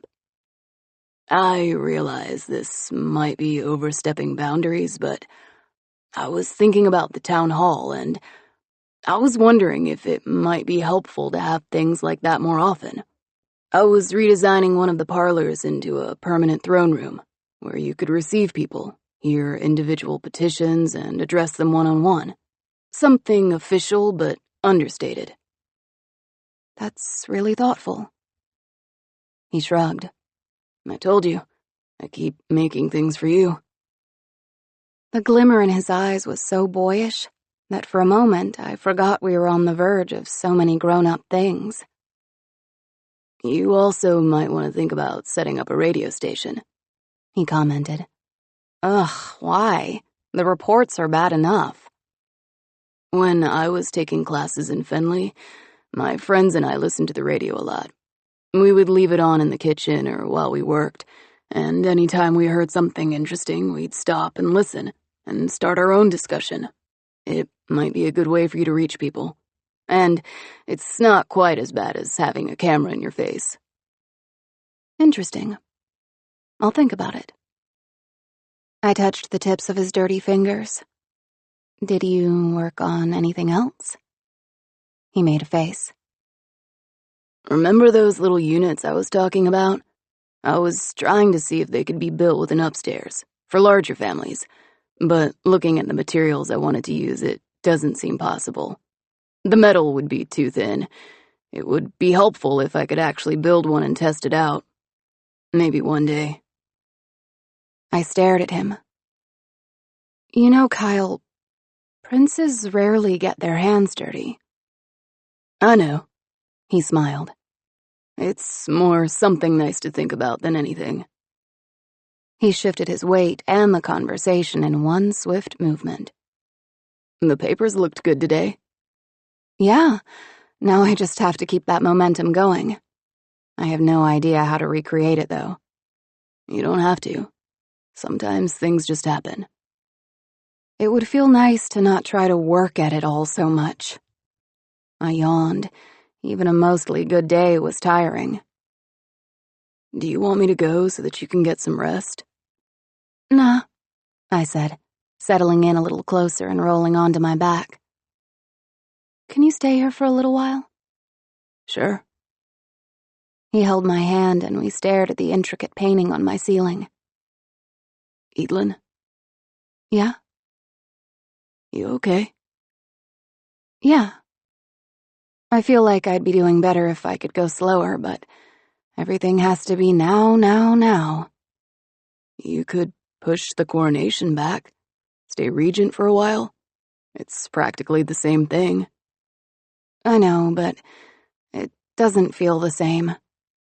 My dad was doing okay with me as regent, but even in the short time since we set a date for the coronation, he's been much better. I know it's all mental, but if it helps him sleep, which helps him with Mom, which helps her get better... I see what you're saying. But what else? You're not rushing through this election, are you? Not on purpose.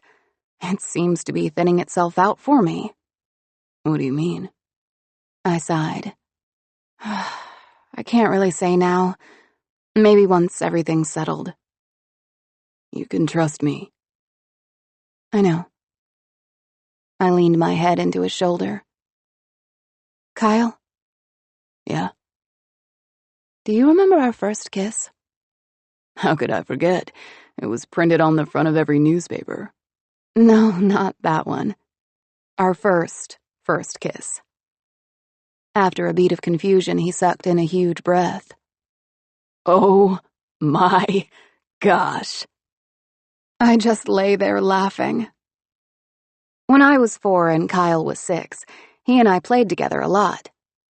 I still didn't remember what made him start hating palace life or when our mutual dislike for each other kicked in, but back then, Kyle was like another Aaron.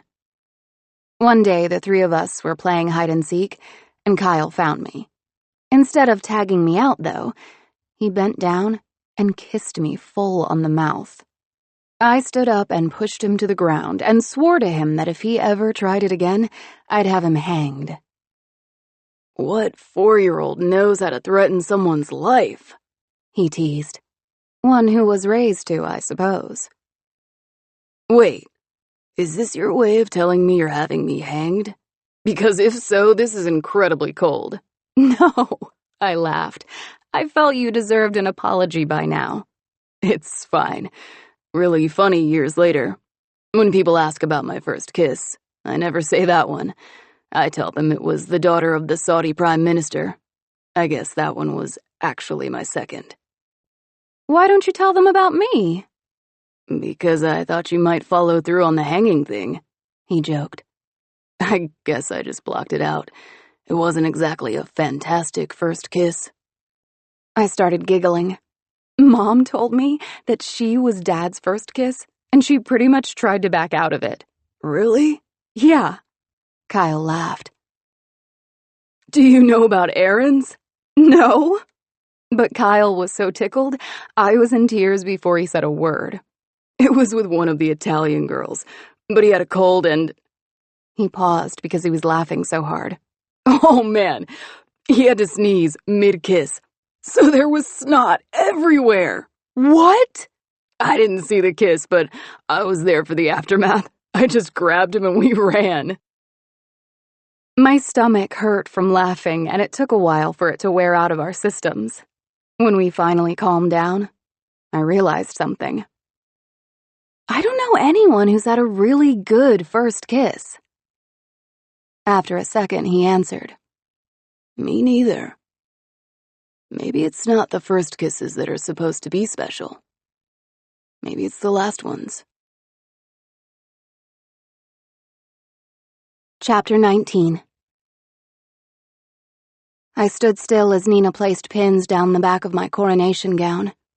It was a showstopper, with a sweetheart neckline and a full skirt all in gold. The cape was a little heavy, but I only had to wear that in the church. While I had chosen this gown out of the 3 that had been offered to me, it probably wasn't what I'd have worn if I'd had time to design the dress myself. Still, everyone sighed when they saw it, so I bit my tongue and was grateful. You look beautiful, darling, Mom said, as I stood on a raised platform in front of huge mirrors that had been brought to my room especially for this fitting. Thanks, Mom.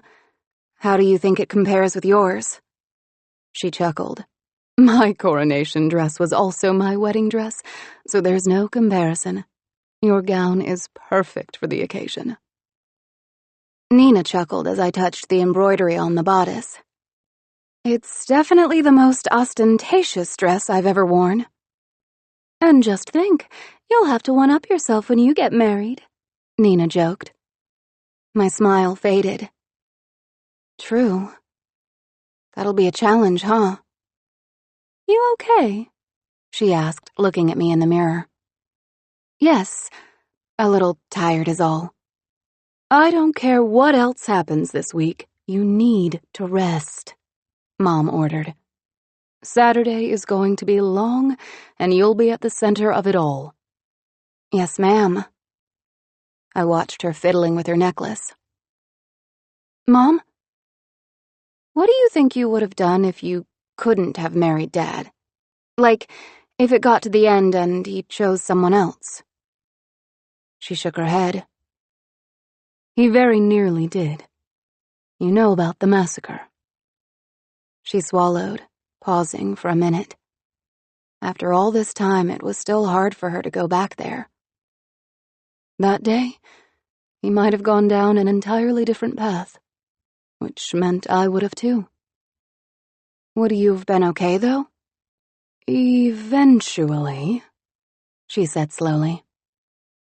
I don't think either of us would have lived a life that was bad necessarily. It just might not have been the best it could have been. But you wouldn't have been completely miserable the rest of your life. She studied my face in the mirror. If you're worried about letting your suitors down, you can't focus on that. I pressed my hands to my stomach, holding the dress tight as Nina worked. I know, it's just harder than I thought it would be by this point. It'll become clear. Trust me, and your father and I will support you in whatever choice you make. Thank you. I think this is finally coming together, Nina commented, stepping back to appraise her work. If you're happy, you can take it off, and I'll have the courier send it back to Almond. Mom nibbled on some apple slices. I don't understand why he wouldn't let you do the sewing. He trusts you to fit it. She shrugged. I just follow orders. A quiet knock on the door drew our attention. Come in, Nina called, falling into her old role. I wished she could just run my entire life for me. Everything felt easier with her around. A butler entered and bowed. Pardon me, Your Highness. There's some confusion about the suit for one of the gentlemen. Which one? Eric, miss. The translator? Mom asked. Yes, Your Majesty. I'm coming, I said, following him out the door. Don't you want to take off the gown? Nina asked. It'll give me a chance to practice walking in it. And it did. It was incredibly heavy, and a little hard to navigate down the stairs. I'd need sturdier heels. As I approached Eric's room, I could hear him imploring someone to reconsider. I am not an elite. It would be inappropriate. I pushed the door open wider, finding him in a suit with chalk lines down the sides and pins in the hem. Your Highness, the tailor said, immediately dropping into a bow. Eric, however, stared and stared, unable to look away from the dress. We're having a problem coming to terms with his suit, miss. The tailor motioned to the chalked-up suit. Eric regained his composure. I don't want to confuse anyone by wearing a suit that matches what the elite are wearing. But you will be walking in the procession, and there will be scores of pictures, the tailor insisted. Uniformity is best. Eric looked at me, his eyes pleading. I pressed my fingers to my lips, considering. Could you give us a moment, please? The tailor bowed again and exited, and I crossed to stand in front of Eric. It does look rather sharp, I said with a grin. It does, he admitted. I'm just not sure it's proper. What? To look nice for a day? I'm not an elite. It's confusing to have me standing with them, looking like them, when I can't. I'm not. I put a hand on his chest. The tailor is right. You will want to blend in. A different color of suit wouldn't help your case here. He sighed. But What if your tie was a slightly different color? I offered quickly. Is that my only option? Yes. Besides, think of how much your mother will love this. He rolled his eyes. That's so unfair. You win. I clapped my hands. See? That wasn't so hard. Of course it was easy for you. You were the one giving the command. I didn't mean to command you, not really. He smirked. Of course you did. You're made for it. I couldn't tell if that was a critique or a compliment. What do you think? I asked, holding out my arms. I mean, You have to try to imagine it without all the pins. He paused. You look breathtaking, Eadlin. I couldn't even remember what I was so worked up about when you first walked in. I fought the blush. I've been wondering if it was too much. It's perfect. I can see it's a little different from your usual style, but then again, your typical look isn't meant to be Coronation Day ready. I turned around and looked in the mirror. That one sentence made the whole thing so much better. Thank you. I think I've been overanalyzing it. He stood beside me. It was comical. These beautiful clothes, some of the best we'd ever wear, marked in chalk and held by pins. We looked like dolls. That seems to be a talent of yours. I grimaced but nodded. He was right. I realize I'm in no position to tell you what to do, he said. But you seem to handle things much better when you think about them less. Get out of your head. Trust your gut. Trust your heart. I'm terrified of my heart. I didn't mean to say those words out loud, but there was something about him that made this room and this moment the only place I could ever admit to the truth. He leaned down by my ear and whispered, There's nothing there to fear. He cleared his throat, then turned back to face our reflections. Maybe what you need is a little luck. You see this ring? He asked, holding out his pinky. I did. I'd noticed it 12 times. Why would someone who dulled himself down and refused to put on a suit wear a piece of jewelry? This was my great-great-grandmother's wedding ring. The weaving design is a traditional Swendish thing. You see it everywhere in Swendway. He slipped off the ring and held it between 2 fingers. This has survived everything from wars to famine, even my family's move to Ilia. I'm supposed to give it to the girl I marry. Mom's orders. I smiled, charmed by his excitement. I wondered if there was someone back home hoping to wear it someday. But it seems to have a lot of good luck, he continued. I think you could use some right now. He held out the ring to me, but I shook my head. I can't take that, it's an heirloom. Yes, but it's a very fortunate heirloom. It's guided several people to their soulmates. And it's only temporary, until you get to the end of the selection, or Henry and I leave, whichever happens first. Hesitantly, I slid the ring onto my finger, noting how smooth it was. Thank you, Eric. I looked into his blue eyes. It only took one charged second to hear the heart that I'd had so little faith in. It was taking in that piercing stare and the warm scent of his skin, and it was shouting. Without considering the repercussions or the complications, without knowing if he felt anything similar to what I did, I leaned into him. And I was thrilled to find he wasn't pulling away. We were so close, I could feel his breath across my lips. Have we made a decision? The tailor asked, springing back in. I jerked away from Eric. Yes, please finish the suit for us, sir. Without looking back, I hurried into the hallway.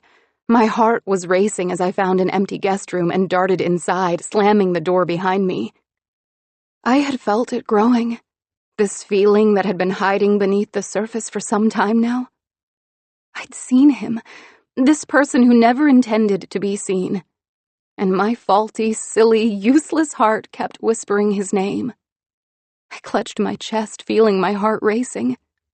You treacherous, treacherous thing! What have you done?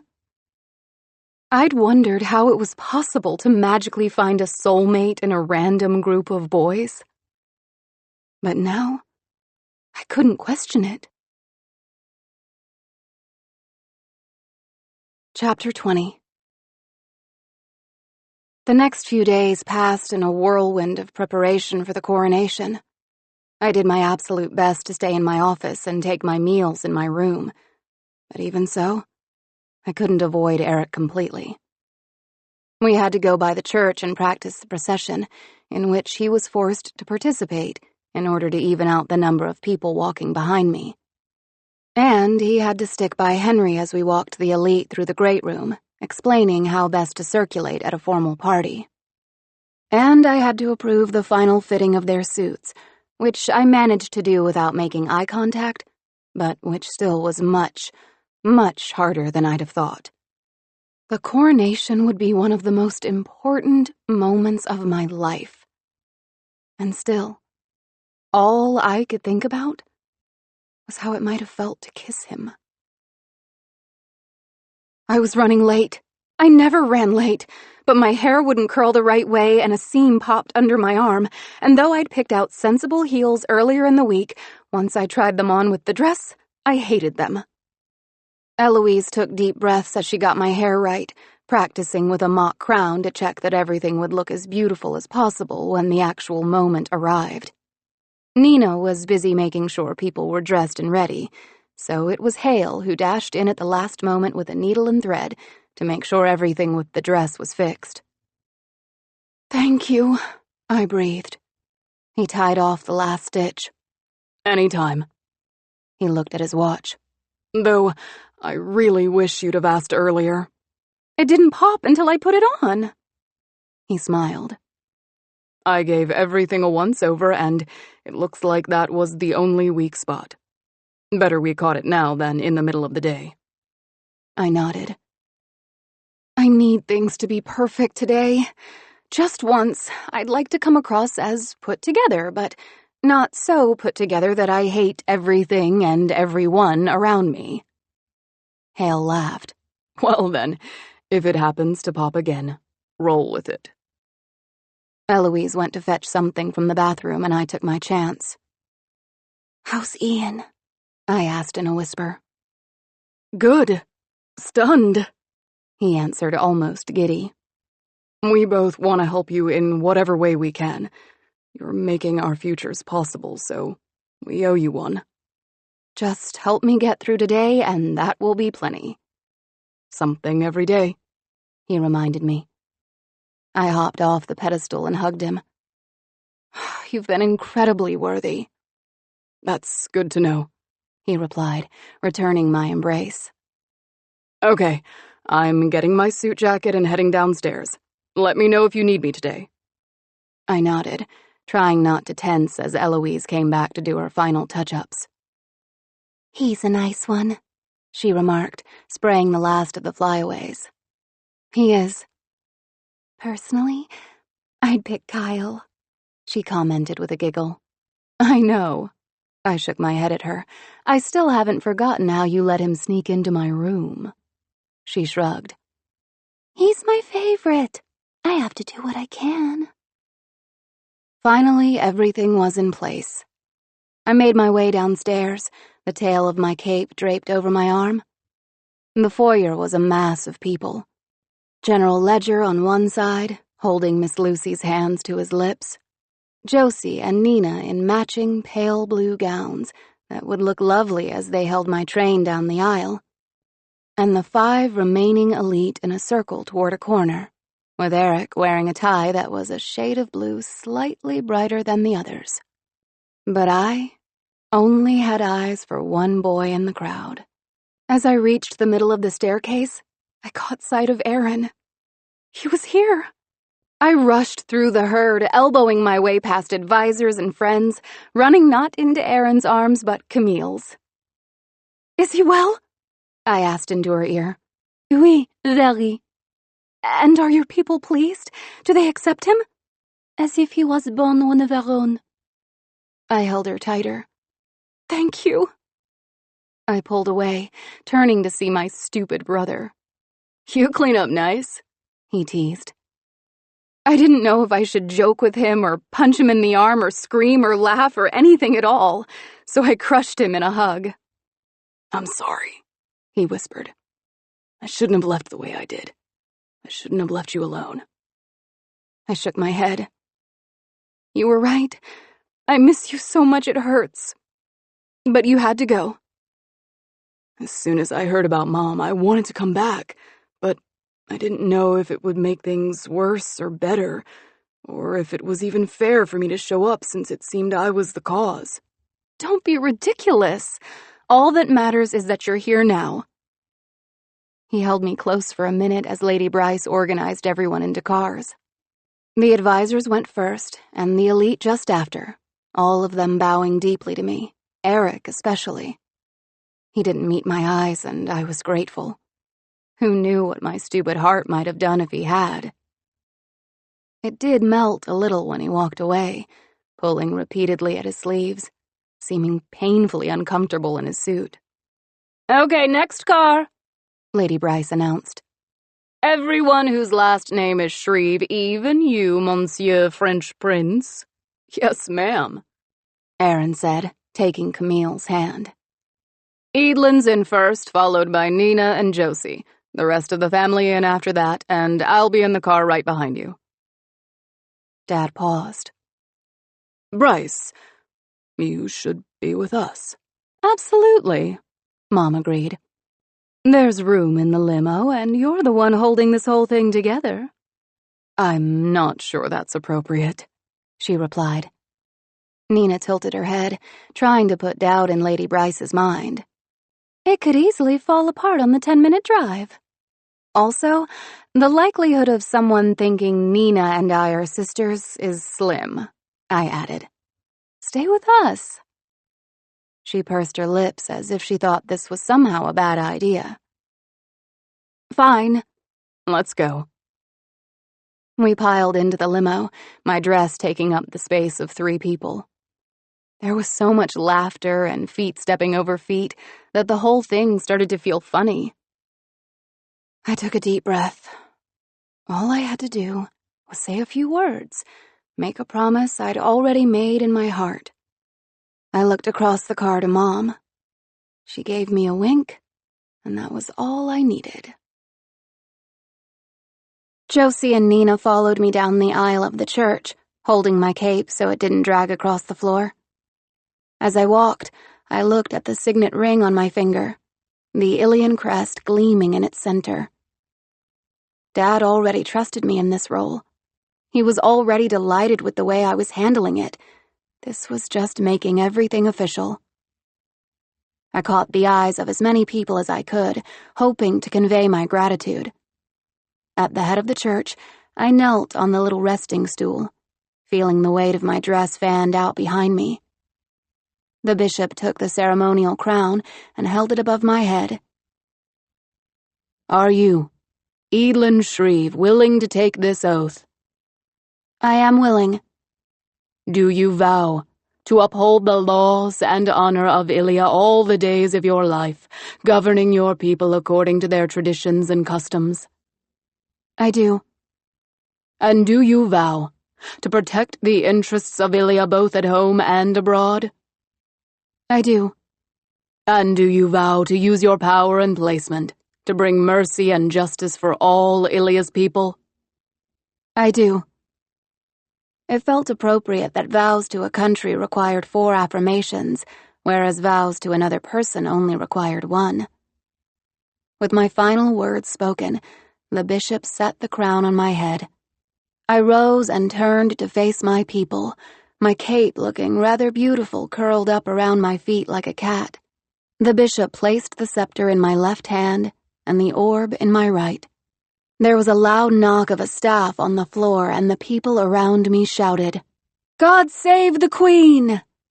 And I felt a thrill in my chest to know those words were meant for me. Chapter 21. Austin, for goodness sake, stand up, Mom ordered. But it's so hot, he complained as we began what would be a marathon photo session. Dad stepped around me. You can pull it together for 5 minutes of pictures, son. Aaron laughed. Oh, I've missed you all. I swatted him. I'm so glad no one's actually filming this. Okay, we're all ready," Dad called to the photographer. He and Mom posed behind me, their arms on the back of my chair. Austin and Aaron knelt on either side of me, while Caden stood with one hand behind his back, almost challenging me for the most regal-looking family member of the day. The photographer snapped shot after shot until he was satisfied. "And who's next?" We all stayed where we were, pulling Camille into the picture.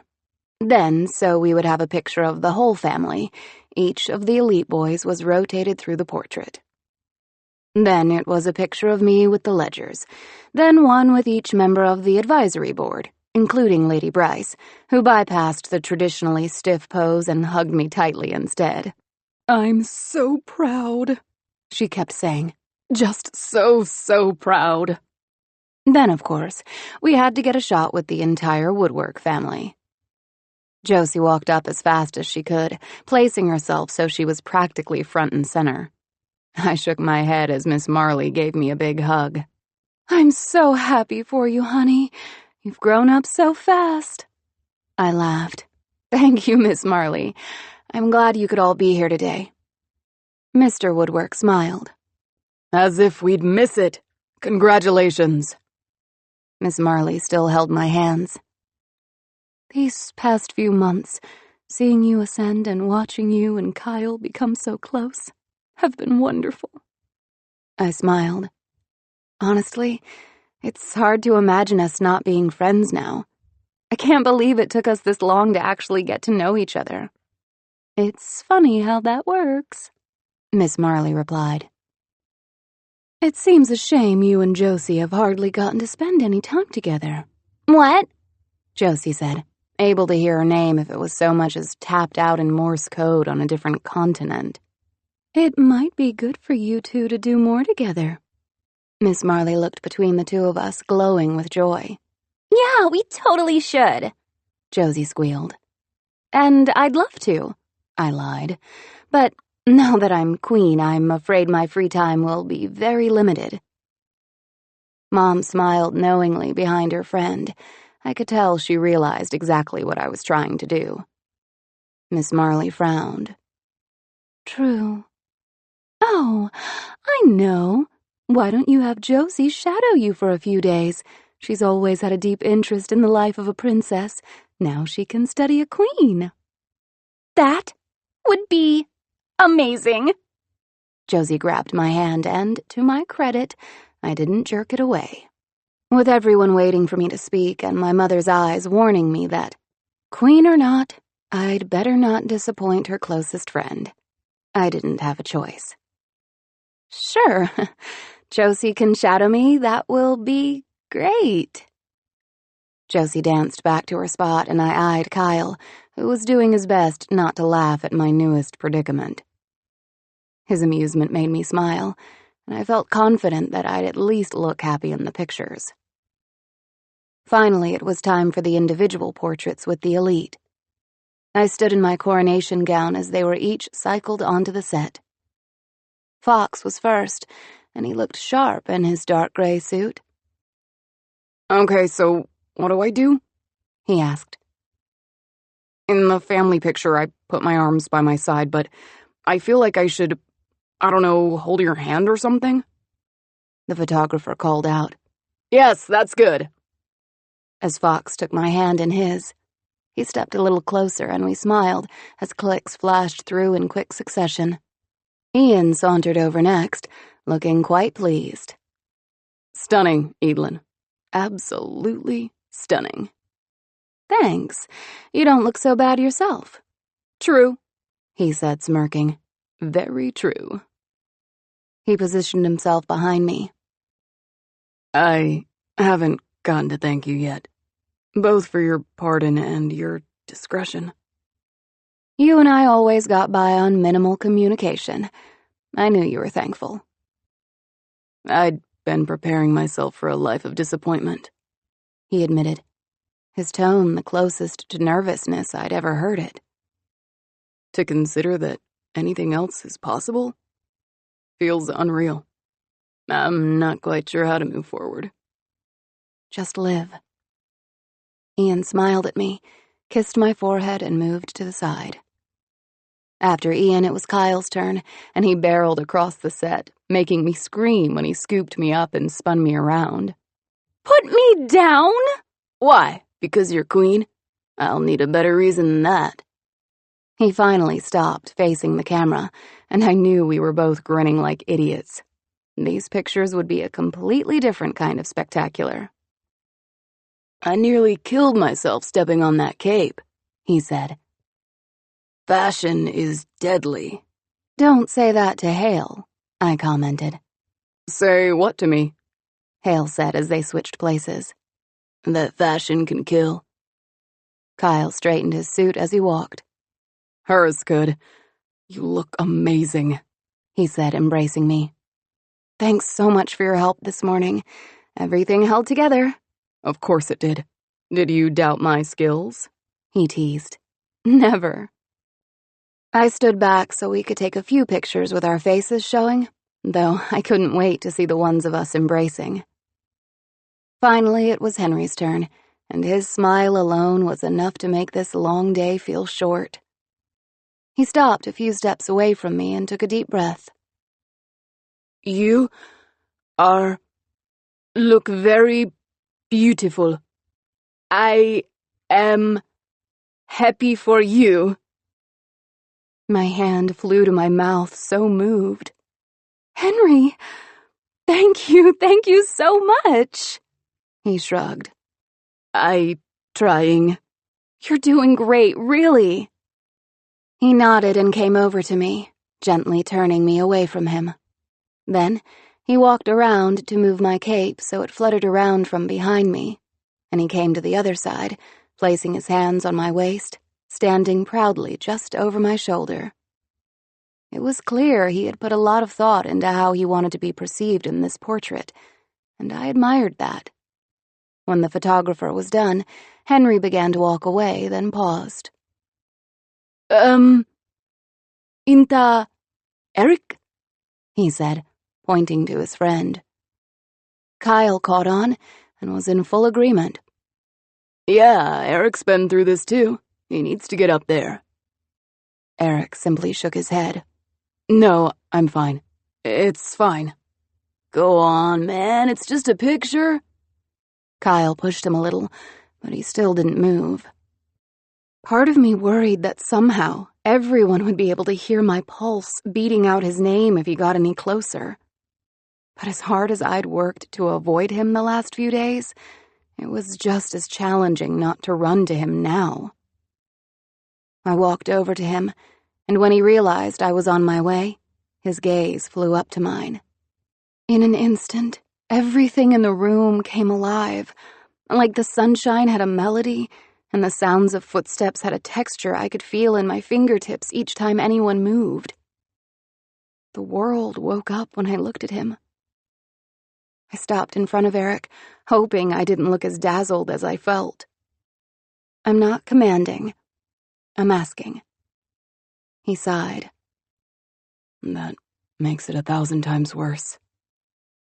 Smiling, he put his hand in mine, but before I could pull him onto the stage, he looked down at himself. As soon as the ceremony had ended, he'd taken off his suit jacket and was now only wearing a vest and tie. Now I'm underdressed, he lamented. I sighed and unbuttoned the snaps holding the cape to my dress. The second I held it out, Hale came to carefully take it away. Does that help? No, he swallowed. But if you truly want this... I do. I tilted my head and playfully batted my lashes. He laughed, clearly realizing he was defeated. What do I do? Okay, I grinned, stepping closer. Put this hand here, I said, placing the front one on my waist. And this one here, pulling the other up to my shoulder. I put one hand on his chest and the other looped behind his arm, and we stood there in a loose embrace. Now, smile at the camera. All right, he said. With my hand on his chest, I could feel his heart pounding. Calm down, I said quietly. Pretend it's just you and me. I can't. Then, I don't know, say something in Finnish.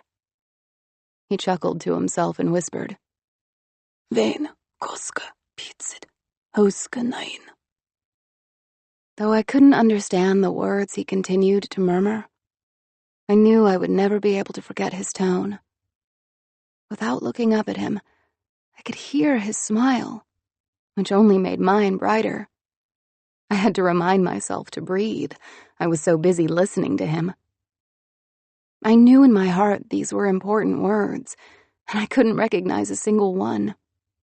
That was a good one, the photographer said, and almost instantly Eric dropped his hands. See? Was that so awful? I asked. I thought it would be much, much harder, he confessed. And there was something funny in his voice, like I'd missed a detail. I could hear it again, the rat-tat-tat of my foolish heart. I swallowed, ignoring it and turning instead to the footsteps echoing as they entered the hall. Merid, I called in greeting. I'm sorry to intrude, but I couldn't help myself. Is there any way I could get an official picture with my new queen? Merid asked. Of course. I extended a hand and he walked over, happily taking it. The country is abuzz, he told me.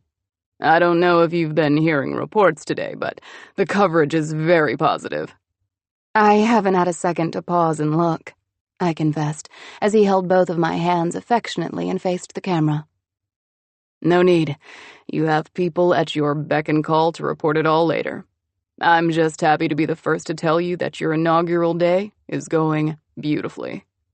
He squeezed my hand and I sighed, thinking that maybe, finally, it was all coming together. Chapter 22. I drank champagne and laughed too loudly and ate half my body weight in chocolate. Just for a few hours, I wanted to revel in the ridiculous opulence I'd always taken for granted. Tomorrow, I would sip water and get my head straight. Tomorrow, I would worry about how to keep my country together. Tomorrow, I would think about husbands. But tonight I was going to bask in this perfect, sparkling moment. One more dance, Aaron asked, catching me mid-sip in what I swore was my last drink. I have a flight to catch, but I wanted to say goodbye. I stood, taking his hand.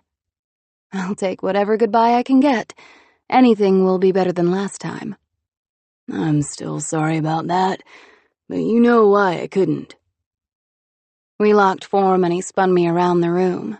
I do. That didn't make it any easier, though. Add that to everything else that's going on, and life's been a little harsh without you here. I'm sorry, but you're doing very well. Better than you think, I'd wager.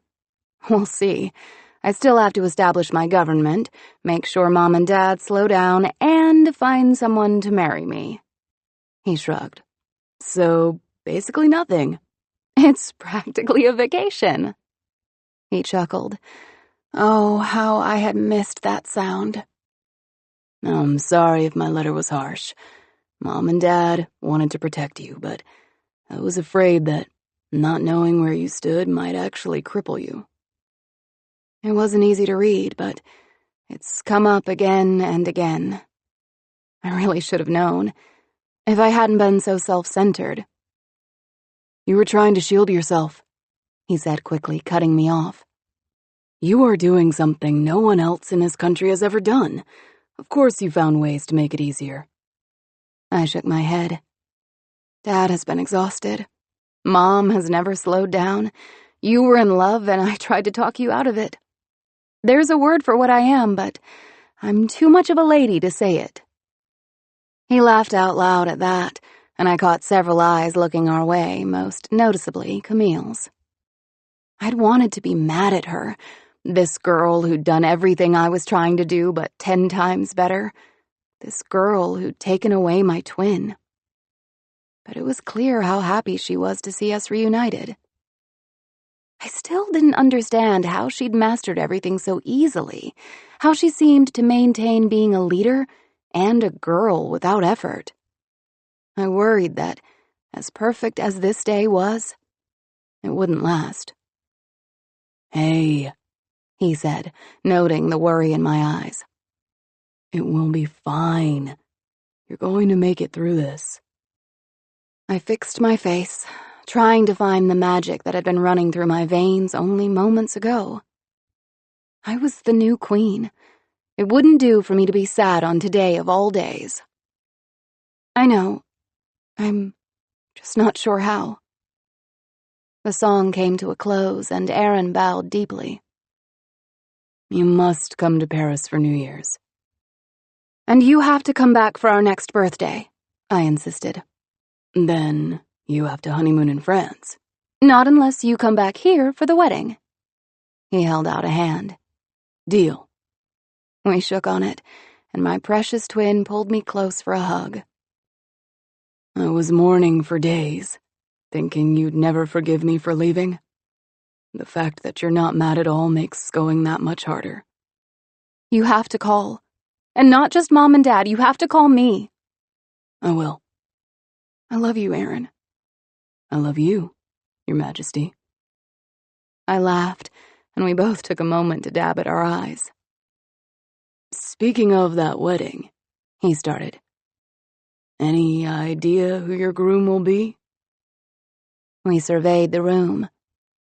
The elite were easy to spot with their crisp suits and ties, as handsome as any of the visiting royalty. I'd watched them all night, adding their behavior to the piles of information I had about them. Kyle had graciously entertained most of the younger guests, and Fox had shaken so many hands I caught him massaging his wrists at one point.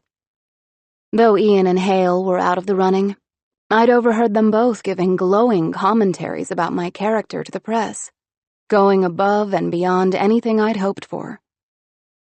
And then there was Henry. He had done his best with Eric at his side, helping him through conversations. But as I watched him studying the partygoers from his seat, it was clear he'd had a rough time. I've gone back and forth a few times. It's hard to know for sure who the right choice is. I just want to do what's best for everyone. "Including you?" I smiled, unable to answer. "If there's one thing I hope my leaving home proves," he said seriously, "it's that you have to do whatever it takes to be with the person you love." Love. Like clothes, I had guessed it was something that fit no two people exactly the same way. I was still unsure what the word looked like for me, but I sensed that, sooner rather than later, it would be fully defined. All that remained to be seen was if I could be satisfied with the definition. "I'm telling you, Edie, wars and treaties and even countries will all come and go. But your life is yours, singular and sacred. And you should be with the person who makes it feel that way every blessed second you live it." I looked down, studying my gown, feeling the weight of the crown on my head. Yes, my life was singular and sacred, but from the moment of my birth, a mere 7 minutes before his, it had belonged to anyone but me. Thank you, Aaron. I'll remember that. "Please do." I put my hand on his shoulder. Go find your wife. Be safe getting home and let us know when you land, okay? He took my hand from his sleeve and kissed it. "Bye, Edie." Bye. Though I was getting tired, I knew it wasn't yet time for me to sneak away. One last lap, I told myself. I'd shake hands, give 2 or 3 interviews, and duck out the side door. So many smiles and hugs, so many well wishes and promises to be in contact soon. It cycled energy through me almost as quickly as it sucked it back out. As I rounded the corner where Ian was speaking with a few people who had won the lottery to come to the coronation, another waltz started playing. "Oh, a dance?" A young girl pleaded. I thought she meant she wanted Ian to dance with her. but she nudged him in my direction, and he was only too happy to escort me onto the floor. After a few turns, I had to ask, "How long have you liked Hale?" He smiled. From the moment we were getting prepped to meet you, he just looked so happy, to the point of being cartoonish. It was endearing. "It is endearing," I agreed.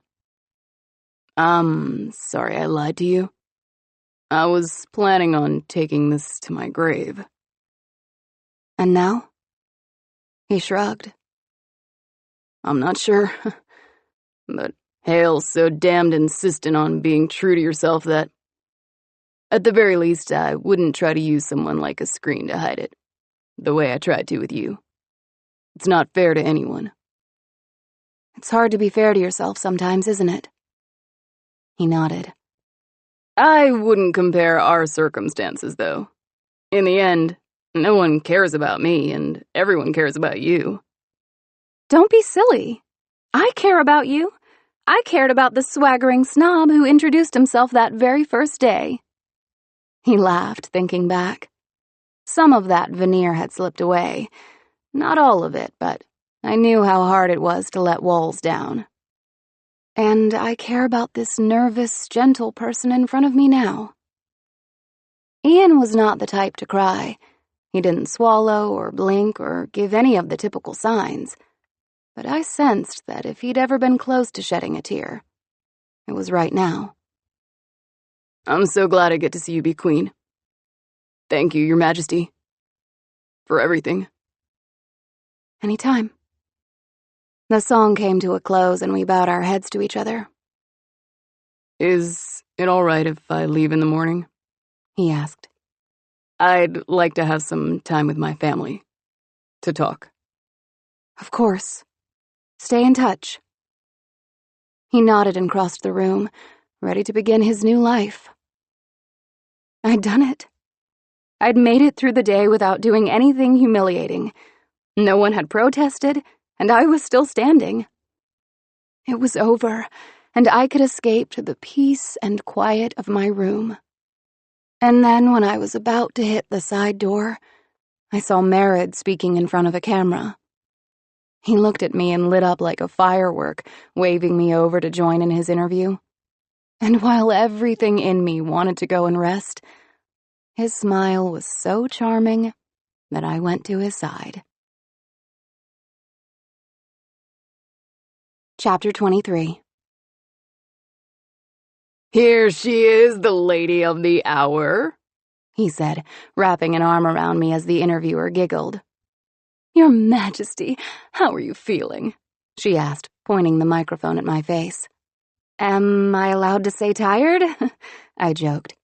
No, it's been an incredible day, and with so many distressing things happening in our country recently, I certainly hope today will lift everyone's spirits. And I'm very excited to get to work. Thanks to the wonderful young men in the selection and friends like Mr. Ilya here, I've gotten to know so much more about my people. I'm hoping we'll be able to find ways to hear and address needs much more efficiently. Can you give us any hints at what you're planning to do? She asked eagerly. Well, I think our town hall meeting, which was completely Merritt's idea, I said, gesturing to him, started off a bit rocky, but was ultimately very informative. And Sir Woodwork actually had an interesting proposal recently about giving citizens a much easier way to petition the crown. I can't say too much about it at the moment, but it was incredibly inspired.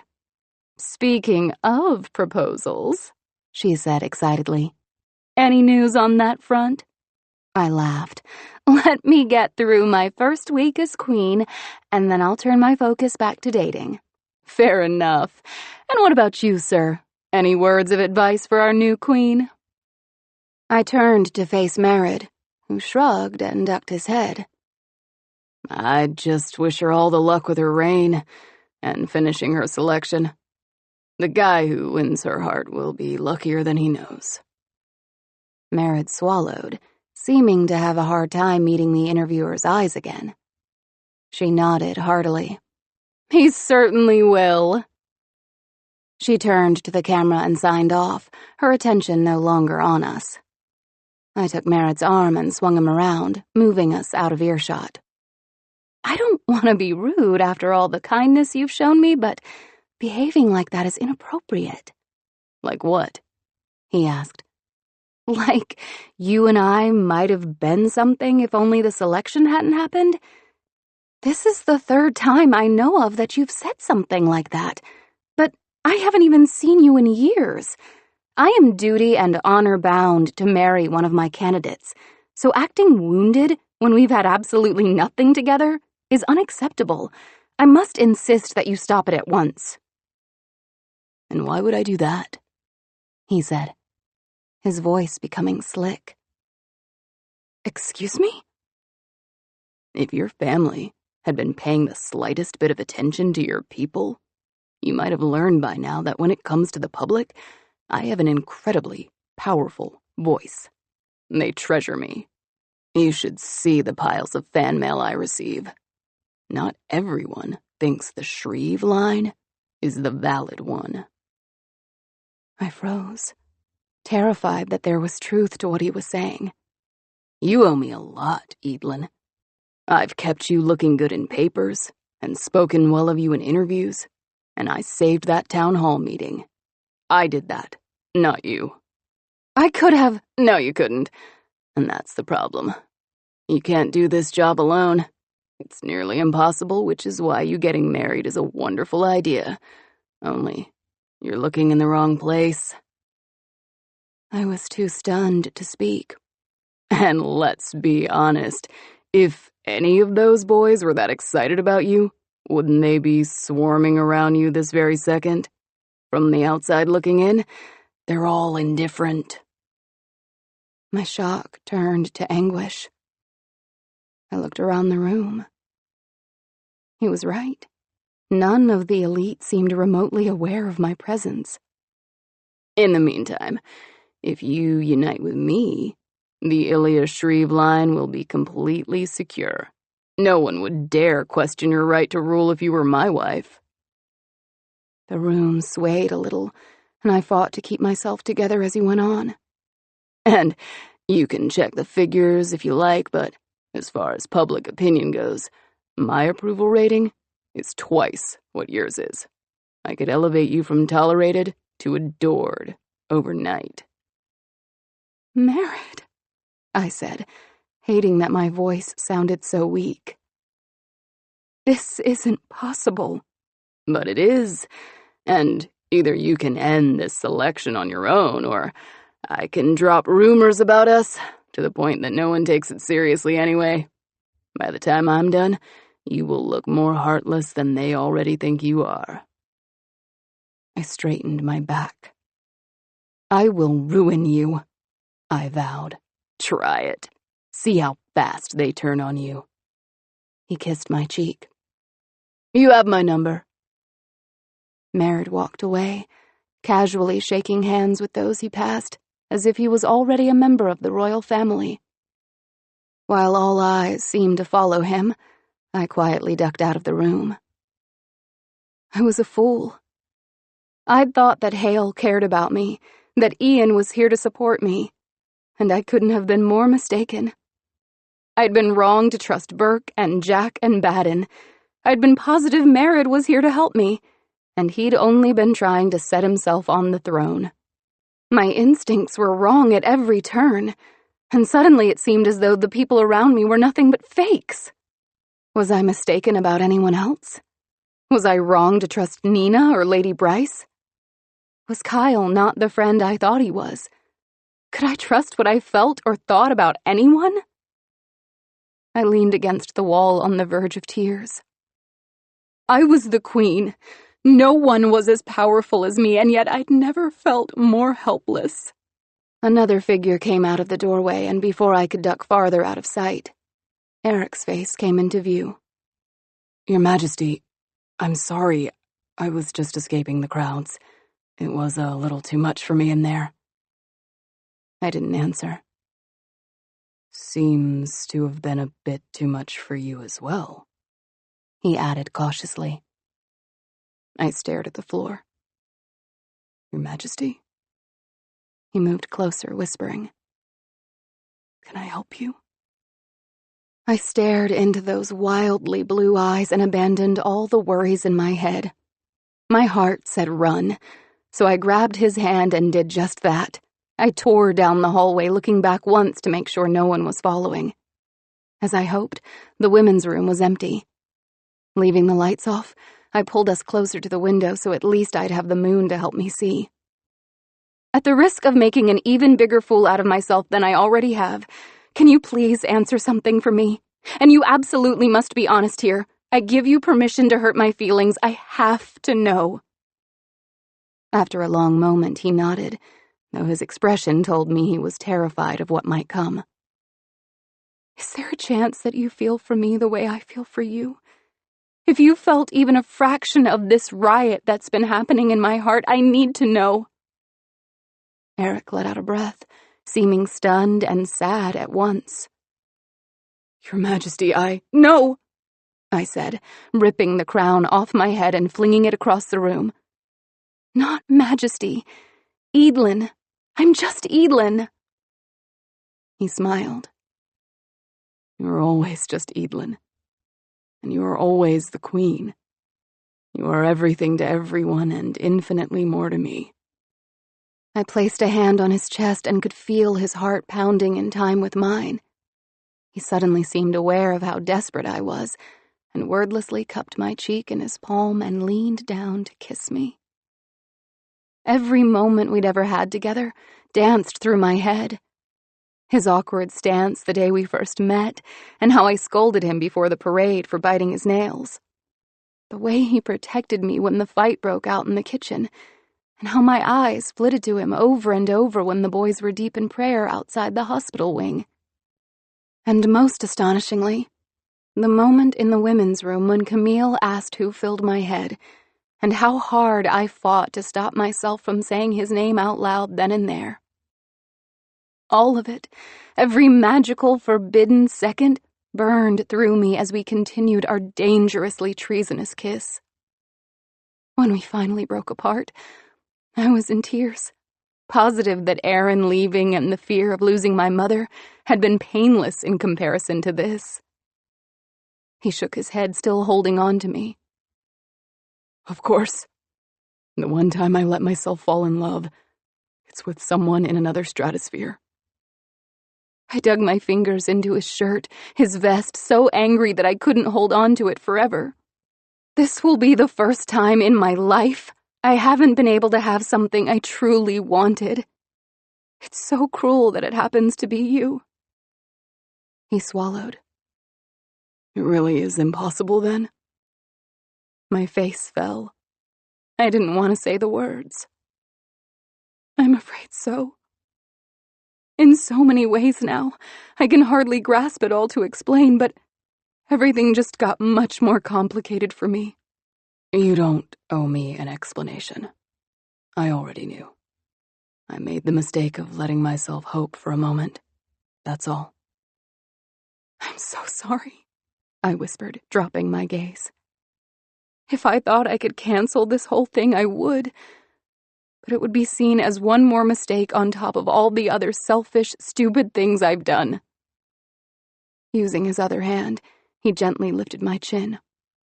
Please, don't speak that way about the woman I love. My smile was weak. I've been so unfair to you. It was eating me alive, all the wondering. But maybe we would have been better off if we'd never known. No, he said, somehow able to find comfort in the middle of us being torn apart. There is no shame in loving who you love, and there is a great honor in doing what is right. It's a pity those two things don't overlap for us, but that makes this moment no less important to me. Or to me. He held my hand so tenderly, still seeming shocked that he had the courage to do it at all. I should get back, he said. I'd hate to cause a scandal. I sighed. You're right. And still I couldn't quite let go. I stood pressing myself to him. I'm not engaged yet, I whispered. Would you meet me tomorrow night? It was impossible not to see all the gears turning in his head. It was also easy to see the moment when he stopped thinking and nodded yes anyway. I'll get word to you. Leave now and I'll make my way out in a few minutes. Eric gave me one last hurried kiss and dashed back into the hall. Meanwhile, I retrieved my crown and walked over to the hidden panel behind the bookcase. I wanted to be sure no one would find me tonight. There were no more rebels in Ilia, no threats like that to run away from. But there were still dozens of secret passages in the palace, and I knew every single one. Chapter 24. Good morning, Your Majesty. Lady Bryce greeted me as I walked into the office. Typically, I'd been able to sleep in on Sundays, but there was no way I could spend my first day as queen in bed, especially not after the way things ended last night. I sighed, both tired and thrilled.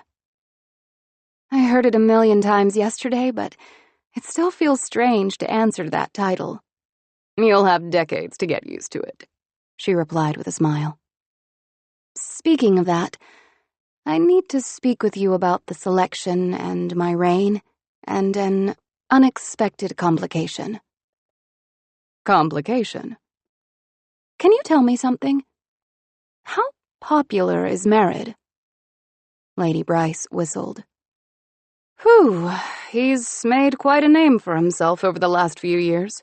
He's frequently interviewed on the radio, and he's so handsome and comes from such a well-known family that he ends up in a lot of print media as well. Plenty of people listen when he speaks. Fortunate he decided to turn up when he did, huh? Before I could explain what had happened last night, I heard the door open behind me and Josie burst into the room. Hey! Hope I'm not late, she exclaimed. I closed my eyes in frustration. I completely forgot she was supposed to start shadowing me today. Can I help you? Lady Bryce asked. Oh, I'm here to help you, she announced. I'm shadowing Eadlin today. Maybe longer if this goes well. Miss Marley suggested it during the family photo session yesterday, I said quickly. Lady Bryce nodded, and it was at this moment that Nina entered the office as well. Though I wasn't sure how comfortable I was sharing everything in front of Josie, it seemed I had no choice. Okay, I began slowly. We have a problem, and his name is Merid Ilia. Really? Nina asked. He's seemed helpful so far. Yes, that was how he meant it to look. But in truth, his goal has always been to take the crown. I swallowed, feeling stupid all over again. Last night, I called him out for encouraging the press to think that we were more than friends, and he made it clear that he was planning to pursue this angle until the public would demand that I marry him. Lady Bryce put her head in her hands. I knew he could undermine this whole thing. I knew it. We should have squashed the rumors. I shook my head. This isn't your fault. You gave me the opportunity early on and I didn't take it. I just never thought he'd try to worm his way into the palace as a permanent fixture. It's so sneaky, Lady Bryce said, balling her hands into fists. His parents threw rocks and stormed the palace. All he has to do is make a few properly timed speeches and he's in without looking remotely aggressive. Exactly. And I'm scared. If he sways the people to believe he should be my prince consort, they'll come after the monarchy. They've been on the edge of revolt for a while, and now that I'm queen, there's nothing to stop the people who held out for my father's sake. But if we concede, and he's here, if he could lie that easily just to get near to me... What would he do when he sees he doesn't need you anymore? Lady Bryce said somberly. I'd already pictured a dozen different scenarios. He'd say I slipped down the stairs or fell asleep in the bath. or that the Singer genes had gotten to my heart too. I didn't want to think of Merritt as purely evil, but I understood that he was out for power and had no regard for me. It was possible I was being paranoid, I knew that, but after having missed so many things in the last few months, things that should have forced me to be careful, to speak up, to do something, now wasn't the time to assume things would be fine. Then we have to silence him. What do we do? Nina asked. Why do you need to do anything? Josie asked. We all turned, and her smile faded under the weight of our stares. I mean, you're the queen. You could just kill him if you wanted. If he was being a traitor, right? If he acts like a traitor, yes, but when it seems like he's in love with me and I decide to hang him, how does that make me look? She squinted, taking that in. Awful. Worse than awful. And my approval is hanging on by a thread as it is. I can't have him killed. I don't even think I can publicly say I have no interest in him now. Not without backlash. Then what? Lady Bryce asked. This doesn't leave the room. Does everyone understand? I stared at Josie, hoping she understood the importance of secrecy. First, we will ignore Merritt. He's not allowed in the palace, and if he calls, no one speaks to him. He's completely shut out of my presence from here on out. We can't give the press so much as a whisper to draw from. Agreed, Lady Bryce commented. Second, I've mapped out how the next few weeks will go in terms of the selection. Ian is heading home this morning. We spoke last night, and he's ready to go. Early next week, Hale will be leaving as well. Nina made a face. I'm sad to see Hale go. Me too, but this was a mutual agreement, so I assure you there are no hard feelings on either side. That makes it easier, she admitted. But wait, aren't you supposed to choose within 4 days once you get to a top 3? Yes. The only way to beat Merritt at his game is to choose a husband as quickly as possible. And regardless of how deeply in love I may or may not be, it has to look as good as what my parents have. Better if we can manage it. I took a deep breath. So, once Hale is gone, we'll wait a few days, and then eliminate Fox. He's nice, but we don't have a real connection. That will leave Kyle and Henry as the final 2, and I intend to do a live broadcast in about 2 weeks to announce my fiancé. 2 weeks? Nina gasped. Eadlin! I will need help with the perception of this, I went on. I checked some recent poll numbers, and Hale and Kyle have been frontrunners for a while. I'll take care of making sure that Hale's decision to go is seen as necessary, so the people will be satisfied with his departure. But we need something sensational about Henry. Like that he bakes for people in nursing homes, or that his family is descended from Swendish nobility. Even if you have to stretch the truth, do it. Get him to the final 2 with everyone's approval. No one spoke for a moment. Do you even love Kyle? Josie asked. For once, her face had lost its ridiculously blank look, and I saw the deep, genuine concern in her eyes. I thought of Eric, of him promising me that it was worth it, of how he'd treated me from the very start, of how he'd kissed me, of how he'd be gone soon. I'd be happy with Kyle. Certainly leaders before me had made much bigger sacrifices, but Lady Bryce, Nina, and Josie all looked as though I was marching into death. Are you going to help me or not? I demanded. I'll see what I can find out about Henry, Lady Bryce said. I'd prefer to start with the absolute truth first. As would I, and I feel confident you'll be able to find something for him. He's such a sweetheart. He is, Nina agreed. As is Kyle. You could do much worse. Yes, I thought. But I could also do much better. Do what you need to get everything in place for this. I'm going to spend the rest of the day working from my room. Josie? She snapped to attention. Are you coming back tomorrow, or was this enough for you? It was more than enough, she said, swallowing. Not a word, you understand? She nodded, but I could hardly bear to look at her. She seemed so sad for me, and of all people, I couldn't stand her pitying me. But when I looked at Nina and Lady Bryce, their expressions were just as bad. I pulled myself up as tall as I could and left the room, remembering that no matter what, I was still queen. Chapter 25. What is this place? Eric asked. I'd done my best to make it cozy, sneaking in with a basket full of candles and blankets midday, and another full of food when everyone left for dinner. Eric said he was sick. I said I had work. And we met in an inconspicuous spot on the second floor. One of the easiest passages that led down to the massive safe room was by my mother's old bedroom, the one she'd had during her selection. Sometimes she took pilgrimages there, like it was the calmest place for her to be in the palace.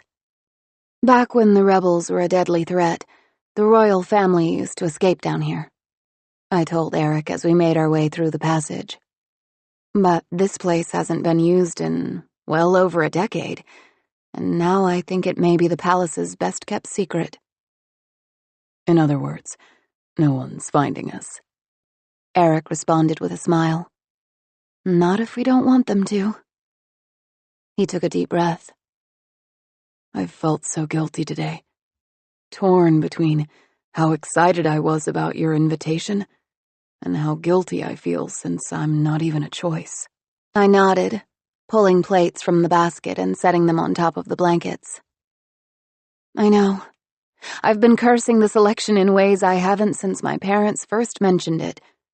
And then I take it all back because if it had never happened... We shared a long look.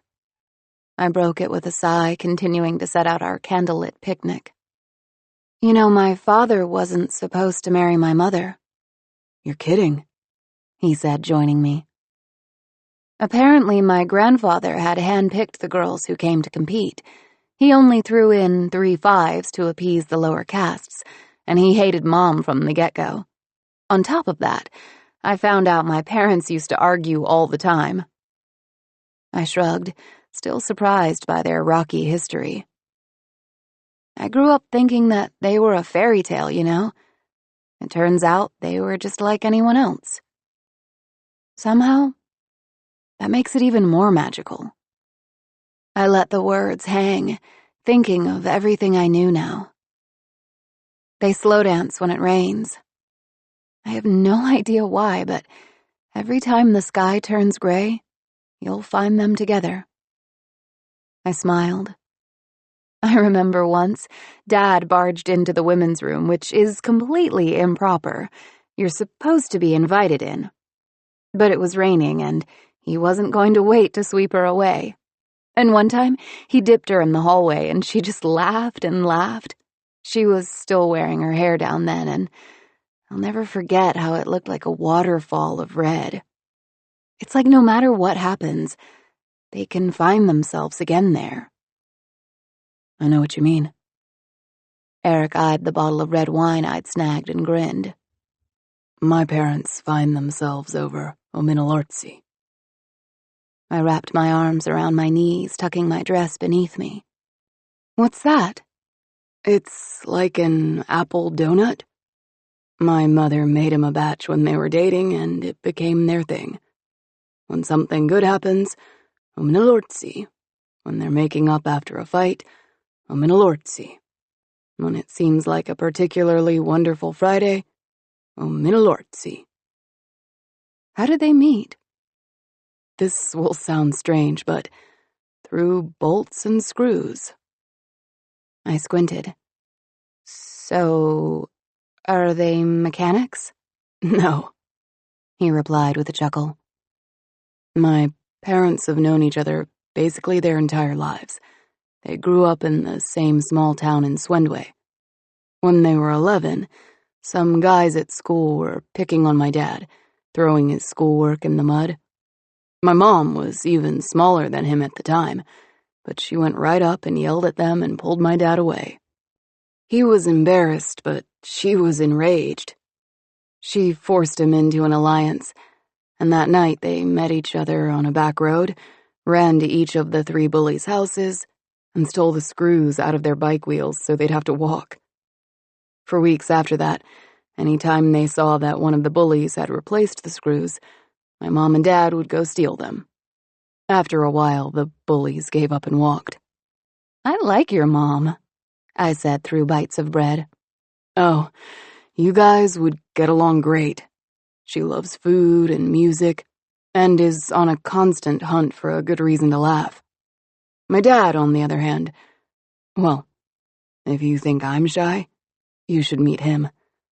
He's much more comfortable with books and people, and it can take him a while to warm up to strangers. Anyway, my parents grew up, and because they were very different people, they ran in different circles. Boy after boy came by for my mother, while my dad was spending weekends in the library.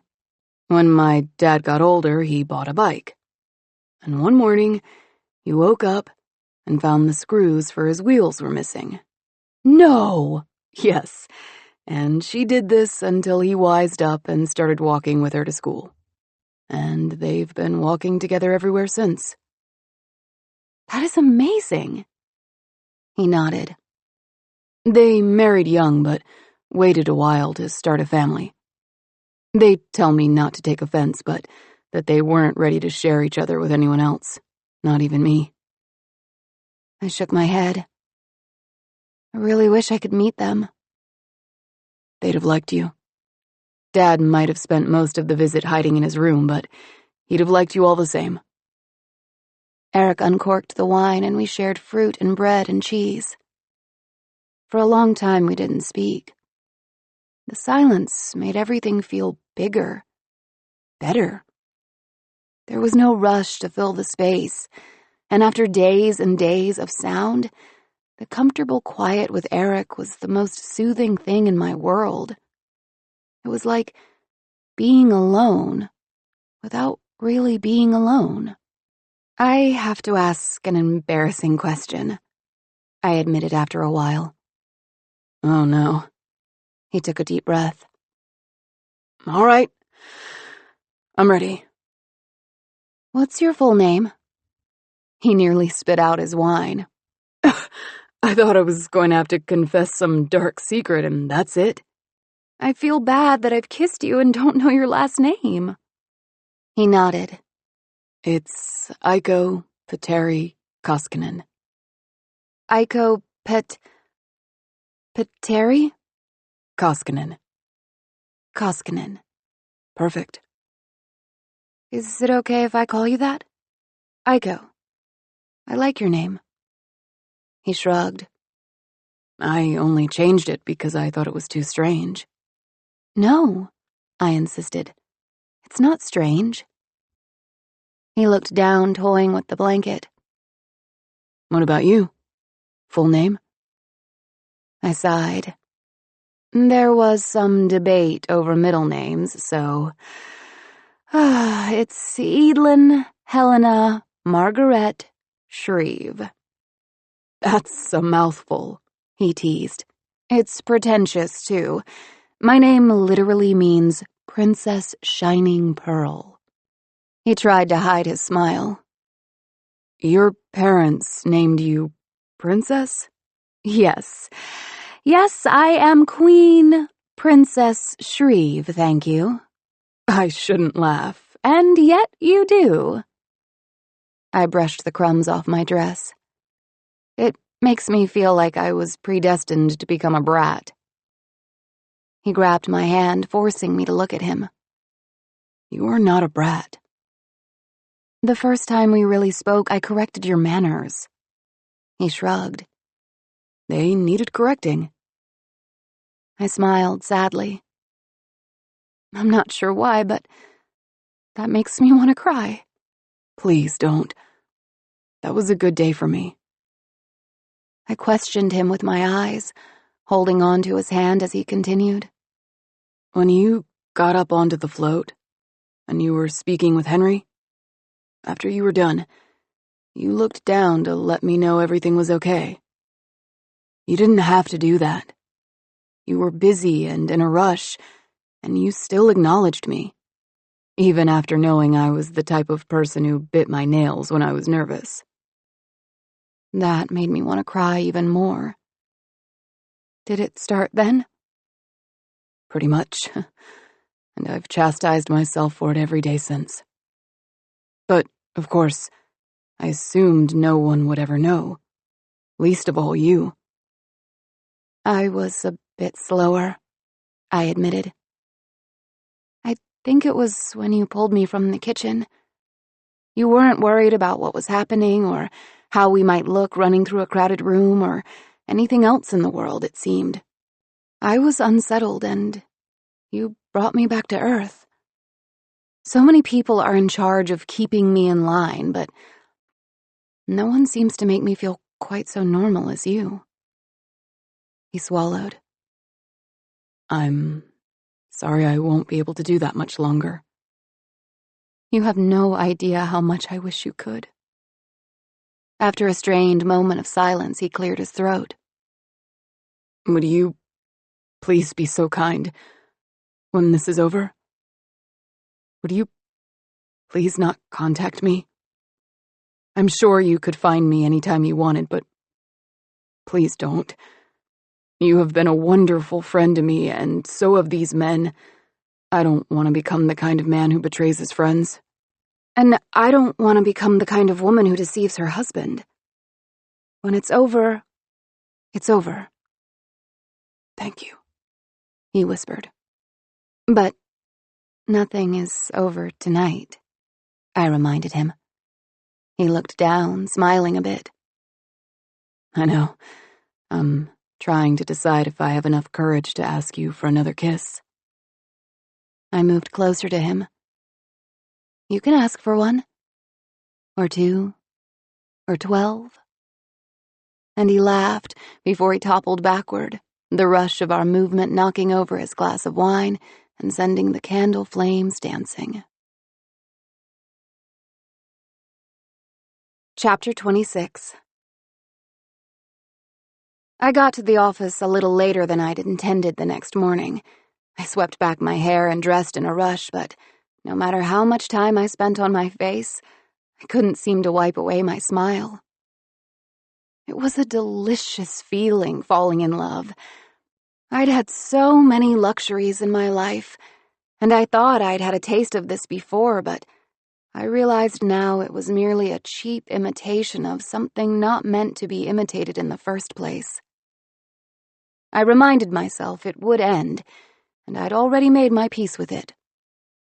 I knew I was going to choose Kyle. I'd told Aiko as much. Kyle would make me happy, and I hoped I could do the same for him. I figured at some point, once Kyle knew I was choosing him, I'd come clean to him about some of this. And I knew Kyle well enough to know that he'd understand if I confessed to feeling confused about the process, and that kissing Aiko wasn't something I planned, both of which were true. I didn't want it hanging over us. Any of us. And a life side by side with Kyle was not exactly a prison sentence. He was smart, passionate, funny, charming, a dozen things a husband ought to be. He would be beloved by the people, our people, and he would stand beside me and fight Merid. He was so charismatic he might even render Merid useless. And deep in my heart, I hoped there was a chance that I could learn to love him, now that I knew what that really felt like. For the time being, I had a few precious days left with Aiko, and I intended to treasure each one. Nina tapped on my desk, bringing my attention back to the present. "Are you okay? What are you thinking about?" To be honest, I was thinking about the sound of Her Majesty Eadlin Helena Margaret Shreve de Koskinen, and how suddenly my mouthful of names seemed like a line of poetry. But then I looked into her eyes and saw they were tinged with red. "About you," I said. "Are you all right?" "I'm fine," she said in a tone that said, "Not really." "It's just Mark. He's working such long hours, and now I have to work more, and it's getting harder to keep in touch. You know, same old. Distance isn't a big deal until it is." I took her hands. "Nina, the last thing I want to do is cost you the person you love. You're a brilliant girl. You could work anywhere." "Are you firing me?" she whispered, looking like she might cry. "Of course not. The thought of you leaving breaks my heart.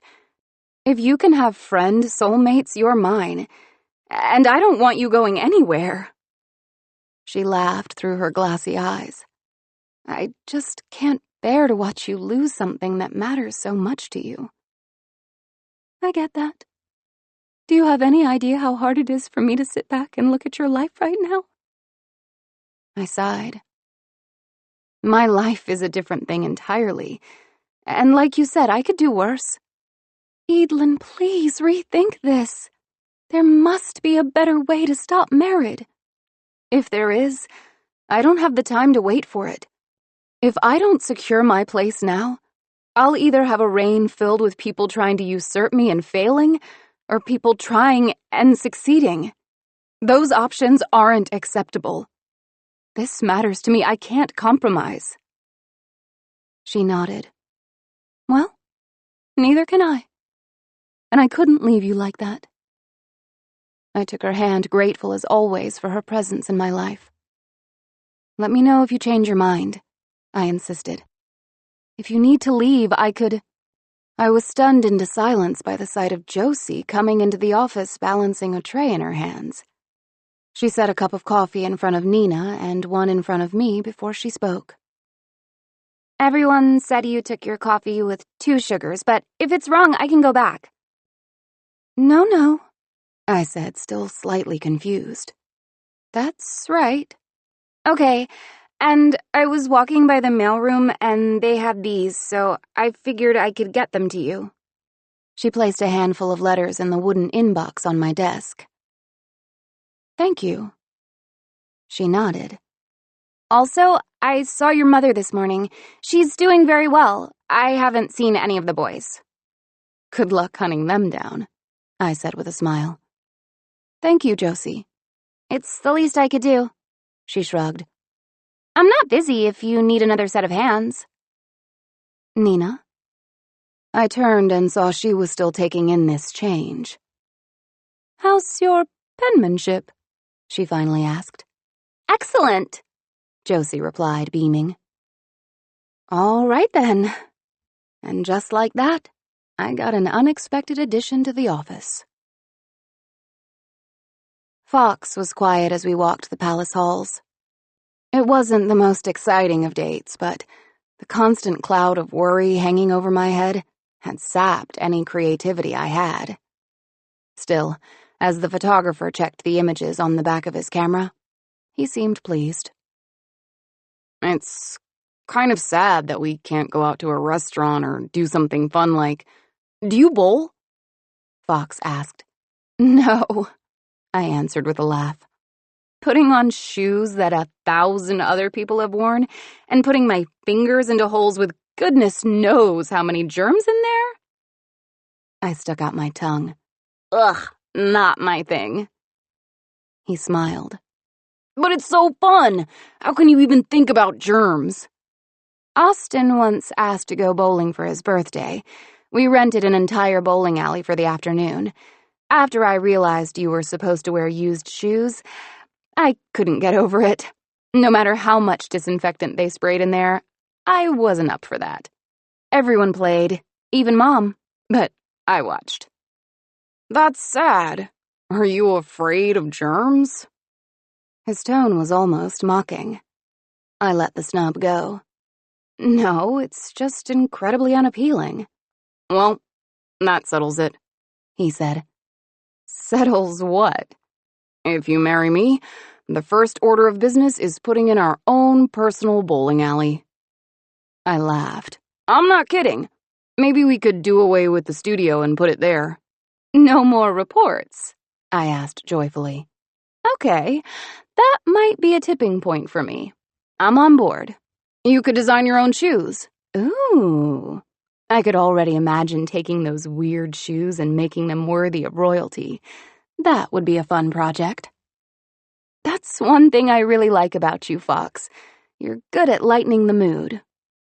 I think we're good, Your Majesty, the photographer said, retreating. Thank you. Thank you, I called. Sorry about that. With things getting to the end, people really want to peek into the final four. Oh, I don't mind, he said. I feel lucky getting this far. Getting to be with you. I rubbed my thumb across his hand. Thanks, Fox. I know I've been busy. Do I look upset? I'm on the first date with you as queen. How incredible is that? I hadn't even considered how that might be taken. I'd been hoping to hint that he might be leaving soon. Now I felt trapped. I've been so rude. How are you doing? How's your family? Dad's all right. He's been bragging to everyone who'll stop and listen. You saw Fox was in the final four, right? That's my boy. He shook his head. I guess he hasn't had much to celebrate for a while. So, even though I kind of want to tell him to calm down, I can't. At least, I don't have to watch it firsthand. I giggled. I know what you mean. My dad's into photography, and he likes to document every little thing. For some reason, it can be way more embarrassing when he's there than a journalist, even when they're doing the exact same thing. It's your dad, it's personal. Yeah. We fell silent, and the palace felt empty. For a moment, I missed the crowding mass of boys who'd stormed into my life barely 2 months ago. I wondered if I would keep thinking about them after this was all over. Anyway, he's doing well, all things considered, Fox said, filling the space. He's really proud, but he keeps asking me questions that I'm never quite sure how to answer. What do you mean? I watched Fox's expression shift from determination to embarrassment. He keeps asking me if I love you, or if you love me. I've told him that I can't go walking into your office and demanding a declaration of love. He grinned, showing he understood how unreasonable the request was. I would never ask you to tell me your feelings. I'm not sure that's fair, but I thought you should know that I don't say it. Why not? I've felt it for a while now, and I've wanted to tell you. I'm not ready to hear it. I backed away, my heart pounding in my ears. This was too fast, too sudden. I'd hardly gotten to speak to him recently, and now this? Edelyn, I want you to at least know how I feel. You're going to have to pick someone soon, so wouldn't it be wise for you to have this information? I turned to him and squared my shoulders. If I could face reporters and dignitaries, I could face a boy. Tell me everything, Fox. His smile was tiny, but sincere. I think I've been a goner for you from the night you let me stay. You were so kind to me in the middle of the worst night of my life, and I'm desperate for you to meet my family. I want to see you on the beach in Claremont. I want you to spend an evening around the table with us. In a million ways, I think you'd fit right in with the Wesleys. He paused, shaking his head like he couldn't believe he'd said that. I want to help you. I want to be there for you in any way I can. And I'd like to think that you could be there for me. I don't know how much longer I have with my dad. I'd like him to know I've chosen a path before he dies. I closed my eyes, feeling overwhelmed with guilt. It wasn't that long ago my mother was on what I thought was her deathbed. I understood that wish. But that doesn't mean I can make it come true, I mumbled. What? Nothing, I answered, shaking my head clear. Fox, these are beautiful sentiments, and I admire your honesty, but I'm not ready to make any promises.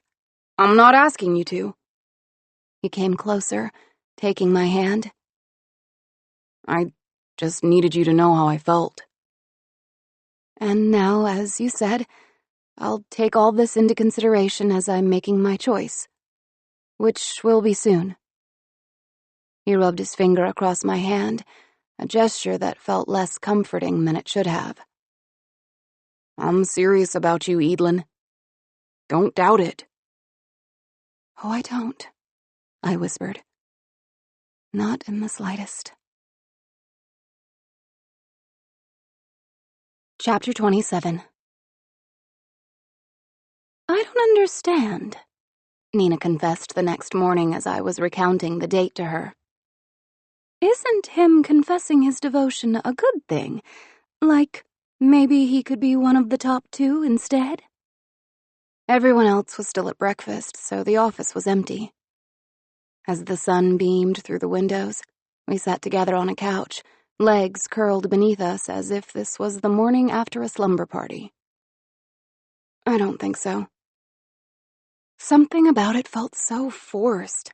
Not that he didn't actually feel those things, but it was like he orchestrated a moment so I would have to hear it. I rested my head on my hand, the lines repeating in my head. And then I felt guilty.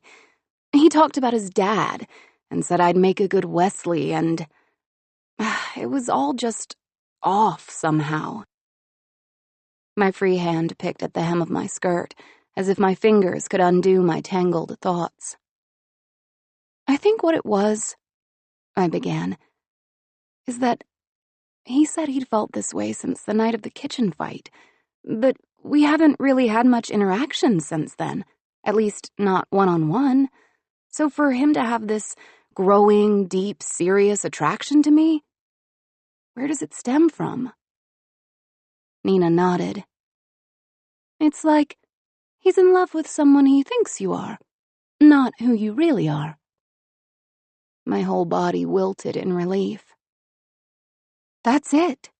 That's exactly what this feels like. So, send him home. I shook my head. No. I promised Hale he could leave next.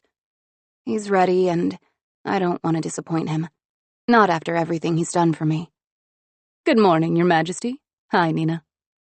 Lady Bryce walked in holding a muffin in her hand. Your Majesty, I have some documents from your brother for you to review. It appears France wants to renegotiate their trade deal. I think this will be the easiest one in years. Aw, what a handy little thing, that errand. I was sure this was more Camille's doing than his, but I knew his presence was helpful. He sure is. I also have 3 contracts for you to review from New Asia. They're waiting on your desk. And the producer of the report would like to film an interview with you this afternoon.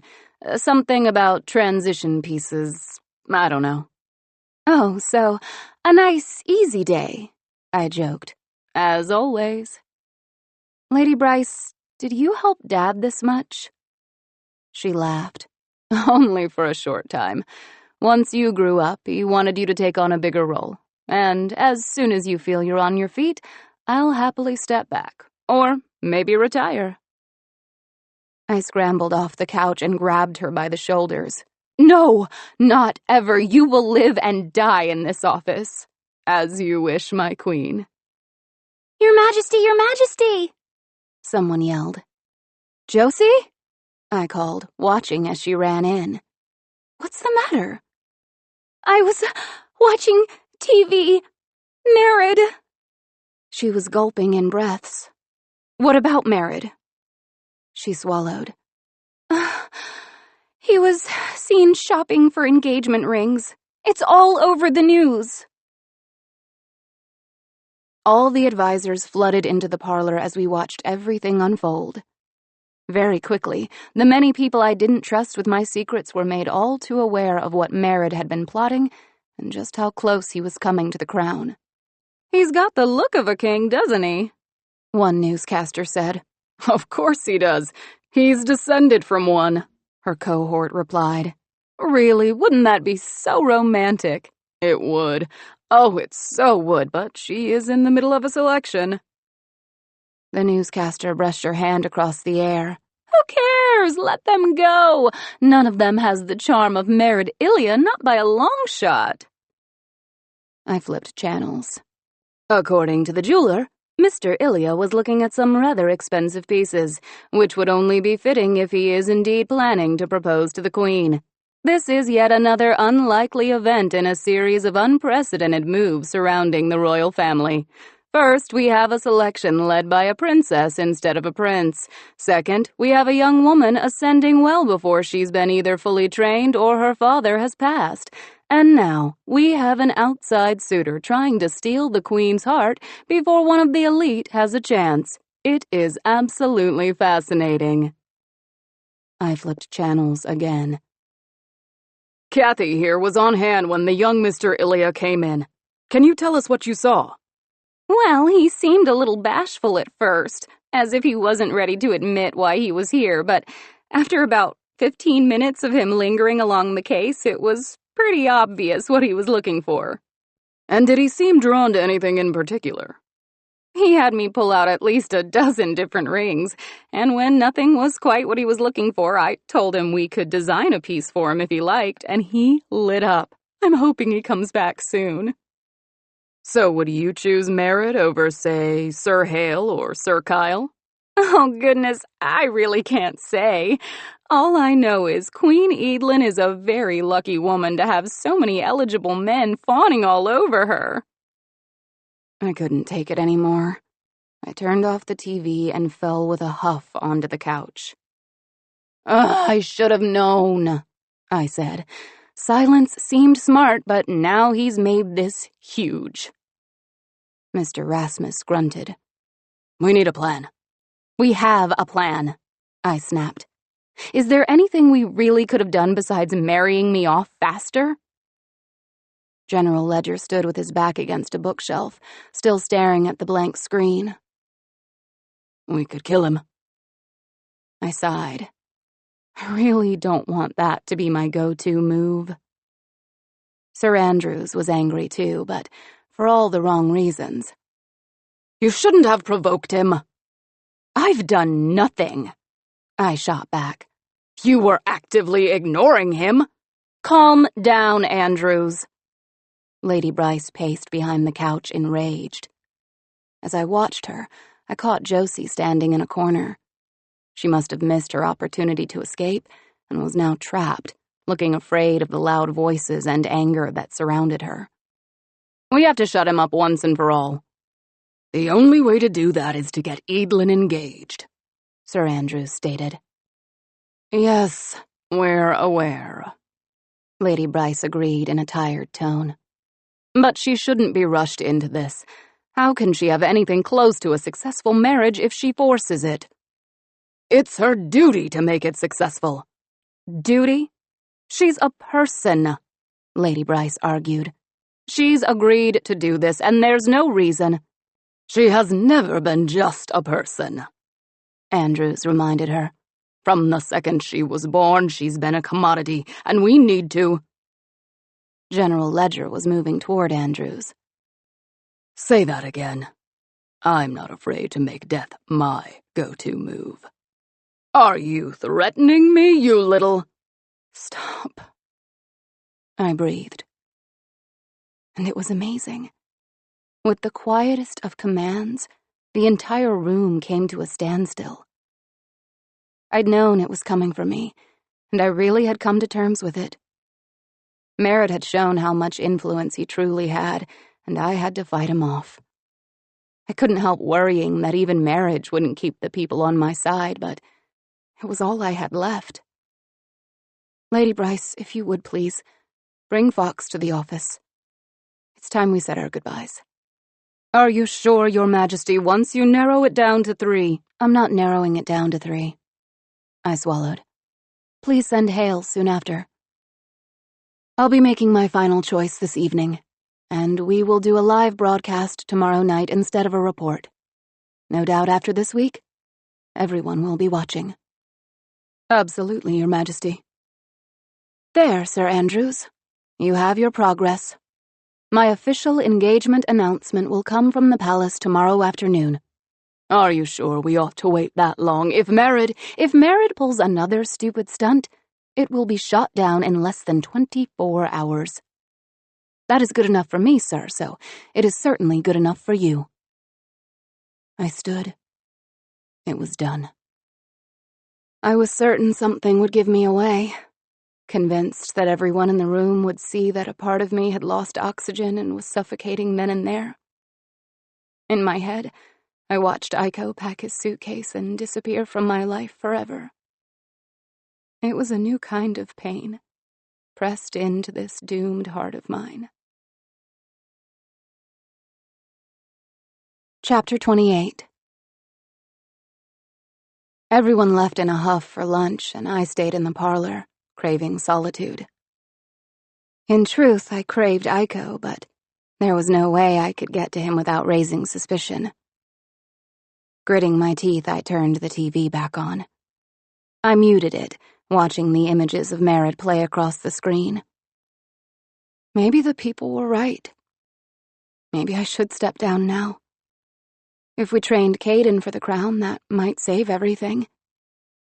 It would be humiliating for me to abdicate after less than a week, but it might at least keep the rest of my family from being shamed. Your Majesty? Josie snuck up on me. Can I get you anything? Some food? Coffee? No, Josie, I've lost my appetite. I don't blame you, she said with a tiny smile. I want to thank you for coming to warn me today. I know it doesn't seem like much, but those extra 5 minutes helped me brace myself. It would have been 1,000 times worse if Sir Andrews had found out first. She widened her eyes. He's horrible. Do they yell like that all the time? I nodded. Not Lady Bryce or General Ledger, but the others were like that with Dad, too. It's as if they think the only way to make you understand how adamant they are is to scream about it. We were quiet for a minute, watching Merritt's handsome face on the screen. He certainly had his wave down. I'm so sorry, Edelyn, Josie whispered, drawing my focus back to her. For everything, and for how I've been, and for what you're dealing with now. You had no idea, did you? I asked, my tone gentle. Embarrassed, she shook her head. I thought everyone did the work for you, and you just said yes or no. That it was all parties and money and power? Yeah. She let out an almost laugh. I can't believe I spent my whole life wanting to be a princess, only to see I could never, ever handle it. I shifted on the couch, finally putting to voice a thing I'd been almost positive about from the very beginning. Is that why you put Kyle's name in? So you could be a princess? She blushed fiercely. I didn't think he'd actually get drawn, and if he did, I didn't think there was any way you'd choose him. When I saw that kiss on the front page of the newspapers, I was so excited, I started designing tiaras in my notebooks. And now? I'd still like to have one of my very own, but I know I haven't earned it. She smiled slowly. And I realize that even if he wins, I wouldn't exactly be a princess, but it still feels like a big deal. I look at your Aunt May and how glamorous she is, traveling around the world and meeting all these people and looking like a runway model. I can see the appeal, I agreed. Mom's siblings definitely got a better deal than she did in certain ways. As I thought of my aunt and uncles, a wonderful idea struck me, and I was thrilled that at least one good thing might come from this day. Josie played with the hem of her dress. Yeah, it looks fun. But I was way too obsessed with it. I'm sorry I gave you such a hard time. So am I. It was hard growing up with someone who wanted to be me without doing any of the work. And it was hard for me growing up in your shadow. She seemed sad, unsure of herself now. You know, Josie, it isn't too late to fall in love with something else. You happen to have an excellent resource in me, and I'd like to help you find the right path. So long as that path is far away from my tiaras. She giggled. I have no idea where to start. Well, you've proven these last few days how helpful you can be. What if we put you on the payroll as an office intern? Whatever you're going to do, you'll need your own money for it. Really? She gasped. Really? Josie flung herself across the room, colliding with me in a hug. For the first time, I didn't mind her being so close. Thank you! You're welcome. I've got to do the good I can while I'm here. She pulled back. I swear, if you step down, I'll never forgive you. I hadn't meant to give that much away in a sentence. I realize that doesn't mean much, but still. Don't do it, you can't. I shook my head. I won't. I promise. As tempting as it is, I'm too proud to do it. Dear Uncle Jared, this letter is long overdue. How are you? How's work? Okay, I need a favor.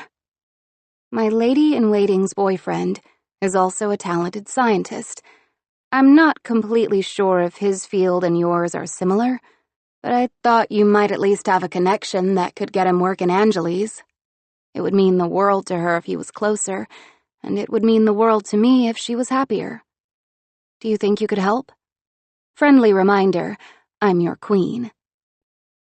Thanks, bunches. Love you lots. Visit soon. Evelyn. Chapter 29. Fox understood what being summoned to my office meant, so he refused to come, and instead sent his goodbyes through Nina, who arranged for him to stay at a hotel until he could get a flight to Claremont the following morning. I felt low, sneaky somehow, like I'd gotten off too easy. I'd been prepared for a battle. I got a retreat. But Hale walked through the doorway all smiles, dressed to the nines and ready to leave like a gentleman. His arms were open as he crossed the office, and I fell into them, trusting him to a fault. I'm going to miss you so much, he whispered into my ear. Me too. But you know how to get a hold of me if you need to, right? He nodded.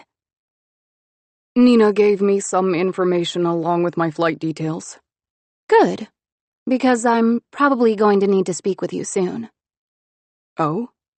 He asked, stepping back and straightening his suit coat. Of course. Someone has to design my wedding dress. Hale stood there, the smile wiped instantly from his face as if he thought this was some twisted joke. Evelyn, do you mean that? I held him by the shoulders. You shielded me when the public threw food.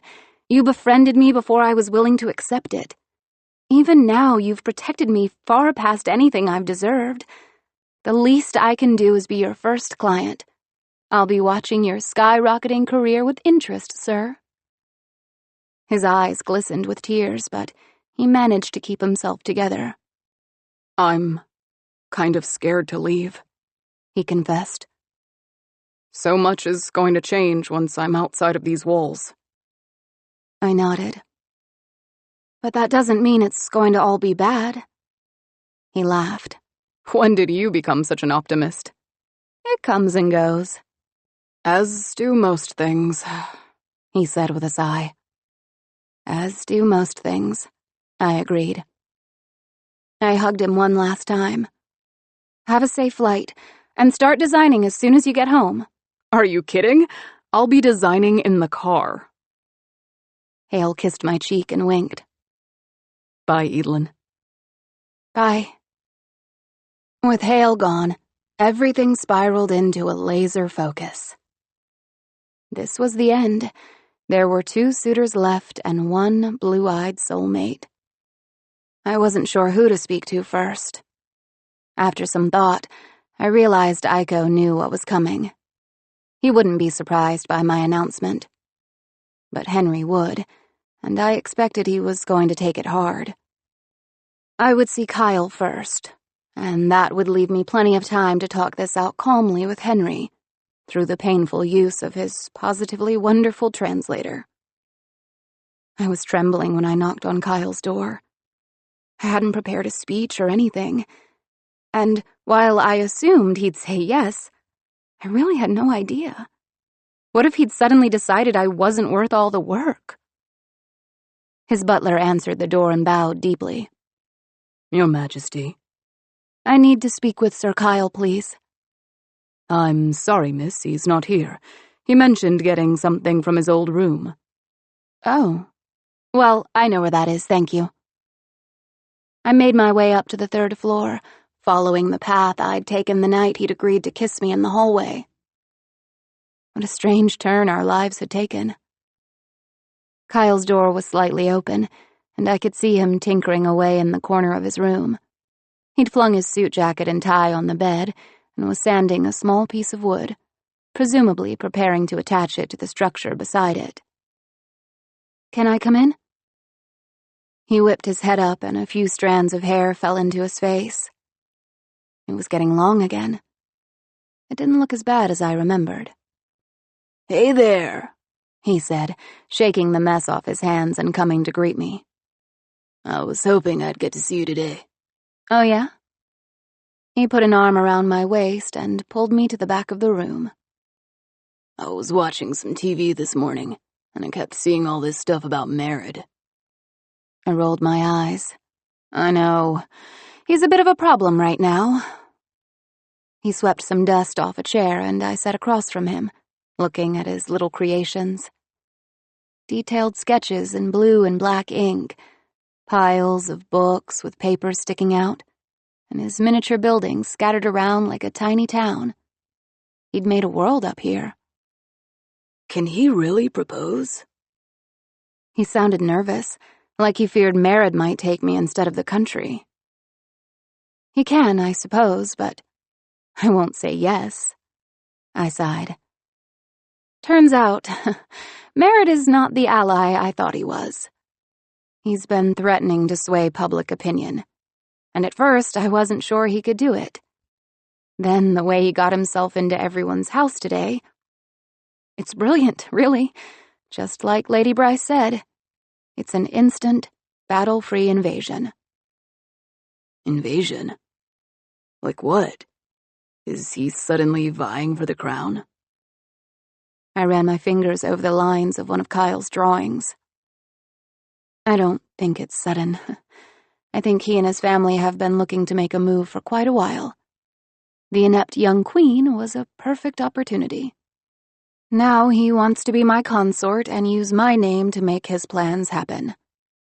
My only hope is to get engaged before he can try to propose, because I'm sure the press will just gobble it up if I reject him. So let's do it. Do what? Get married. Eadlin, I'd marry you tonight. Between the 2 of us and our families, there's no way he'd survive. People have been pulling for us from the start. Marry me, Eadlin.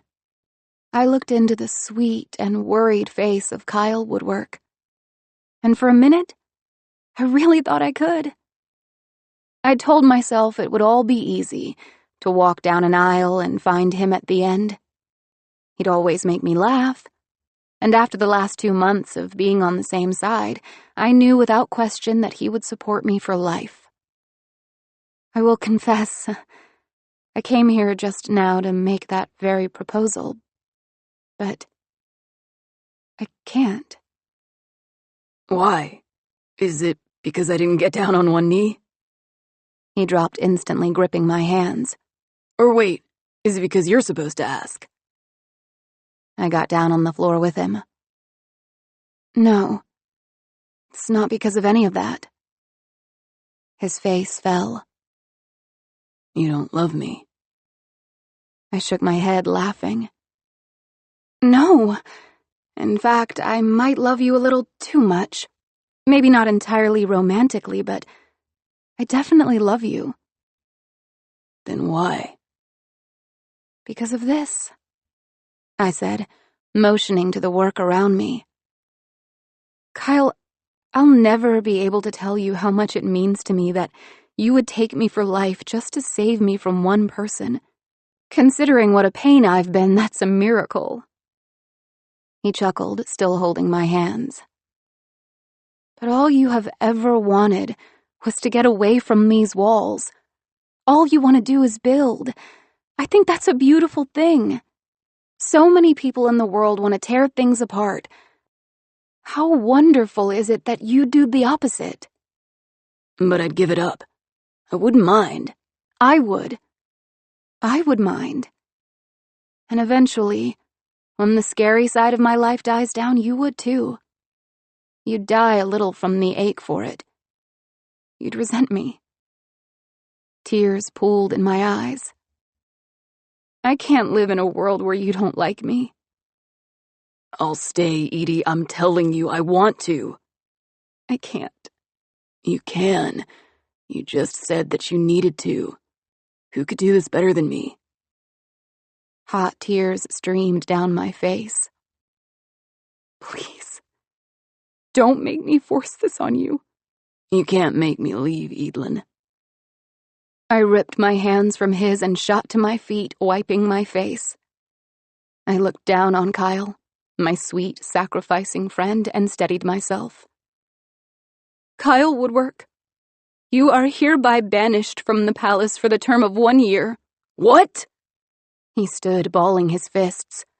As compensation for losing your home and for services rendered to the royal family, you will have an apartment fully paid for in Bonita. Bonita? That's on the other side of the country. In addition, funds and materials will be allotted to you to begin a housing project for the homeless in the province's capital city. His face softened. What? If you find the funds or materials insufficient, you may write the palace and request more, and I will have them sent to you as quickly as possible. Evelyn. You will always be my family, Kyle. But I won't make you my husband. I can't do that to you. His voice was tender. But you will make someone your husband. You need to now. It will be Henry. Fox left a few hours ago, and Hale just got into a car. He was completely floored. This is really the end, isn't it? And I was prepared to be with you for the rest of my life. In a way, I guess I still can, but I'd hate myself if I kept you here. It'd be heartless. What about Henry? Will you be happy with him? I swallowed. He does worship the very ground I walk on. Kyle nodded, allowing that. I suppose you could do worse than absolute devotion. I smiled. Thank you. You have kept me sane through so much of this, but I can't take away the one thing you really care about. He nodded. I understand. I walked toward him and he folded me into an embrace, holding me so close it almost hurt. His voice sounded tight when he finally spoke. If there's anything I can ever do for you, tell me. I wept into his shirt. I will. And I'll do anything you ask. Except marry me. I pulled back, happy to see him smile. Except marry you. I let go, lacing my fingers together. I'm going to make the official announcement tomorrow. I need you to stay until then so the press doesn't get wind of what's going on. After that, I don't want to see your face for a year. You hear me, Woodwork? I get a pass for the wedding, right? Well, of course, for the wedding. And Christmas? Obviously. He considered. What about your birthday? Well, Aaron did say he'd come back, so it'll probably be a marvelous party. He nodded. Okay then. A year, except for those 3 days. Perfect. And in the meantime, you'll just be doing the thing you were born to do, I said with a shrug, as if this was all nothing. He shook his head. I'm going to build something. I'm really going to build something. And you will change lives because of it. Thank you, Your Majesty. You're welcome. I kissed his cheek and ran out of the door before I changed my mind. I'll see you in the studio tomorrow. I'll send details once I have them. In the hallway, I held my hand to my stomach and took a deep breath. I'd made a choice. So why did I suddenly feel out of control? I hurried back to the office, glad to see that everyone was on the move, making tomorrow come together as smoothly as possible. Everyone, it seemed, except for me. Lady Bryce, can you please get Eric for me? I need to speak with him about the specifics of tomorrow. Consider it done. Chapter 30. I paced the office's side parlor, waiting for him to come. Every second the mass in my throat grew bigger, threatening to trap all the words I had to say beneath it. Your Majesty, he said quietly. And even though there were people swarming around, he didn't think twice about smiling at me like I was his sun and stars. I need to speak with you about tomorrow. Would you close the doors, please? I tried to keep my voice even, but his expression showed he knew I was holding back. And that made the attempt at diminishing how important this was that much harder. Are you all right? He whispered, even though we were alone. I exhaled, trying to keep calm. Not quite. According to the news, you have an unexpected suitor, he said plainly. I nodded. How long has this been a problem? Longer than I knew. I imagine this has caused you undue stress. It's done so much more than that. I swallowed. Because of this issue, I am forced to announce my engagement tomorrow. Oh. The tiny word held a world of shock. And due to Kyle having other pursuits that I couldn't ignore, I will be proposing to Henry. Today. At that, he couldn't muster a word at all. I reached for his hand and he gave it to me. He didn't even look angry, which would have been fair since I'd backed out of nearly every promise I'd made. He was, quite simply, only sad. A feeling I identified with all too well. I'm sure you understand that I will have to leave after tomorrow, he said quietly. I'll have Nina find another translator. You shouldn't be forced to replace yourself. My breathing hitched and the tears came. I'm planning on going within the hour to see him. Do you think... Could you please not be in the room?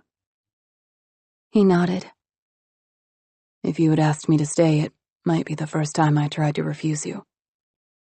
We stood there, quietly holding hands. Maybe if we were still, nothing could change. I'd prepared myself, he said. I understood what was coming, and still... The pain of standing there watching Aiko's lip tremble was acute. I fell into him. Aiko, I need you to hear it. Just once. I need you to know it without doubt. I love you. And if I was free, if I was my own person, I'd escape with you now. But Merritt would use my absence as a reason to take the throne and my people. I shook my head. I can't. He took my face in his hands, making me look into his eyes. Though they brimmed with tears, they were as beautifully clear as ever. What a privilege it is to come in second place to your people. What a queen you've become, that you can't bear to part yourself from them. I pulled him to me, kissing him as if our lives depended on it. Maybe it wasn't the prettiest kiss, with moisture under our noses and mascara on my cheeks, but it was the encapsulation of all the other ones we'd never get to have. Kyle was right. It was the last kisses that mattered. I stepped back, wiping my face. I really wanted to be a lady in this moment. I reached down, slipping his great-great-grandmother's ring off my finger. Don't be silly. It's an heirloom, Aiko. He wrapped his hand around mine. The day I gave it to you, I had no intention of taking it back. I couldn't give it to anyone else. I smiled sadly and put it back in place. Well then. I reached down and pulled my signet ring off instead. Eadlin, that is for royalty. And you would have been an excellent prince. For the rest of your life, you'll have proof. We stared down at our rings. They weren't on our left hands, but it was as close as we'd get. A part of my heart would always be locked away for Aiko. I have to go, he said. He should be in his room. I nodded. Aiko gave me a faint kiss on my cheek and whispered in my ear, I love you. I hope you have a beautiful life. And then, as if he couldn't take another second, he slipped back out through the office, sliding the door closed behind him. I sat down, gripping the arm of the couch. I felt positively sick, like I might faint or vomit. I ran to the door that led straight to the hallway, dashing to my room as quickly as I could. My lady? Eloise asked as I bolted past her and into the bathroom, heaving up everything I'd eaten today. Between bursts of sickness, I wailed, furious and broken and just so tired. Get it all out, Eloise whispered, coming over with the damp cloth. I've got you. She knelt behind me and wrapped her arms around my stomach. The pressure was surprisingly soothing. I can't imagine what it's like to be you. Everyone having an opinion, everyone having a request. But when you're here, you scream and you cry all you want, okay? We'll get you through it. I sobbed, turning myself into her chest. She didn't even say a word, just held me as I let everything flood out of my system. Thank you, I said when my breathing had slowed. Anytime. Now, do you need to get back to work? I have to go propose to Henry. If she was surprised, she didn't show it. First things first, let's wash your face. And with that, I began the slow process of preparing myself for the first step of the rest of my life. Chapter 31. Eloise helped me pull myself together, and I looked nothing short of magnificent when I walked down to Henry's room. Just as I'd done when I thought I'd end up with Kyle, I reminded myself that this wasn't a bad choice. Henry would be devoted and kind, and while our means of communication might be unconventional for a while, it didn't mean that our life together wouldn't be a happy one. His butler answered the door and kindly ushered me in. Henry was at his table with books opened and a pitcher of tea at his disposal. He stood when he saw me, bowing in a way that could only be described as joyful. Hello, today? I giggled, walking over with the wide wooden box in my arms. Hello, Henry. I set it down on his table and hugged him, and he brightened at my affection. What's all this? I touched his books, taking in the pages. Of course, even if he had no help, he was studying his English. He grabbed at a notebook and held it up, pointing. I write for you. I can read, yes? Oh, yes, please. Okay. He took a deep breath and smiled as he held up his papers. Dear Evelyn, I know I cannot be saying, but I am thinking of you each days.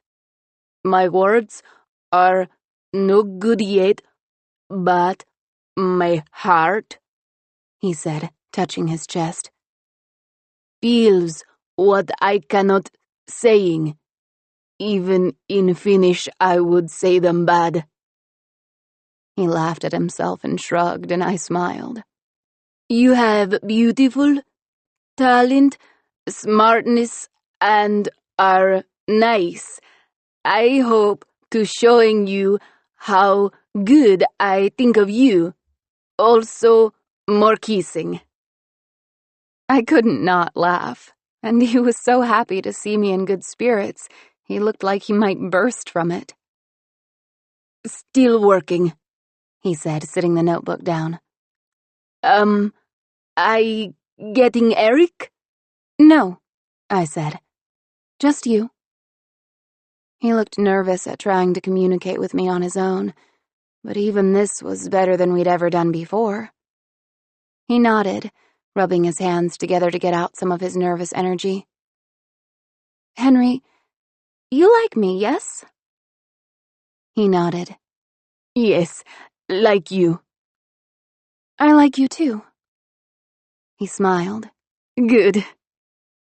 And again I found myself laughing.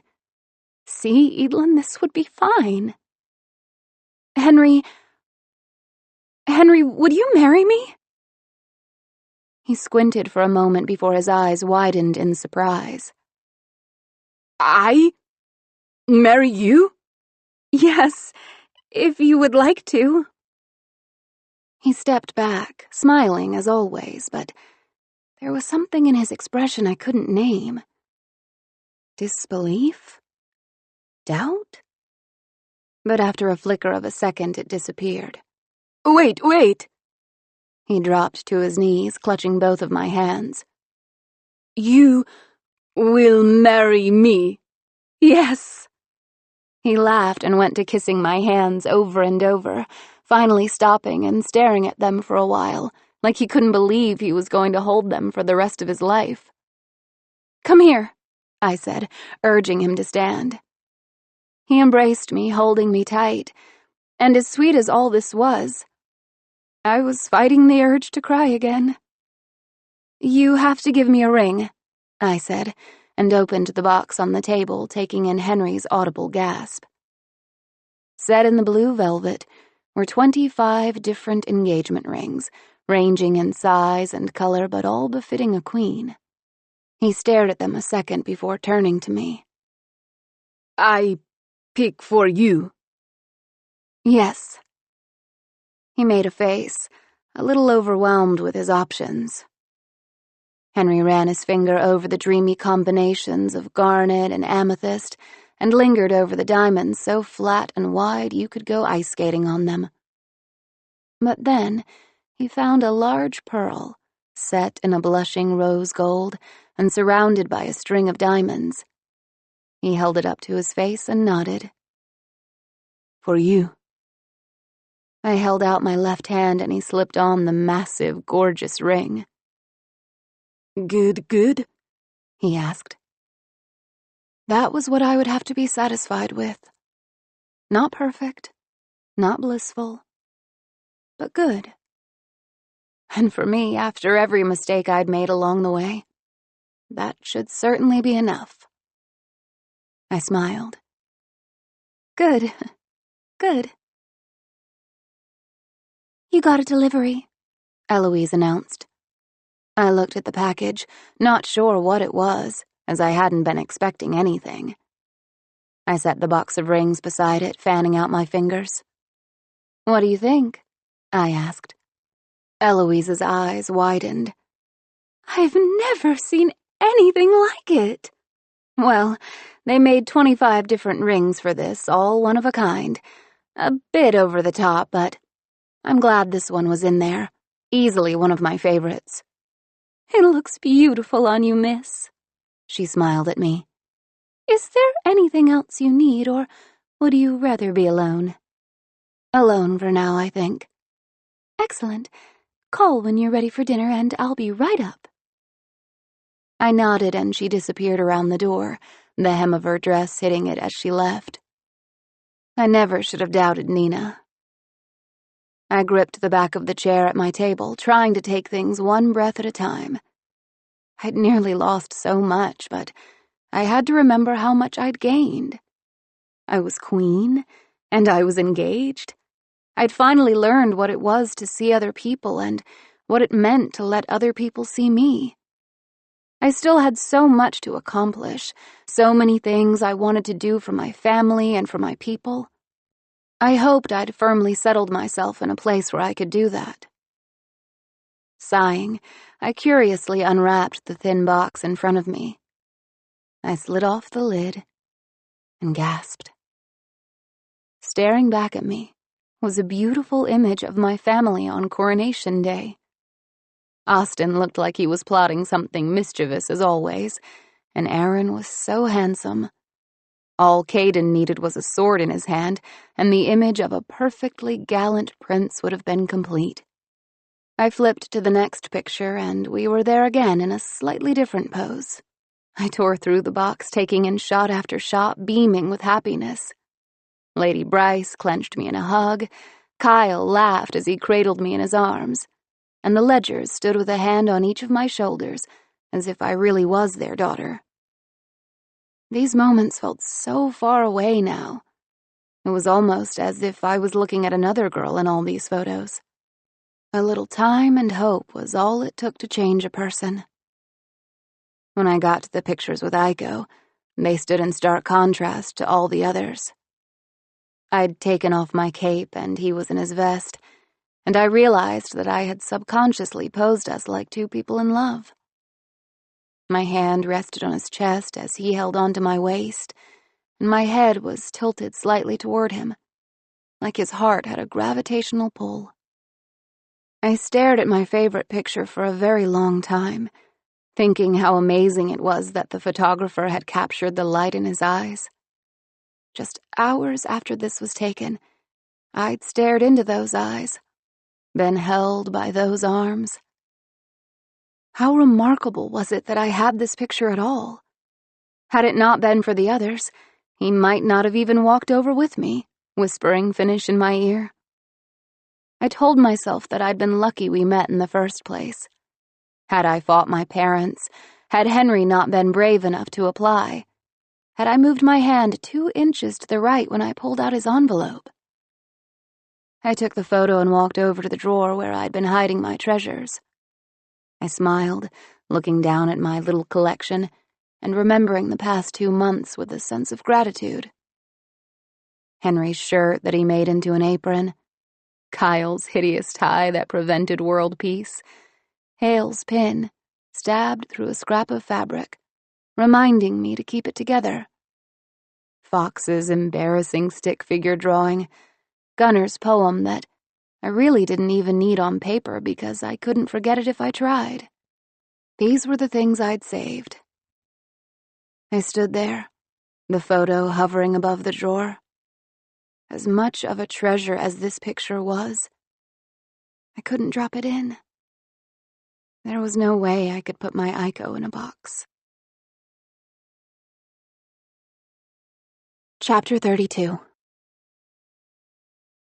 Before what would be the most important day of my life could even begin, I was summoned to the women's room. My mother could have held court anywhere, and I still didn't understand what made some massive parlor her favorite place to do it. All the same, she had called and I was coming. Miss Lucy was there, and so was Aunt May. I didn't know who let slip the news to her, but I was so thrilled I nearly bolted across the room to her. But then I saw that my beloved aunt was not the reason I'd been called. Miss Marley was weeping into Mom's shoulder. She looked up and zeroed in on me. If you didn't want to marry him, fine. But why? Why did you banish him? How am I supposed to live without my children? Josie will still be here, I reminded her gently. She held up a finger at me. Don't get smart. You may be queen, but you are still just a child. Mom's eyes darted between us, unsure what to do. Defend a daughter who was old enough to defend herself, but her daughter nonetheless, or comfort a friend whose son was leaving her with very little warning, a pain she understood intimately. Miss Marley, you have to let me explain. I crossed the room, watching her crumple into a chair. I love Kyle. He's become more precious to me than I ever could have expected. And the truth is, he would have stayed for me. He might have even stayed for you, but did you really want that? Yes, she insisted, looking up at me with red eyes. It almost literally broke my mother's heart when Aaron left. It broke mine. Does that mean he should have stayed here forever? She didn't answer that. I saw that Mom's eyes were downcast and she pursed her lips, like maybe she was only understanding this herself now. I know we're not supposed to talk about the things that make us uncomfortable, like how your hands ended up covered in scars, I said, staring Miss Marley down. But we need to talk about it.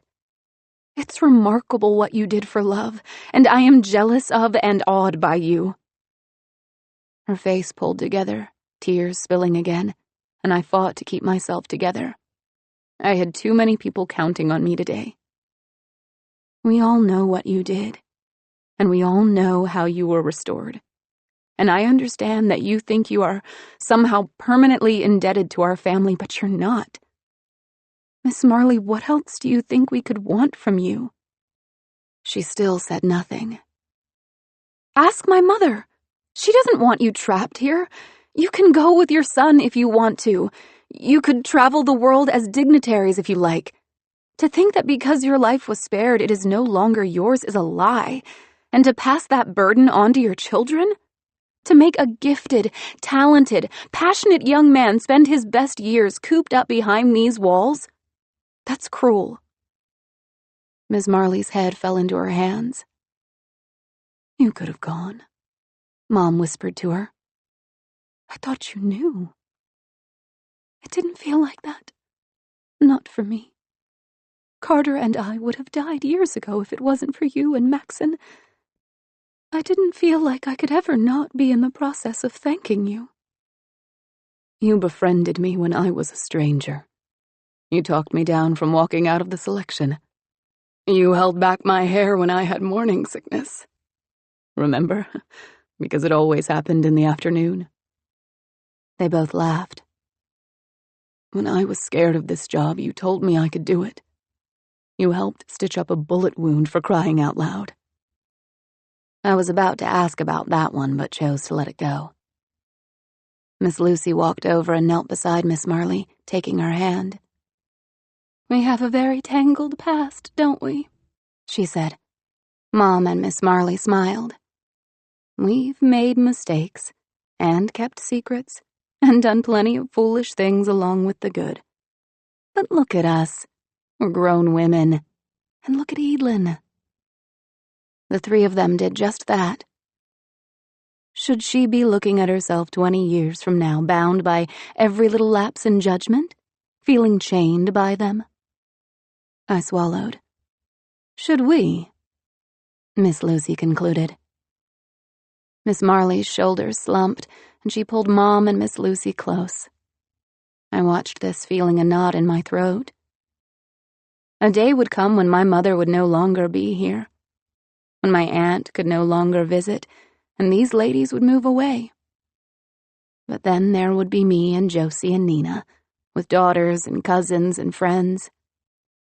We would live together, and weave our lives into one another's and hold on to a sacred sisterhood that only a handful of women ever experienced. And I was glad that my mom had chosen to come here, across the country to the home of a stranger, and trusted a girl on a plane and befriended the girl who drew her baths, and that no matter if and when they parted, they would never be separated. Not really. Chapter 33. The studio had been given a makeover. While discussing my engagement in front of an audience of friends, family, and staff members as I was broadcast live across the country wasn't exactly the level of intimacy I'd been aiming for, sometimes a girl just has to take what she can get. I searched the room looking for Mom and Dad. I needed to see them, to see their smiles at my choice. If they were happy and calm, then I could be too. But they weren't here yet. Caden, however, was. I watched from the door, seeing him stare across the room as if he'd been slightly bewitched. He spooked a little when I came up next to him. "You okay?" He cleared his throat and looked down at his feet, blushing. "Yeah, everything's great. Just hanging out." I followed his gaze to see if I could figure out what he'd been looking at, and it instantly became all too clear. Josie had given up on elaborate hairstyles and excessive jewelry. She'd abandoned heavy makeup and showy gowns. Looking at her now, hair slightly curled, the hint of gloss on her lips, and an age-appropriate blue dress, it seemed she was finally stepping into her shoes instead of mine. "Josie's really pretty tonight," I commented. "Oh, I hadn't noticed, but now that you mention it, yeah, she looks nice." Miss Marley, seeming breezy and peaceful, said something to Mr. Carter and Josie laughed, the sound still a little too loud for my ears, but pretty nonetheless. "Since you're not on camera for the show, maybe you should go sit with her. It looks like she's got an open seat." I peeked down at Caden, watching a little smile twitch onto his face before he covered it back up again. "I suppose. I mean, I don't really have plans to sit with anyone else." He walked over to her, straightening his suit the whole way, and I found myself dying to know how all that would unfold. "Eidlin." I turned to Mom's voice, happy to see her coming over with open arms. "How are you feeling?" "Totally wonderful and not at all terrified," I joked. "Don't worry. Henry's a good choice.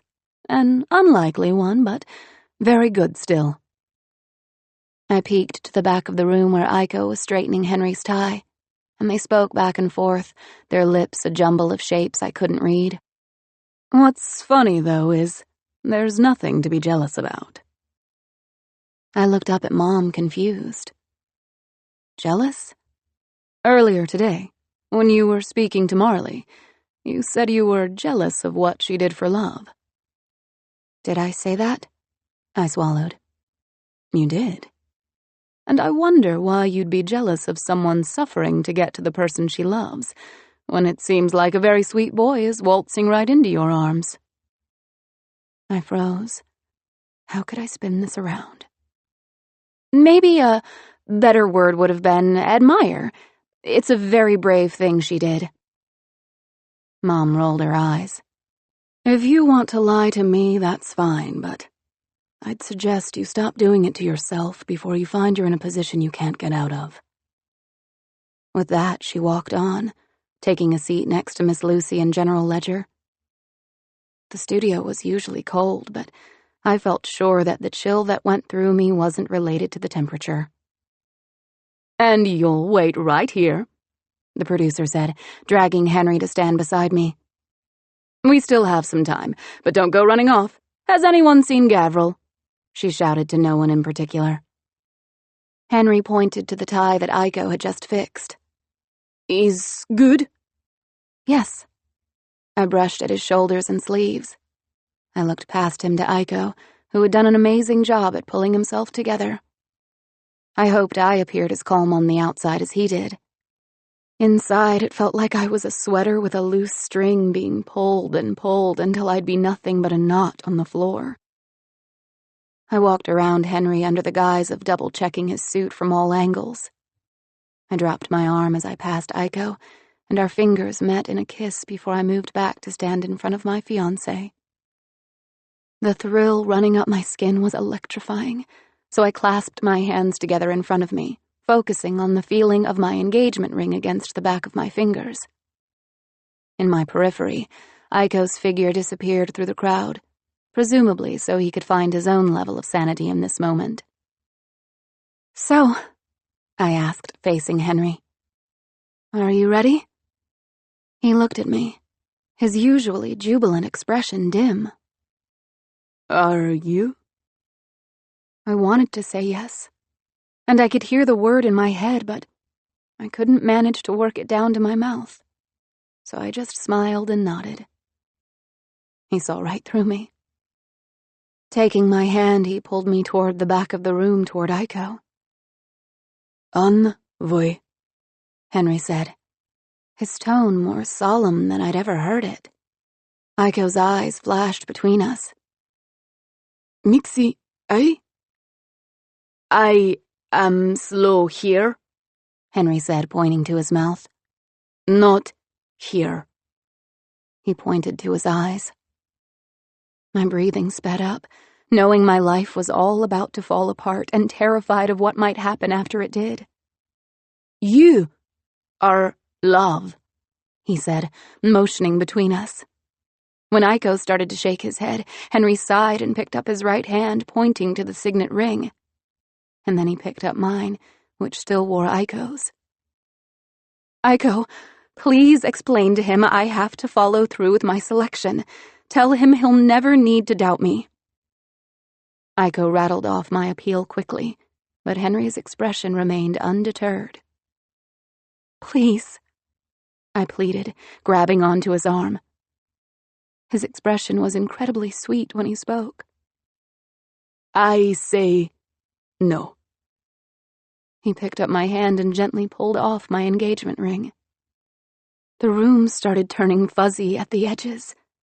I was minutes away from a live announcement, and I'd just been jilted. Henry grabbed my face, looking deeply into my eyes.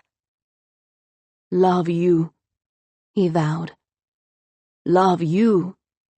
Then he turned and clutched Aiko's arm. And love you, my good friend. Very good friend. Aiko swallowed, looking ready to cry from Henry's words. Through most of the last 2 months, all they'd had were each other. Forget what this moment meant for me. What did it mean for them? Henry pulled us both in close. You being together, I make your cake. Despite my worries, I laughed. Looking into Aiko's eyes, I ached to let go and give my heart the one thing it truly wanted. But I couldn't get past my fear. I scanned the room, searching for the one person I needed right now. When I found him, I turned to my boys. "Wait here, please." I ran across the studio. "Daddy! Dad, I need your help!" Sweetheart, what's wrong? I took a deep breath. "I don't want to marry Henry. I want to marry Aiko." Who? "Eric, his translator. I'm in love with him, and I want to marry him. And even though he hates having his picture taken, I want to take 1,000 so I can put him on my wall and wake up to us laughing every day just like you do with Mom. And I want him to make me donuts just like his mom does for his dad, even if I have to let out all my dresses. And I want us to find our own thing, or maybe find out that our own thing is everything, because I feel like if I have him, even the stupid stuff would matter." He stood there, mouth slightly agape. "But a word from you and I'll never mention it again. I want to do the right thing, and I know you'd never let me do something stupid. Tell me what I should do and I won't question it, Dad." He looked up at the clock, his eyes still wide with shock. Evelyn, you only have 7 minutes. I followed his gaze, and he was right. It was 7 till. "So help me. Tell me what to do." After a stunned second, he turned back to me and pulled me out the studio door. We all know that you wanted to move fast because of Merid, and I think there's some value to your line of thought, but you can't let one bully decide the rest of your life. Trust me, you don't have to announce anything today. That's not the point. I want to be with Aiko so much it hurts, but I've done so many selfish, idiotic things in the past that I fear the people won't forgive me if I break even the tiniest rule. I can't bear to let them down, Dad. I can't bear to let you down. Me? Let me down over a silly little rule? He shook his head. Eadlin, you come from a long line of traitors. You couldn't let me down. What? He smiled. Your brother running off to France was technically enough to start a war over. I think he knew that. Did it stop him? I shook my head. Your mother, he said with a laugh. She conspired with the Italian government to fund the northern rebels, a move that would have sent her to her grave had my father found out. I stood there stunned. And me? I've been keeping someone who ought to be dead alive for over 20 years. The Woodworks? I guessed. No, I forgot about them, though officially they were pardoned. It's actually someone much more dangerous in the eyes of the monarchy. Dad, I don't understand. He sighed, looking up and down the hall, checking for spying eyes before quickly unbuttoning his shirt. I'm afraid there's only one way to explain this. He turned around and swiftly shoved his shirt down along with his suit coat. I gasped in horror as I took in my father's back. He was covered in marks, some wide as if they'd healed without any treatment, and some skinny and puckered. There didn't appear to be any uniformity to the marks, except that they all must have come from the same cane or whip. Daddy, what happened to you? My father happened to me. He pulled his shirt back on and buttoned it as fast as he could, speaking in a rush. Sorry I never took you to the beach, honey. I just couldn't do it. My posture sank. Of all the things to apologize for. I don't understand. Why did he do that to you? To keep me in line. To keep me quiet. To make me a better leader. He had a myriad of reasons. But there are only 2 of these beatings you need to know about. The first is one that happened after your mother proposed we eliminate the castes. He shook his head, almost smiling as he remembered. She chose to say this on a report while she was still in the selection. Of course, my father, who already hated her, saw this as a threat to his control, which it was. Such a suggestion is treasonous, like I said. It runs in the family. I worried he would punish her, so I let him take it out on me instead. Oh my goodness. Indeed. That was the last beating I ever endured, and for the life of me I'll never regret it. I'd take it 100 times over for her. I'd never known about that. All I'd ever known was that they took on caste elimination together. So many of the unpleasant details of their history had been glossed over. There was plenty of awful along with the wonderful. I almost hate to ask, but what was the other one I needed to know about? He snapped the last of his buttons and sighed. The first one. I swallowed, unsure if I wanted to hear this story or not. You see, my father was a very conceited man. He thought the world owed him everything because he was king. And really, he had no reason to be unhappy. He had power, a wonderful home, a wife who adored him, and his very own son to carry on the line. But it was never enough. His eyes stared unfocused, and I watched him still not understanding. I always knew when his mistress was coming. He'd give my mother a gift earlier in the day, as if he was paying for his sins before he committed them. Then, at dinner, He'd fill her wine glass over and over until she was ready to pass out. And, of course, she kept her quarters in the other wing. I assume that was his idea, not hers. I can't imagine her ever intentionally separating herself from my father. Genuinely, she worshipped him. Anyway, I was 11 or so when I was walking through the palace and caught her leaving one night. Hair a mess and a cape over her shoulders, as if she could cover up what she'd done. I knew. I knew why she was there, and I hated her for it. More than I hated him, which was unfair. As soon as she was gone, I went to my father. He was in his robe, drunk and sweaty. And I said to him, I'll never forget it. I said, "You cannot let that whore in here again," as if I could tell the king what to do. He grabbed me by my arm so hard he dislocated my shoulder. He put me on the floor and caned me across the back, I don't know how many times. I was so dizzy with pain I passed out. I woke up in my room with my arm in a sling. As I came to, my butler said I shouldn't roughhouse with the guards, that I was too young to consider them playmates. Dad shook his head. I don't know who got fired or worse to make that story seem legit, but I knew I was supposed to keep quiet. And I was so small I didn't dare risk telling anyone. As I got older, I hid it because of shame. And then, somehow in my head, I turned it into something to be proud of. I endured this suffering alone, without support, and that was something admirable. Of course it wasn't, it was stupid, but we make excuses for ourselves when we're small. He gave me a weak smile. I'm so sorry, Dad. It's okay. It's made me a stronger person, and, I hope, a better parent. I hope I've done right by you. My eyes welled. You have? Good. Well, to answer your question, a few years later I thought my father really had gotten rid of his mistress. As I said, I knew when he was planning to bring her, and I watched for him to go into the old routine, and even snuck out several nights just to be sure.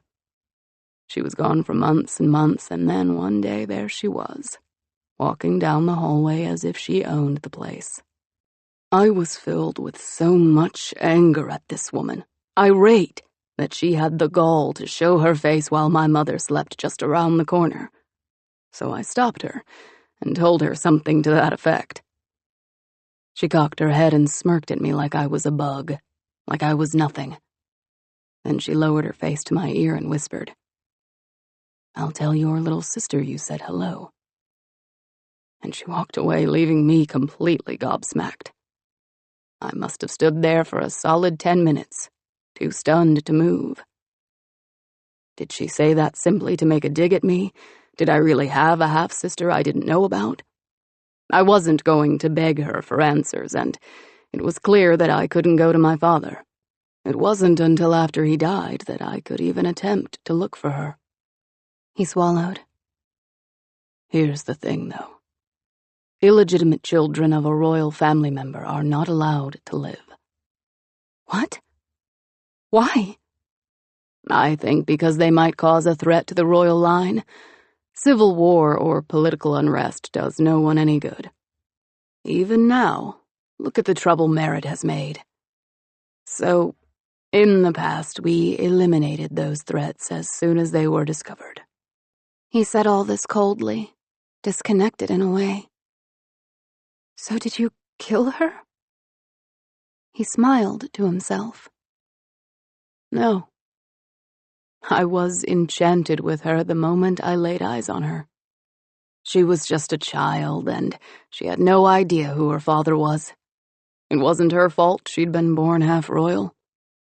So I took her away from her mother, kept her near me, and have been protecting her ever since.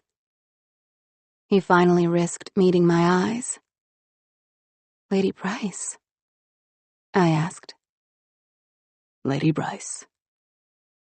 I didn't know what to say. I had another aunt, and she'd done as much for me as anyone else in my family recently, More than some, really. I was indebted to her.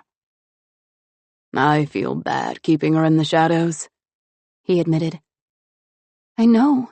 If she has royal blood, I feel like she deserves more. It's not possible. And she understands that. She's thankful enough to be here, he answered.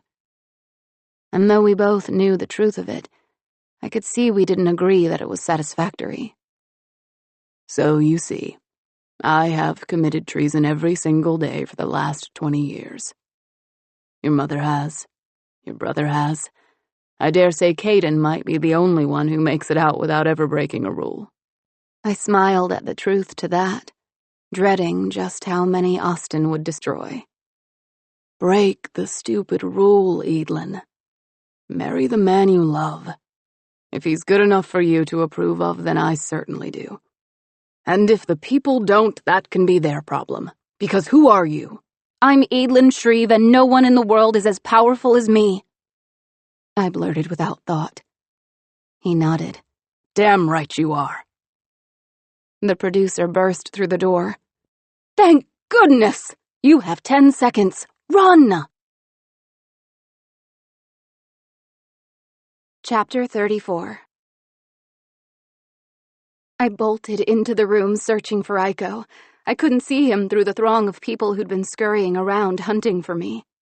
I tripped onto the stage as the light on the camera turned red, and I brushed my hair out of my face as I began speaking with absolutely no idea where my words would take me. Good evening, Ilya. I broke all the rules I'd learned about public speaking. My posture was atrocious, my tone was uneven, and I didn't bother looking into the camera because I was too busy searching for Aiko. We have a bit of a surprise for you tonight. On this special edition of the report, I have an important announcement. Finally, I spotted him, half tucked behind Henry.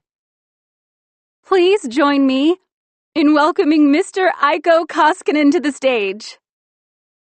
The room applauded, and I stood there hoping he'd brave the cameras for me.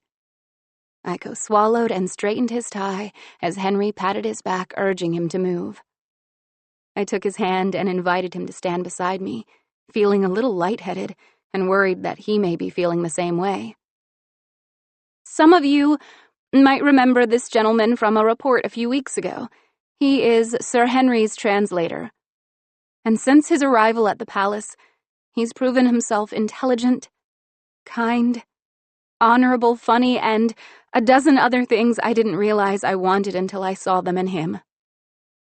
I looked over, and something about his expression, the hopefulness in his eyes, calmed me.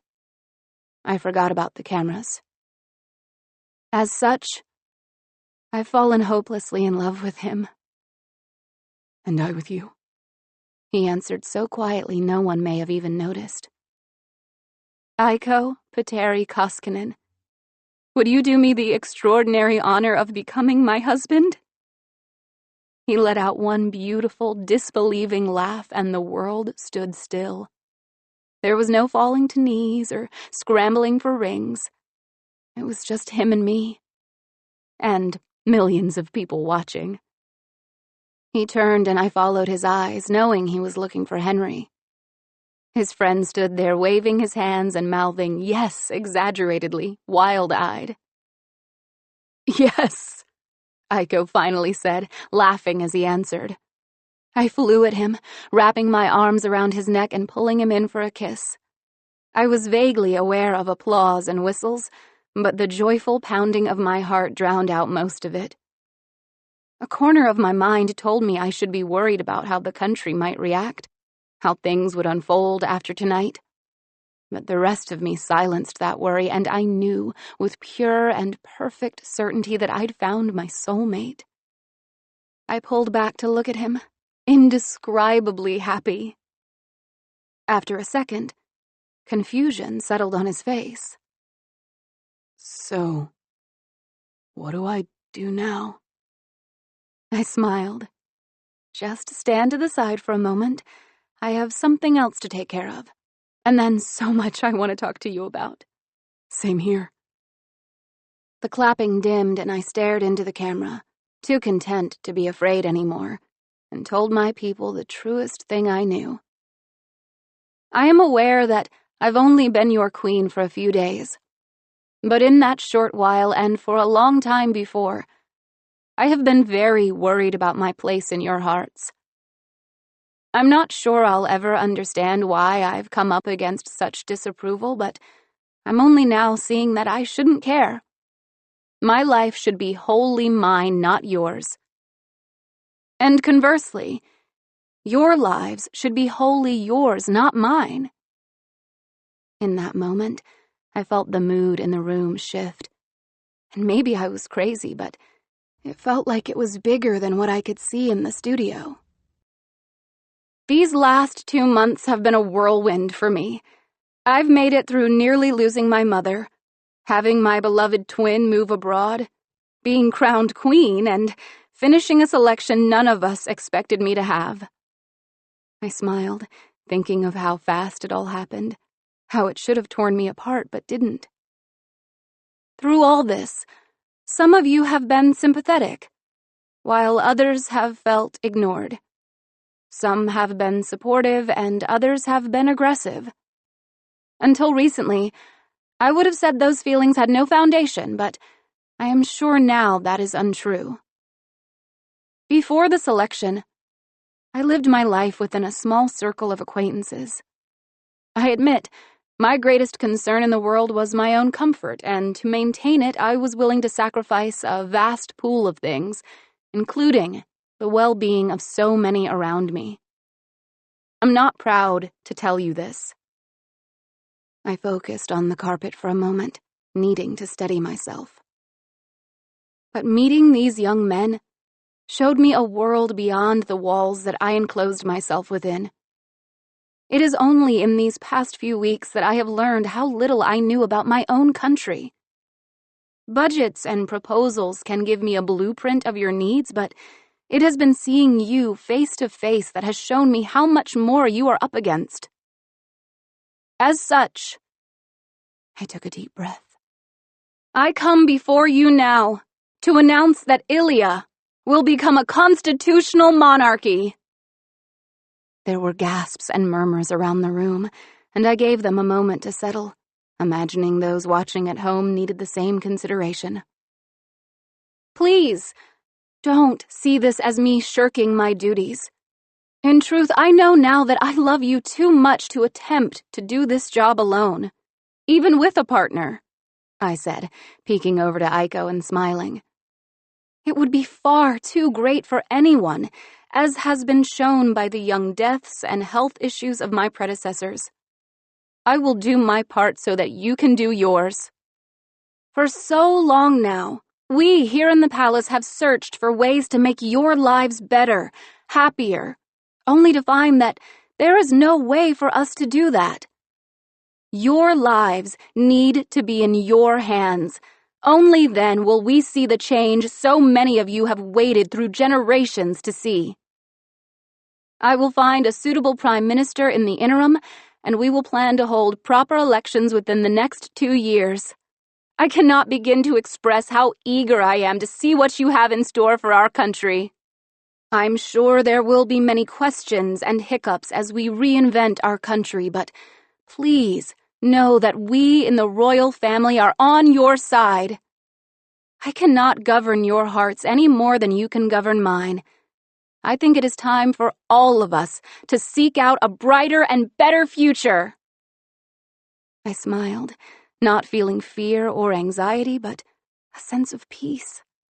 If any of us had stopped worrying about how we looked like we were performing and focused on how we were actually performing, we would have come to this conclusion long ago. Thank you so much for your support. For me, for my family, and for my fiancé.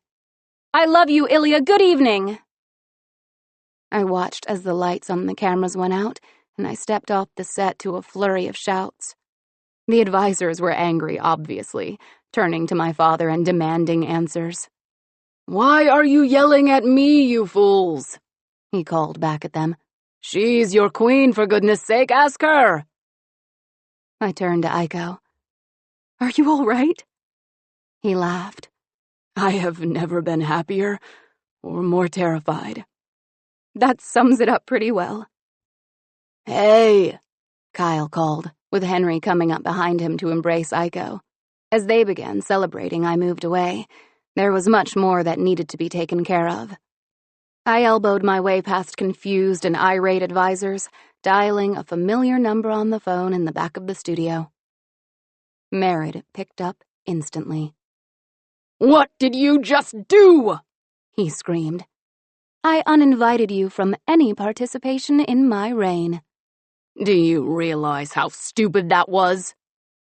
What I realized was that something perfectly normal completely horrified you a few weeks ago. It makes sense now. Why would you want power in anyone's hands but yours? If you think this will be the last you've heard from me. Indeed I do. For my ear is now closer to my people, so I have no need of you. Goodbye, sir. I smiled, positively blissful now knowing this very important thing. My country could never be taken from me now. I'd happily given it away. My people wanted happiness as much as I did, and I was sure we were all done with people trying to live our lives for us. Eadlin, Lady Bryce called, rushing into me. You brilliant, brilliant girl. You'll do it, right? Do what?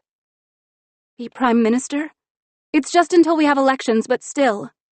She chuckled. I'm not sure I'm the best person for the job. Besides, there are... Come on, Aunt Bryce. For a split second, she looked absolutely horrified. Then her eyes swam with tears. I never thought I'd get to hear those words. I reached for her, embracing this woman who'd become one of my greatest confidants. It was strange because, even though I'd never lost her, holding her now felt a lot like getting something back. Like when Aaron came for the coronation. Oh my goodness! I have to call Aaron! I exclaimed. We'll add that to the list of things to do. Get engaged, check. Change the country, check. What's next on the agenda? I looked across the room, watching my father shake Aiko's hand and Mom reach up to kiss his cheek. Changing my life. Epilogue. It's a funny thing to be the product of a fairy tale romance. It's another thing to think you might find one yourself. You can read the stories and watch the movies, and you can think you know how it's all supposed to unfold. But the truth is, love is as much fate as it is planning, as much a beauty as it is a disaster. Finding a prince might mean kissing a lot of frogs, or kicking a lot of frogs out of your house. Falling might mean running headfirst into something you always wanted, or dipping your toe into something you've been scared of your whole life. Happily ever after could be waiting in a field a mile wide, or a window as narrow as 7 minutes. This is Brittany Presley. We hope you have enjoyed this unabridged production of The Crown by Kiera Cass. This program was produced by Elgin Productions. Executive producer, Caitlin Gehring. Text copyright 2016 by Kiera Cass. Production copyright 2016 by HarperCollins Publishers. All rights reserved. Thank you for listening.